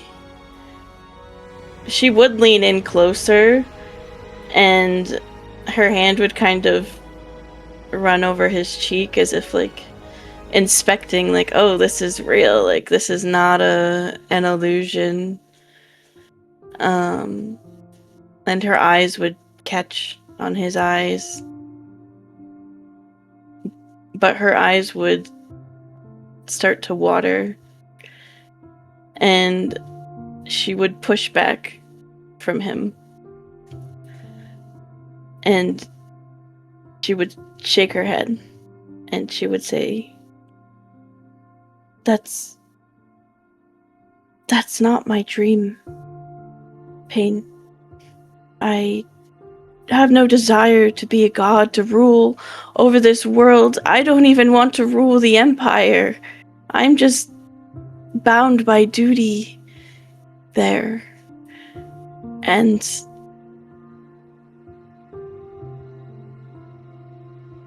this world, I think it's time for mortals to take it back. I think it's time for the gods to take a step back from Dornia. So I don't want to free them. I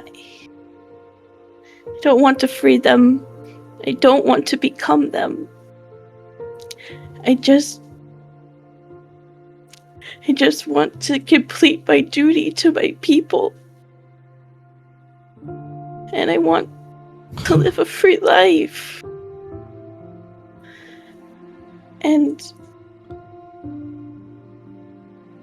you knew when you found me that my heart belonged to him. And I can't betray him like that. He has fought harder for me than anyone, and I have fought harder for him than anyone. But I can be him. I can replace him. I can be better than him. He is nothing more than a mortal born with my face.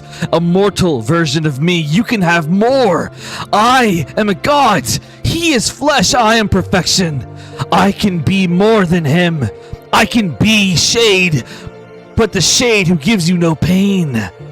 I can take away all of your pain. Don't you want a life with no pain? I can give that to you.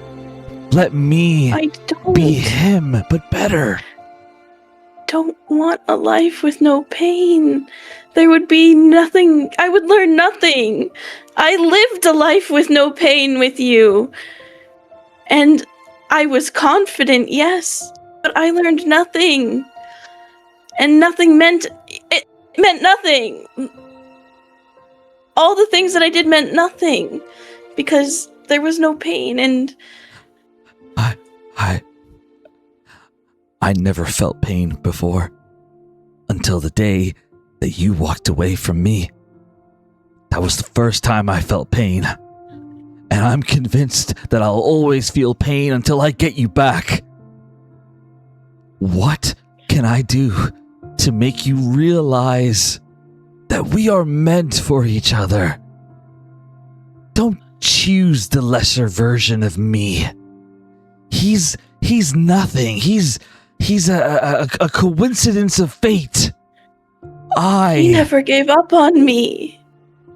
Not once.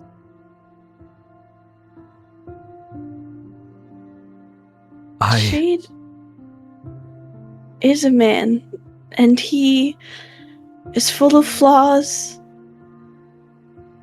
But I love that about him. I love his flaws. And I've already made my choice. You really would choose a flawed man over perfection? I have his face, I have his voice. And I can be perfect. We can be perfect. Please, please, Gwen, don't do this to me. Don't take away the reason that I don't feel pain. Please, don't. I can't let you. I won't let you go. I won't. Power flows around him. I may be weakened by this tree, but that doesn't mean I'll let you go. I'll never let you go. I don't want to feel pain, and I need you by my side to feel perfect.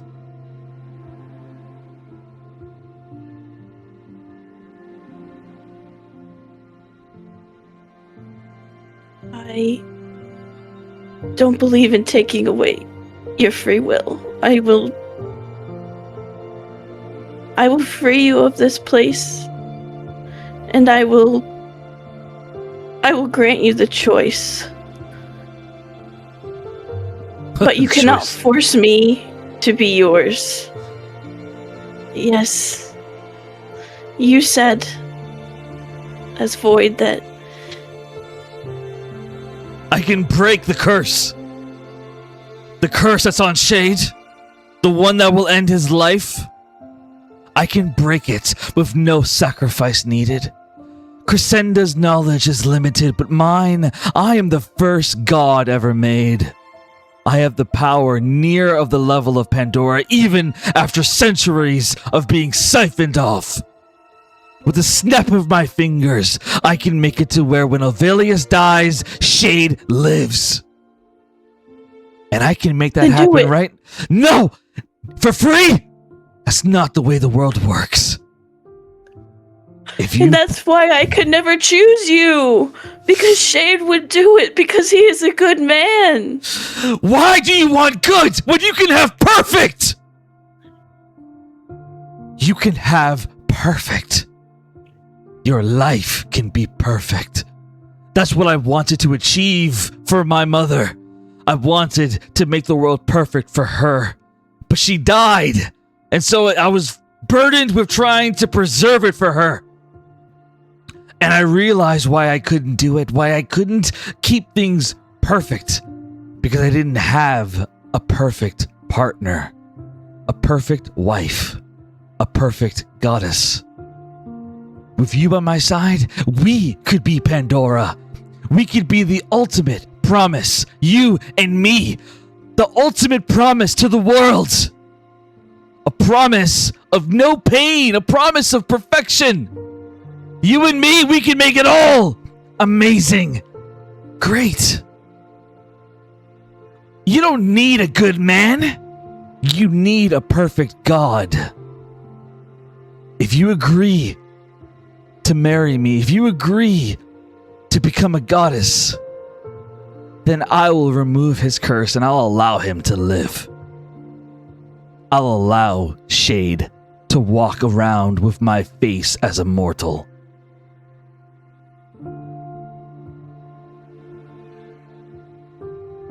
Gwen just shakes her head and she says, I already told you no.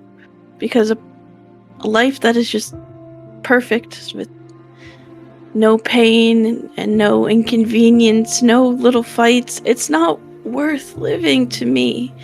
That sounds absurdly boring and unfulfilling.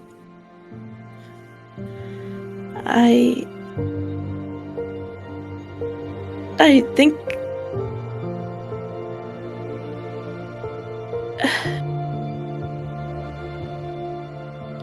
I wish either you lift this curse from him and you let me go be with him,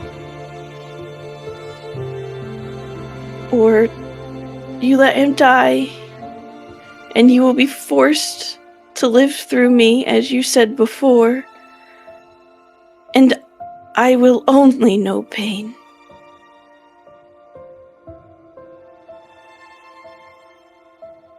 He looks down, tears rolling down his eyes. This is the first time I've ever cried in my life, he says as he rubs his hands on the tears. He looks at his hand in shock at the tears coming out of his eyes. Roll a persuasion check, Gwendolyn.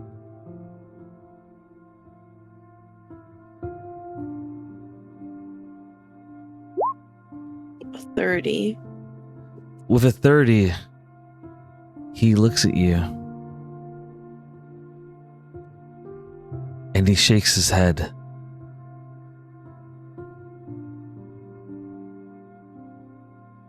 If I do this, if I remove his curse, then I want to die. I want my story to end.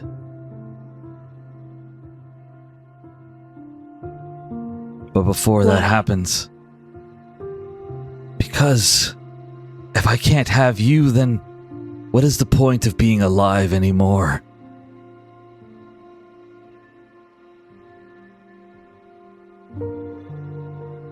Well, that's the whole journey of life, isn't it?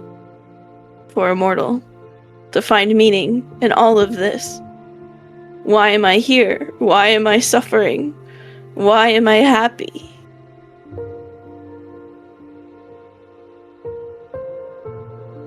He looks down.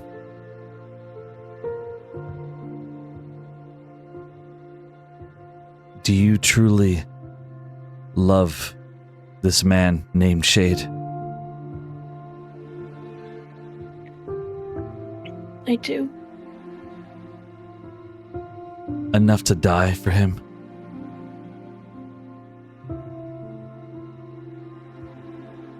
I would.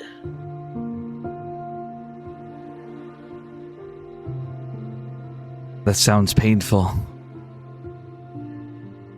And so, I will relieve you of your pain. I will break the curse. I will allow you to live your life with him. To enjoy your life with him. But I want you to know that I will always watch over you. I will always think about you. As I rest with the other gods, as I stand with the other gods and am forced to watch as you mortals do as you like without us being able to interfere, I will watch over you. And I will always regret the fact that I chose myself over you.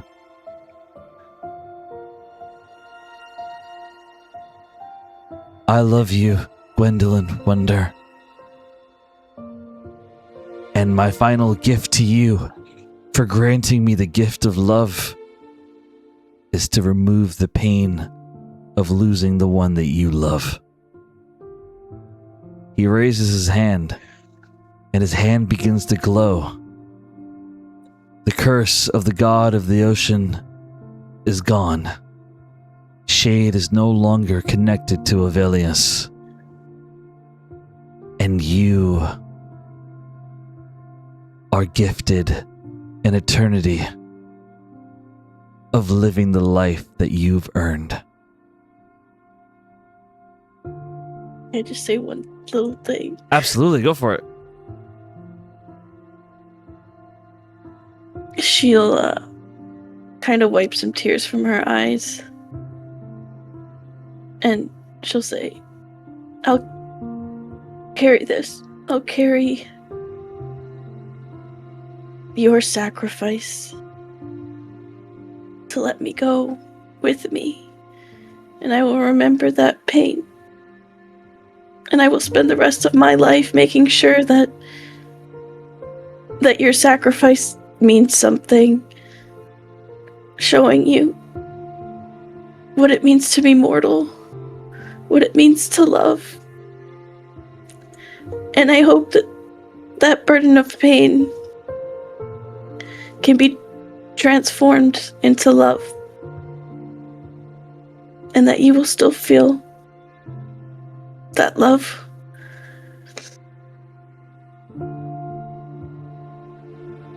And I have one more thing to ask. And it's probably gonna sound so stupid. Nothing you say is stupid.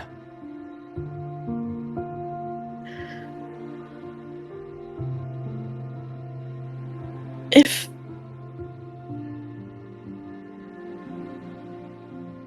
we could have had a child, what would you have named them?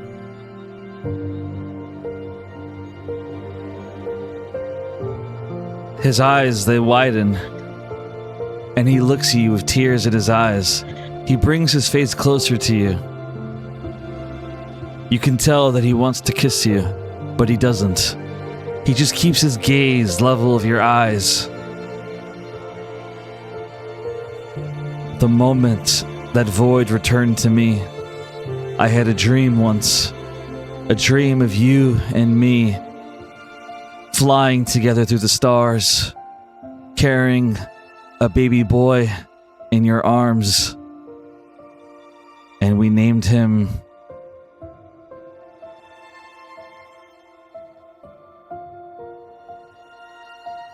I'm debating between out of character. I'm debating between two different names, and if you can think of a better one, you're more than welcome to. So I will say that I provided two names, a boy and a girl, and I was kind of set on the boy name. Perfect. Oh, being perfect. Tobin. Perfect. And the girl Absolutely. name, I had a suggestion in it, but Absolutely. So here, I got it. He says, in the dream, we had twins, a boy and a girl. The boy's name It was named after the man who allowed me to rescue you, to give me the opportunity of meeting you. His name was Tobin. And the girl's name, out of character, what was it? It's Penumbra. It doesn't mean anything to him, but Penumbra. And he says, when it comes to the girl's name, it was your idea, but I loved it the moment I heard it. Penumbra. Those were the names of our children. Those were the names of our perfect family. But honestly, as I see the smile on your face when I told you that I broke the curse on Shade, I think that was a perfect experience that I can carry with me. Maybe perfection isn't just you and I being together. Maybe perfection is knowing that I gave you the life that you desired. Enjoy the mortal. Enjoy your life. I'll be watching you.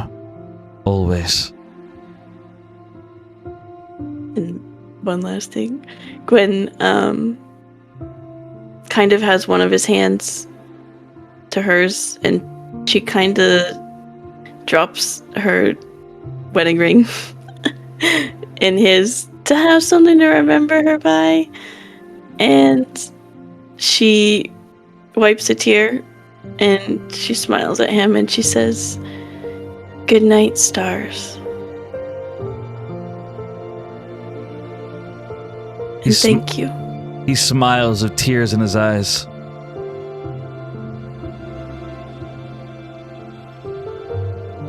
He looks at you and he puts his hand on yours, and he holds your hand as he just says,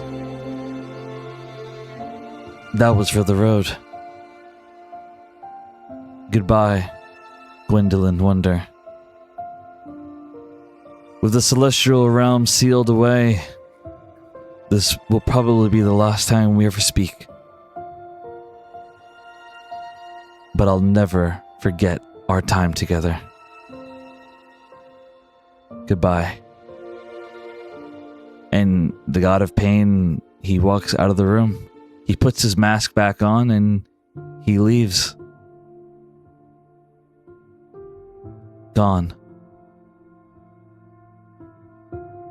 The goddess of mystical nature, she just gives you a weak smile as she limps. She's nowhere near as strong as him, as she limps and puts an arm around you to balance herself. "Thank you so much for saving me. I will do whatever you want. As far as I'm concerned, you are the boss of me." She'd smile weakly and she'd say, "Well, the god of pain is still the boss. But, we'll be reaching out soon. So don't go to the celestial realm yet. We need you. And there was a man who wanted to see you. A powerful wizard." Ozymandias. Oh, I can't wait to see him. I've missed him. He's close. You could go to him now. That I will. Thank you. And as that goes on, so you, for the people on the other side, you see the god of pain walk out of the portal, and he approaches Shade. And he looks at Shade behind the mask.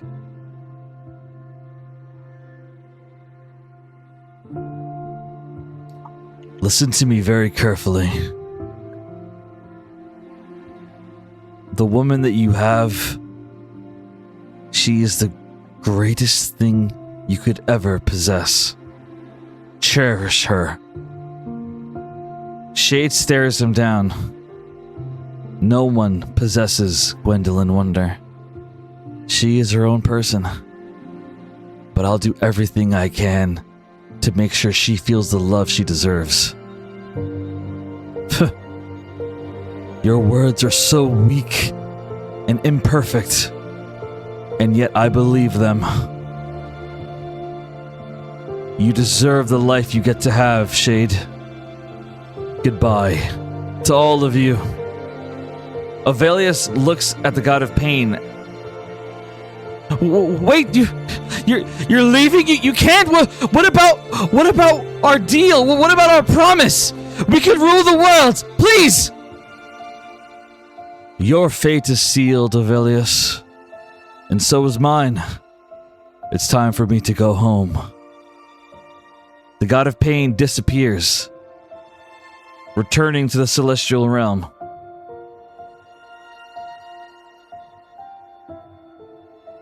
Gwendolyn and the goddess of mystical nature walk out shortly afterwards.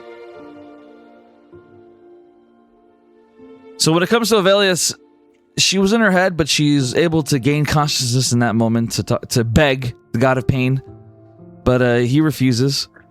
And yeah, Avelius is she's free game now. What do you guys want to do? So is she still tied to Shade? Yeah, she's still in her mental prison. Yeah. She's still in her mental prison. She's tied up. She's in her Jericho, mental. where's your photosynthesis thing? So she's currently. Yes, go ahead. No, I was just asking if she's still like connected with Shade. No, the curse has been broken. curse. She dies. The curse has been broken. Okay. Oh, we just fucking kill her. That's what we do.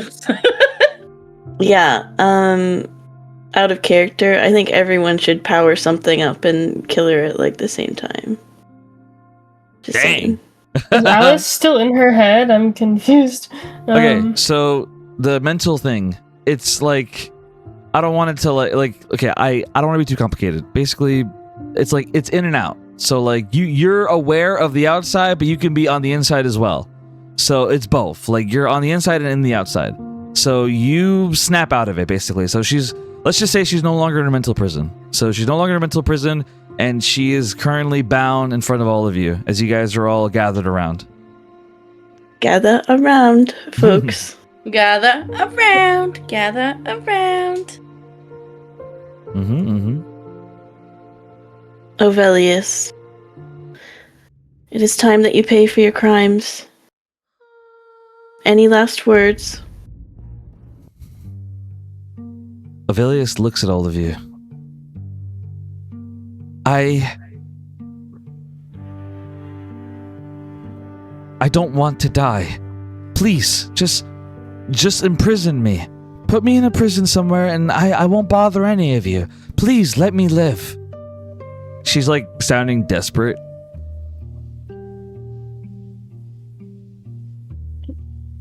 Anyone's free. Pretty desperate voice, Cap. I got you. Please don't kill me. I want to live. Please don't imprison me. Please, I'll do anything. I'll do whatever you want. I'll do anything you desire. I'll be your slave. Please, just don't kill me. Please. She's like begging. I just want to ask her something, which tended to be in the head, but Alice just stares her down, and she says, "Do you still think none of it matters?"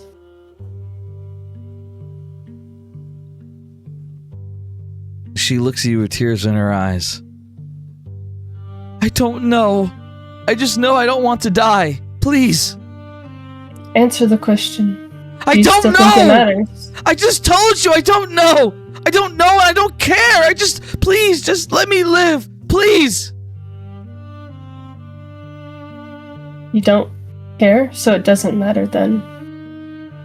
She just shakes her head desperately with tears coming down her eyes.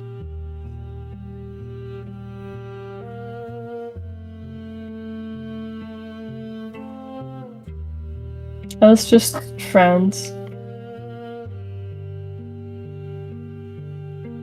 It's up to you guys. When Gwen proposed Team Execution. Kameha. Mm-hmm. It's up to you guys though. Did you say Yeah, a team say cock just- block?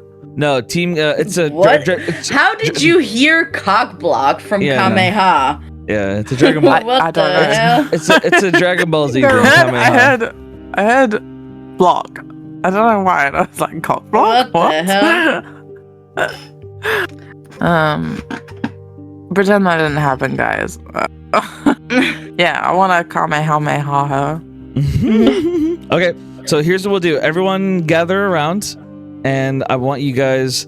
I'm gonna ask each player if there's anything you want to say before Ovilius is killed, and then I'm going to ask each of you to describe how you're like finishing her off, like how you're doing this. So we'll start from top to bottom. So Alice, is there anything you want to say to Ovilius before the end? I mean, not really. It's not really responding, so no. Well, yeah, she's scared. She doesn't want to die. But yeah. So Alice, you stand over Ovilius, and you've already gotten your vengeance when it comes to fealty. And so you stand before Ovilius. Ovilius, she's not the one who killed Davis directly, but she was a part of it. And so you feel a bit of She anger. didn't order it. Yeah. She also made a deal with fealty for Davis, basically. Well, then, yeah, you can show some anger when you kill her. It's entirely up to you in terms of what your character would do. I mean, I think we're all like doing something together, so I don't know what each person is doing, but I know, we're going by one. Alice, Mhm. Alice would pull out Davis's original sword that she kept with her with the intention to like go bury it with him when she gets back to the Divine Union. And she would kind of like prepare it somewhere like in her back or something, like pointed, waiting for everybody else. Very nice. Probably trying to like line it up to exactly where Autumn had stabbed Davis all those years ago. Very nice. Gwendolyn, how about you? Gwen is gonna be charging up magic as she talks to Ovilius, and she'll say,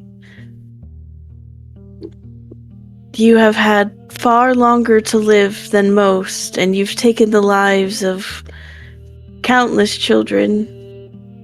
It is time for you to pay for that. Perhaps you will see your husband and your son on the other side, and perhaps you will find peace." And she's going to summon the phoenix, so summon draconic spirit, but it's a phoenix. And she would have it fly above and do dragon's breath or phoenix breath or whatever from above. Yeah, She'd want to kill her with the thing that she wanted from Gwen the most. Very nice. Yep. All right. Lyra Maris.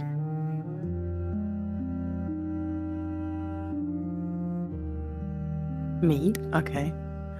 Oh, I thought we were doing it like. I'm just doing it randomly. Caleb. Me. Okay. Okay.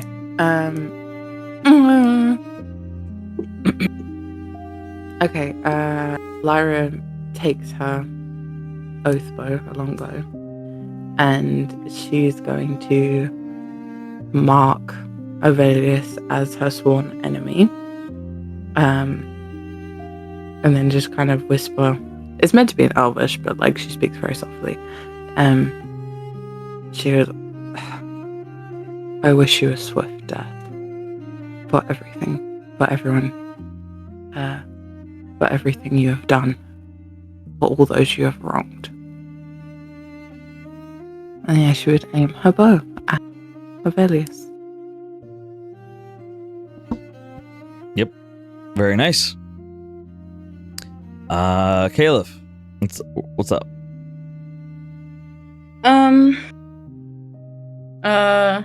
Well, Caleb doesn't have personal relationship with Ovilius, but Caleb's very righteous.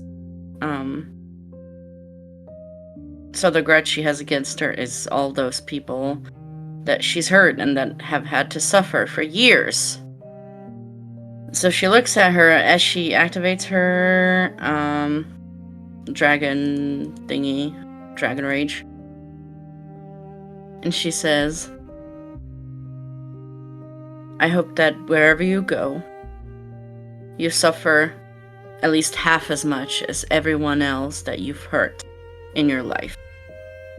And she's gonna use Dragon Breath on her. Very nice. Well said. Naren, what do you want to say? Naren's probably clutching his finger still in her hand, on her left hand, and she'd probably look at Ovelius. She's angry.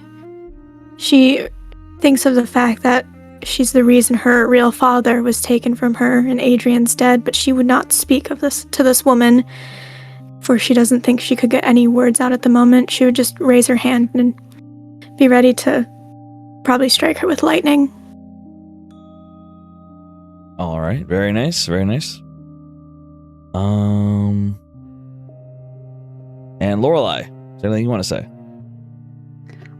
She doesn't say anything, but she does Toll the Dead, which will do sound of bells filling the air, so like death bells, basically. That's the last deafening sound of bells is the last thing she'll hear. Damn. All right then. So she getting burnt, she getting stabbed, she's getting all kinds of stuff happening to her. All right. She's going deaf. She get everything. All right. So as all these attacks happen, and you guys attack Ovelius together, Ovelius is torn apart, and she's killed. And the moment that she dies, all of the souls of the children, all the souls inside of the abyss, they disappear into the air, released. They are free to go to the spirit realm. You guys have freed hundreds of thousands, maybe even millions of people over these centuries. You have won the battle. Ovelius is gone. You managed to win the War of the Abyss. The tree continues to shake. The sacred tree breaks down. The goddess of mystical nature uses her magic to maintain the forest. But all the mist, all the deadly creatures, all the tree soldiers, they disappear. Gone. The remaining armies cheer and celebrate as our players, along with their loved ones, stand in a beautiful open field of grass and wildlife. And as you do, your allies, all the armies, they begin to gather around. The Phantom Federation, thankfully, had surrendered to the other allied armies after they were outnumbered. Commander Tundra didn't try to fight back, and President Roger remains under the Westvon Kingdom's custody. What do you guys do map now?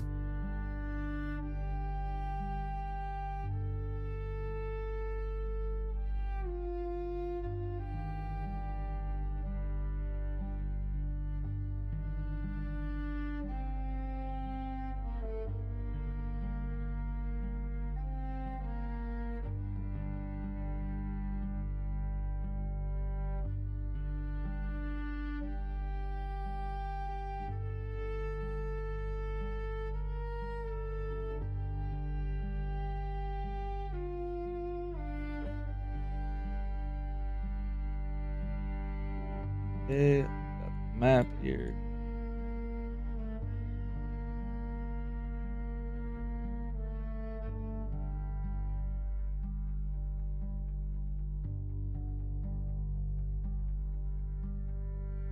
I'm the map, I'm the map, I'm the map.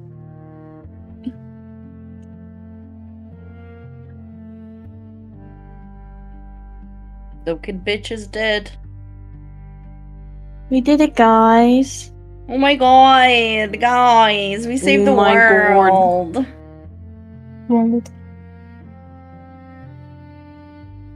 That's why you don't fuck with the promises. Period. Mhm. Oh wait, we should have said diva down when Ovelli. Diva down for She doesn't Ophelius. deserve the respect of being called a diva. Diva That's down. true. Really bitch down.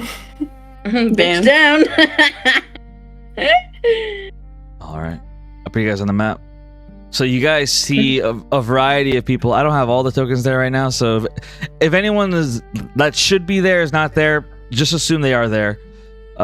Yeah, Quell is dead. People are dead. Dead. Also dead. Dorian. And so Darian.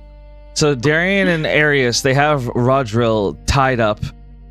Blue Rose is among them as well. Grogu, Dirt, Rena, Gwendolyn's mother, the Divine Knights, Dirt, Ozymandias.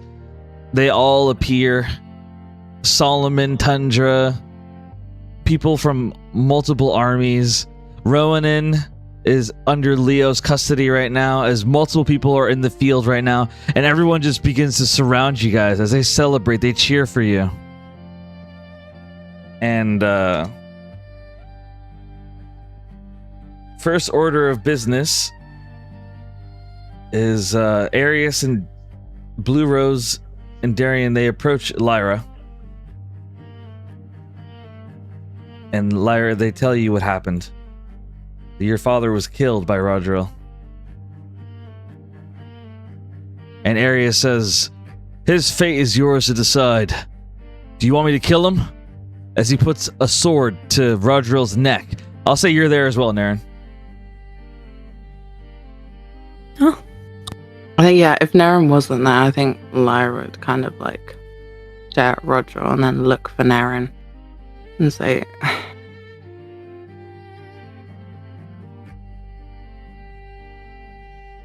Naren, he's affected you more than he's affected me. I have my father. He's there. And she would look at Blue Rose. And the man that was biologically my father.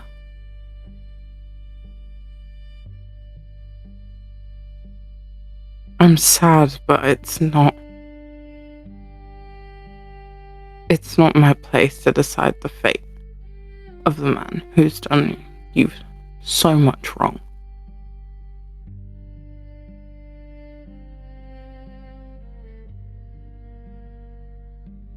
Thank you.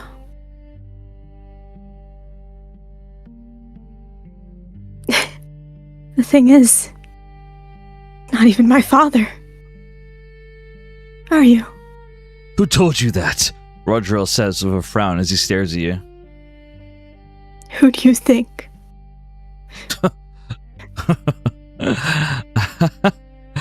Oh, Dorian.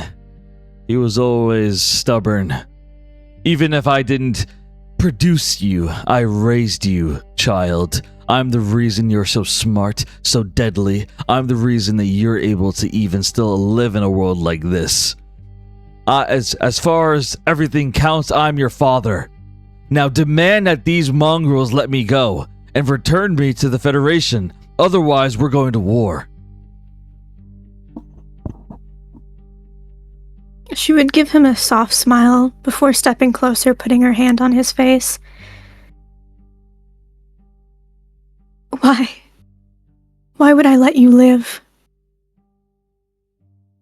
Because I'm your father. I raised you. Raising me doesn't mean anything. He stares you down. You were always a disappointment. And I know that even if I die, even if you become ruler, you will fail at it. The people will turn on you because you are weak. You are nothing more than an idiotic woman in love. And Adrian? He'll die as well. His eyes narrow. There is no cure. I lied. He is broken and he will always be broken. I hope you enjoy having a monster for a husband.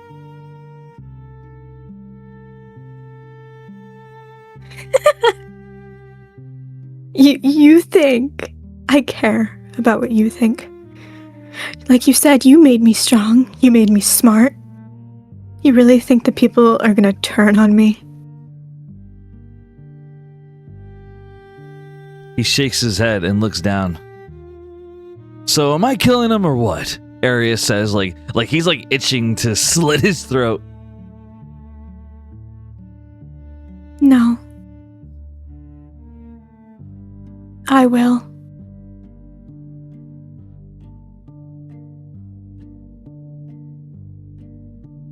What do you do, Naren? So she still has her hand on his face. And I assume that she's gonna use one of her beautiful spells. Called Finger of Death. All right. So Is it Adrian's finger that you're using? That's funny, thank you. So how do you want to kill him? So as she's holding his face, I imagine that it's kind of supposed to be just a sort of energy that flows through him, and it would just start on his face as it slowly goes through his body, making it bubble, and before he kind of just explodes. Very nice. So you see him just implode, and he dies right there by your hands, Naren. And just like that, you are the ruler of the Phantom Federation. Rodriel Phantom is dead. Everyone looks at you surprised.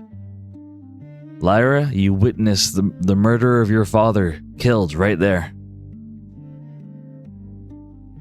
Lara is horrified by this man blowing up. She takes a couple steps back so she doesn't get anything on her. Oh, actually, no. I don't even think she would be able. Does it fly out everywhere or does it just like fall? Just falls. Well, Naren. Unless Naren wants it to fly everywhere. No, if anything, it would only get on Naren's hand. Lara gets a chunk of Rodriel. It's stuck in her hair. Stuck in her hair. No. Yeah, I think she just kind of stares at Naren a bit shocked. And then I think she just, if Naren allows, she just puts a... She tries to be gentle. It's not that gentle. She like holds Naren's shoulder. And she's like... I'm not going to ask if you're okay. But if you need anything...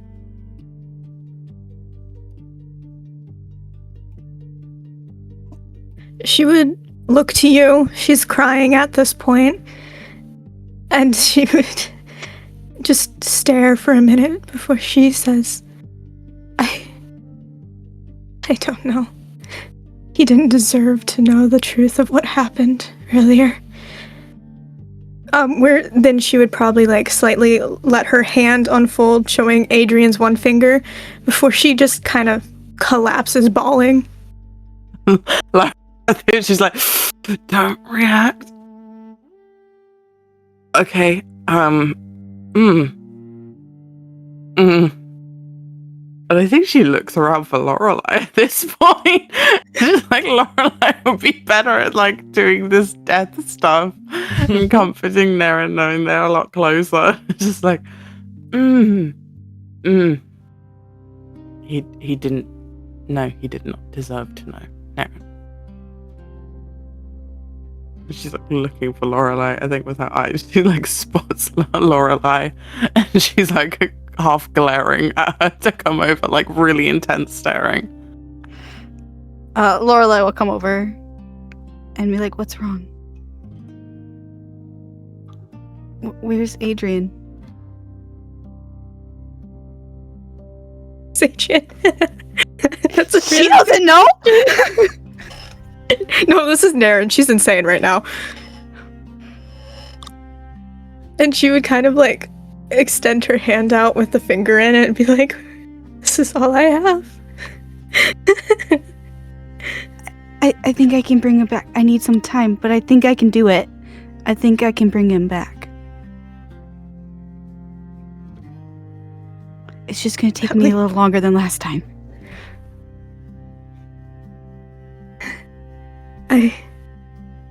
No. Gwen. I'm sorry. It's warm in your hand. It's starting to smell a bit.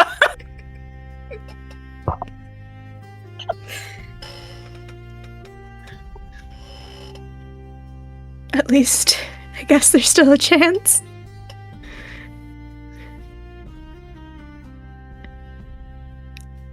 Take as much time as you need.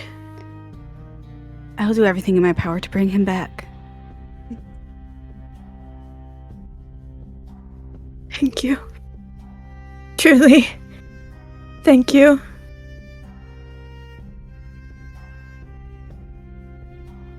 You would do the same for me if you could. Yes. I know that.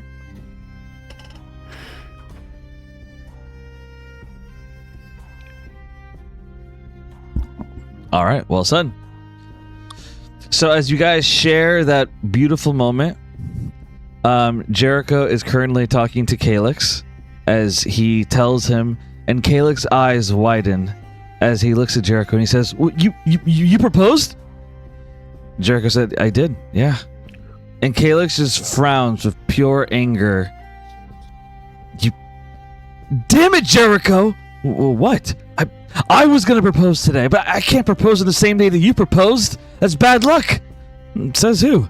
Says everyone. Trust me. I talked to people in the Westfallen Kingdom. Everyone knows you never propose on the same day as someone else. It's just bad luck. It's rude. I mean, I wouldn't care. Well, I'm willing to bet Lyra would, and even if she wouldn't, I would care. It would bother me. I'll propose in a month. In a month? Just propose tomorrow. No, it has to be a good distance away from your proposal day. Okay, I guess. Well, whenever you do propose, I'd be happy to have you celebrate in the Republic. You're inviting me? Well, of course I am. You're the reason that I was able to get over myself, get over my anger for my brother, and be with Lyra. For a time there, her and I, we almost broke up. She got so desperate to keep me around that she almost locked me in a jail cell. But ultimately, we worked through things, and you were a part of that, Calyx. The way I see it, you are a part of the reason why her and I are getting married. Well, you're making me way too happy right now, man. You know, I'm just really happy right now. As he looks at Lorelei with love in his eyes. This is the best day, Jericho. Not for everyone. In a weird way, I miss Ventari, even if he was trying to kill us. Calyx nods. I agree. But at least we'll be able to bring Adrian back. I know Lorelei knows that kind of magic. Jericho nods. Meanwhile, Asher talks to Bartholomew. As Bartholomew, he says, "I'm a bit nervous." Asher says, "Don't be. As long as Rena sees you, I know she'll be happy." As Asher walks along with Bartholomew, And Rena runs over and hugs Bartholomew tightly, laughing with joy.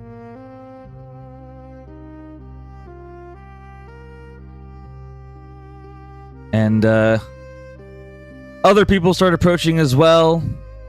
Dirt goes over to Caliph to hug her and is happy. Tazrael's with her. A lot of Dirt? different- You mean Gragu? Yeah, sorry, Gragu. Mm-hmm. Gragu Dirt approaches is mine, Caliph. motherfucker. I love Dirt, but Dirt Gragu's my boy. Dirt can be carrying the baby, please. Yes. So Dirt is carrying your baby, and he approaches Lyra while carrying the baby. And Jericho keeps talking to Calyx and Nedwin. Tazrael approaches Caliph. Gragu approaches as well. Asher walks along with Bartholomew to Rena, while Asher steals glances at Alice whenever he can. Ozymandias and the goddess of mystical nature, they hug each other, and they engage in some passionate kissing going on in the middle of the field right now.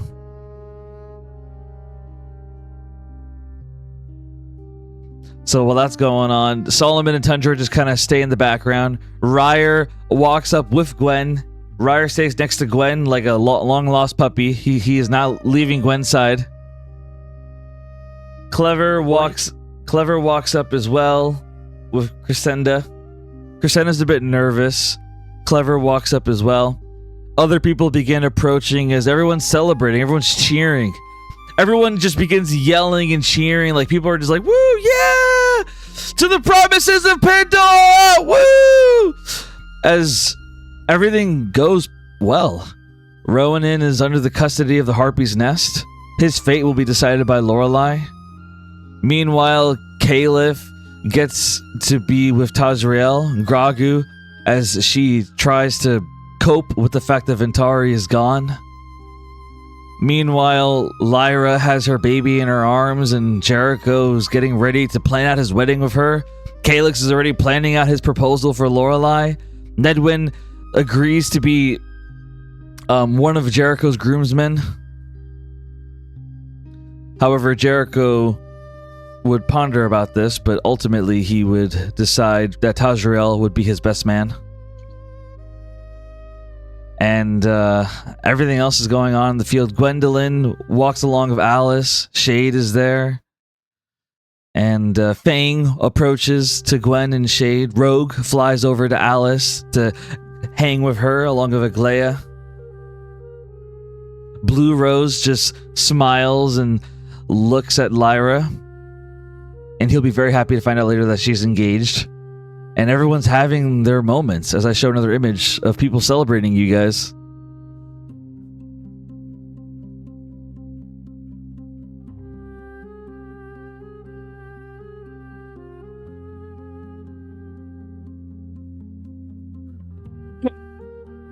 Yeah, Caliph, you Ain't can no talk. way there's happy on there.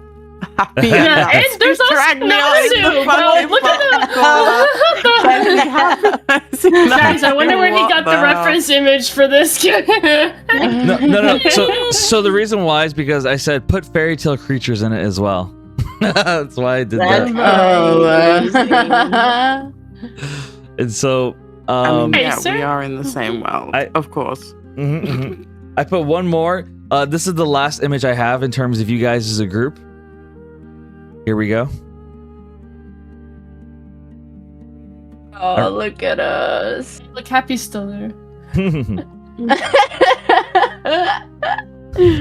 Everyone's celebrating you guys as you stand tall as the promises of Pandora. Like, everyone is like, they are all just enthusiastic. Like, everyone's celebrating you guys. They're cherishing you. Like, as of right now, as far as the world is concerned, you guys are like the representatives of Dornia right now. Or I'm saying the world, but Dornia. You guys are like, everyone regards you. Naren is now the ruler of the Phantom Federation. People are going to adhere to what Alice wants when it comes to the Divine Union, as well as potentially even Harpy's Nest. Gwendolyn oversees the Wonder Empire. Lyra Maris isn't a leader of Westvon Kingdom, but the king is ready to listen to whatever she has to say. And she's also the ruler of the Republic of Cogspire. Caliph is not technically the ruler of the Hellfire Zone, but all the dragons will do whatever she wants. They'll listen to whatever she says. as they give her a welcome banquet going on back home with Tazriel, as everyone is celebrating. Everyone is just filled with joy and happiness. And Caliph wanted to talk to Tazriel, so let me give her that moment. Oh, it's not much. Yeah, no, you're good. No worries. It's just, yeah. Because obviously the news of Ventari dying hit Caliph really hard. When Taz joins her, stands next to her, she kind of quietly will grab his hand, intertwine their fingers and squeeze him. And then she would look at him and say, what should I? Should say, it wasn't your fault. And I'm not upset with you. It's just hard. And it wasn't shameful. You kept the promise that you made and you came back. I'm going to grieve for a little bit, but I know. I love you. You can grieve as much as you like. And I'll grieve as well, Caliph. He saved my life.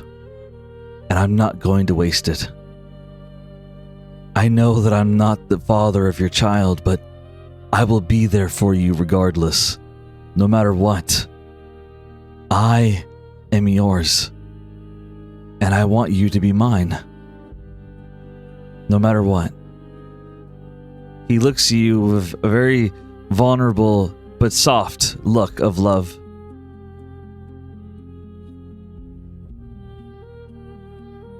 You're not the father, but you are the dad.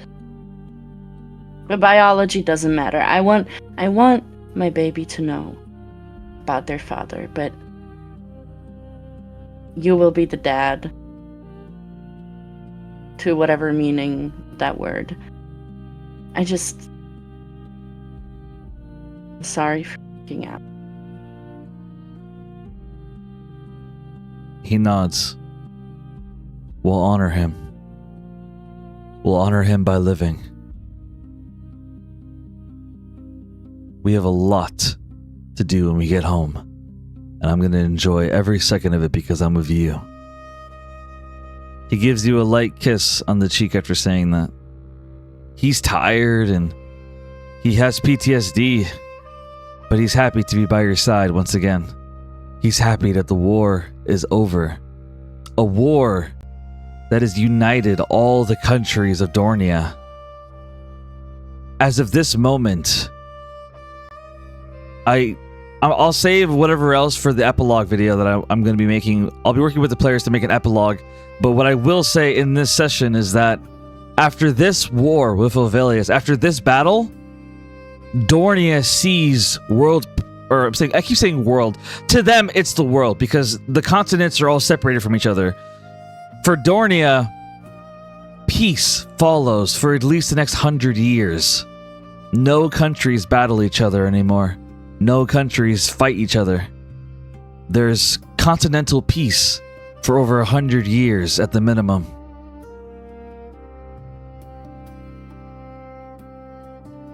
An alliance is built between all the countries to oversee Dornia.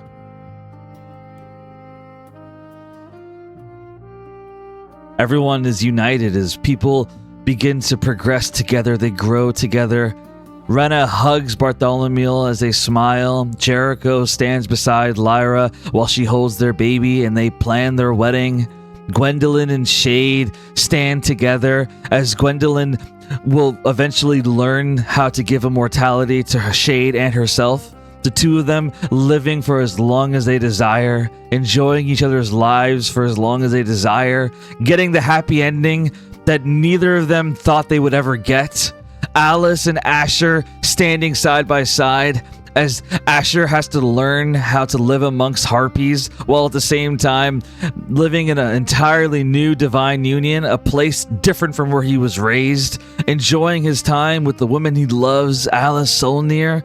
Caliph and Tazriel going to the Hellfire Zone and being able to enjoy their home, peace with no battles, no war, no death. Calyx and Lorelei being able to travel the world while Calyx spends a ridiculous amount of money on her until he finally gets the guts to propose to her. So much is going on between our promises. While meanwhile, Naren, who sits upon the throne of the Federation, governing its people, helping steer them away from illegal experimentation, steering them away from war and technology. And for a moment, she's lonely sitting on that throne until she blinks and Adrian is standing beside her, ready to give her the comfort she deserves after a long day of work. The man who is brought back to life by Lorelei's magic. A man who is now human, but often jokes of her that he should look into being able to turn to werewolf again. As jokes, of course, but regardless, they're happy together.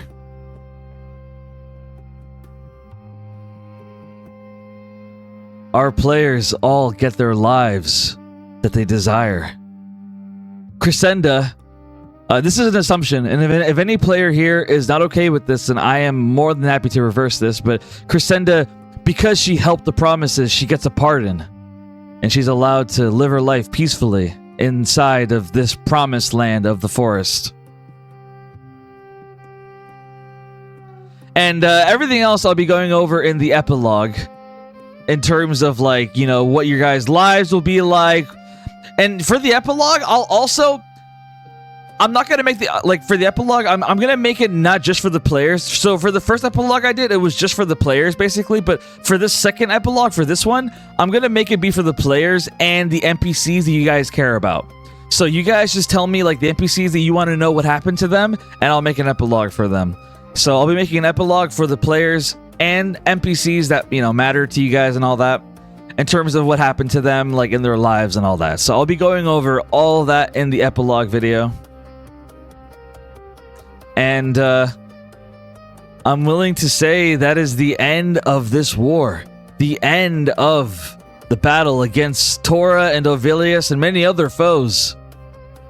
I have 1 to 2 more things to say, but before I do, I'm giving one final opportunity to the players. Is there any scene or dialogue you wish to exchange before I move to the end?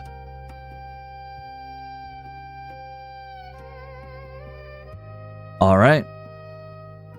So, what I will say is that the players, you all proceed to go back to your homes and live your lives. You might meet up in the future, who knows? We'll cover that in the epilogue. And the Promises of Pandora stood victorious. The dreams of Dolores ended with a sad ending. They all died. But the Promises of Pandora? They managed to triumph.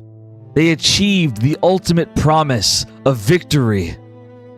They managed to create a continent of true peace and love and understanding and forgiveness. It has been hard for all of them. They've suffered, they've bled, they've cried, they've lost people that they loved, people that died. Quell sacrificed himself for them. Others have died as well. Many people have suffered. There are so many names that I won't even bother listing them off right now, but regardless, people have died for this. And you all have moved forward together. As a spectator and as a DM, I have been deeply honored to watch all of this. All players have been incredible.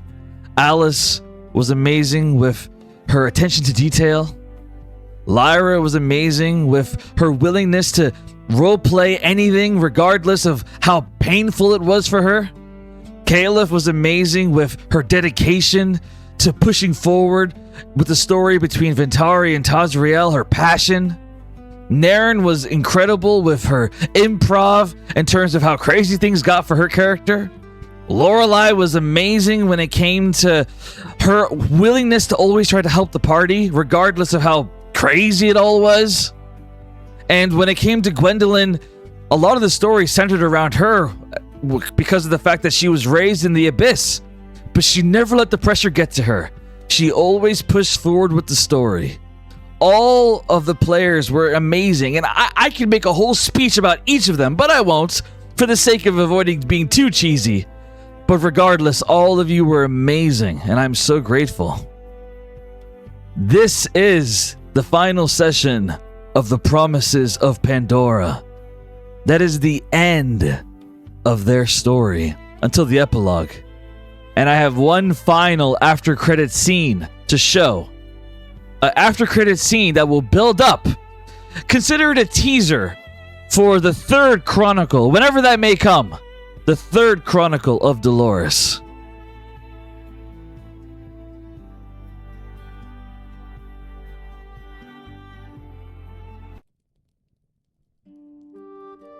One moment.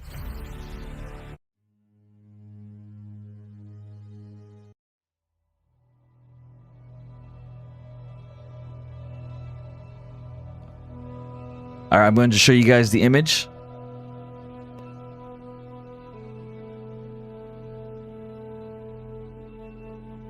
So,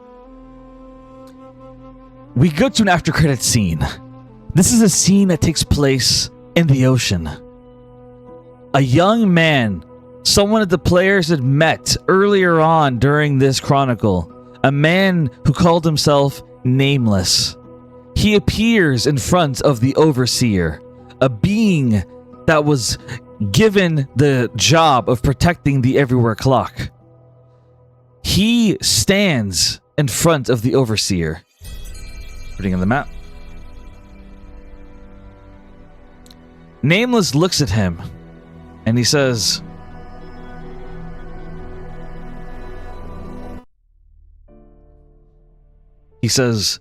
during all the chaos of Dornia, I managed to grab the real piece of the Everywhere Clock there. The Overseer looks at him with a smile. And he says, I'm gonna get the right song for this. I need something like edgy. I guess this will do. So the Overseer, he says, good. We couldn't risk Tora getting her hands on the real thing and giving it to Zareth. You did well, Nameless.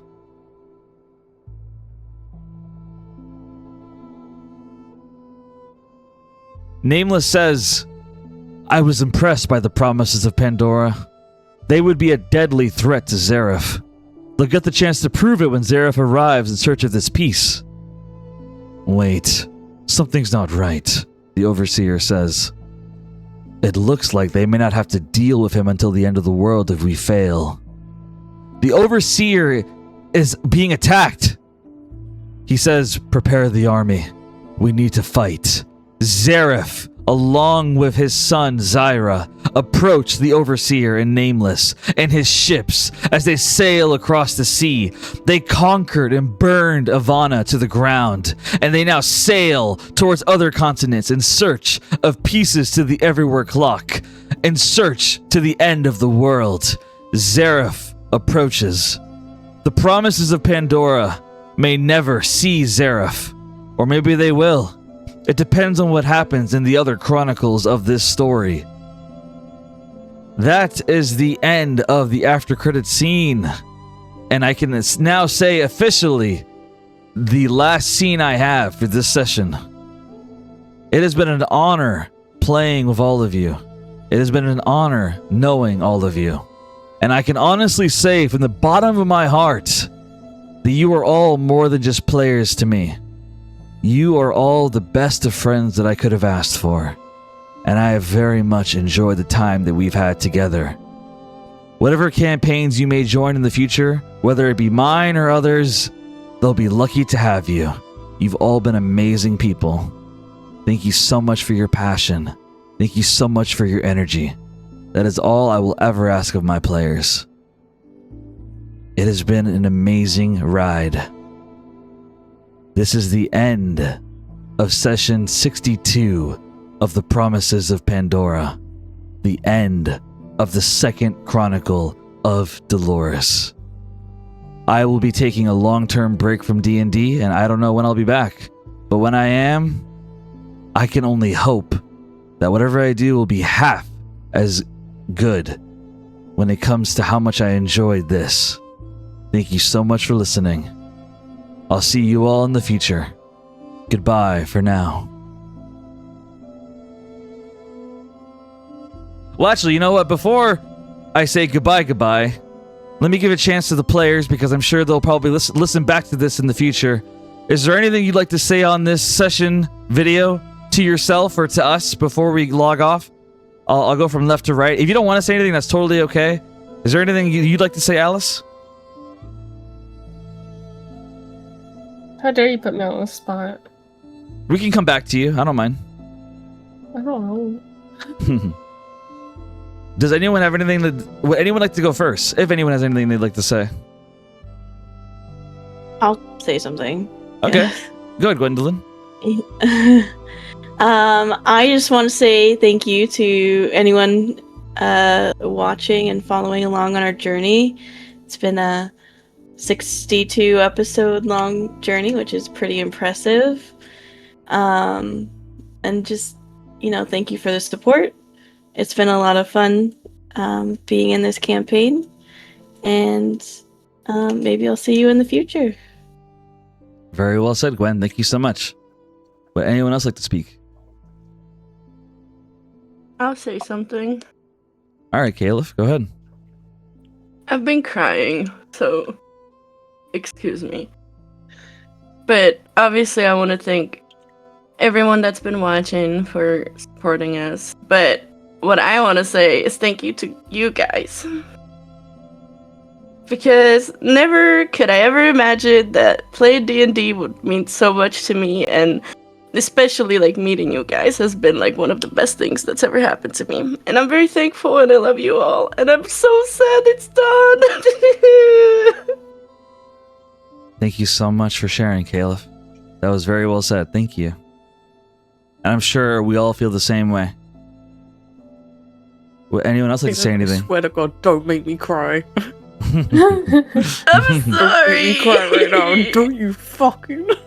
I'm sorry. I didn't mean to. Yeah. Thank you for all the support. As Caleb and Gwen said. Also, I love you guys. Thank you, Cap, for sending me that very formal message in September. Hi. Are you interested? Hello, in a campaign? period.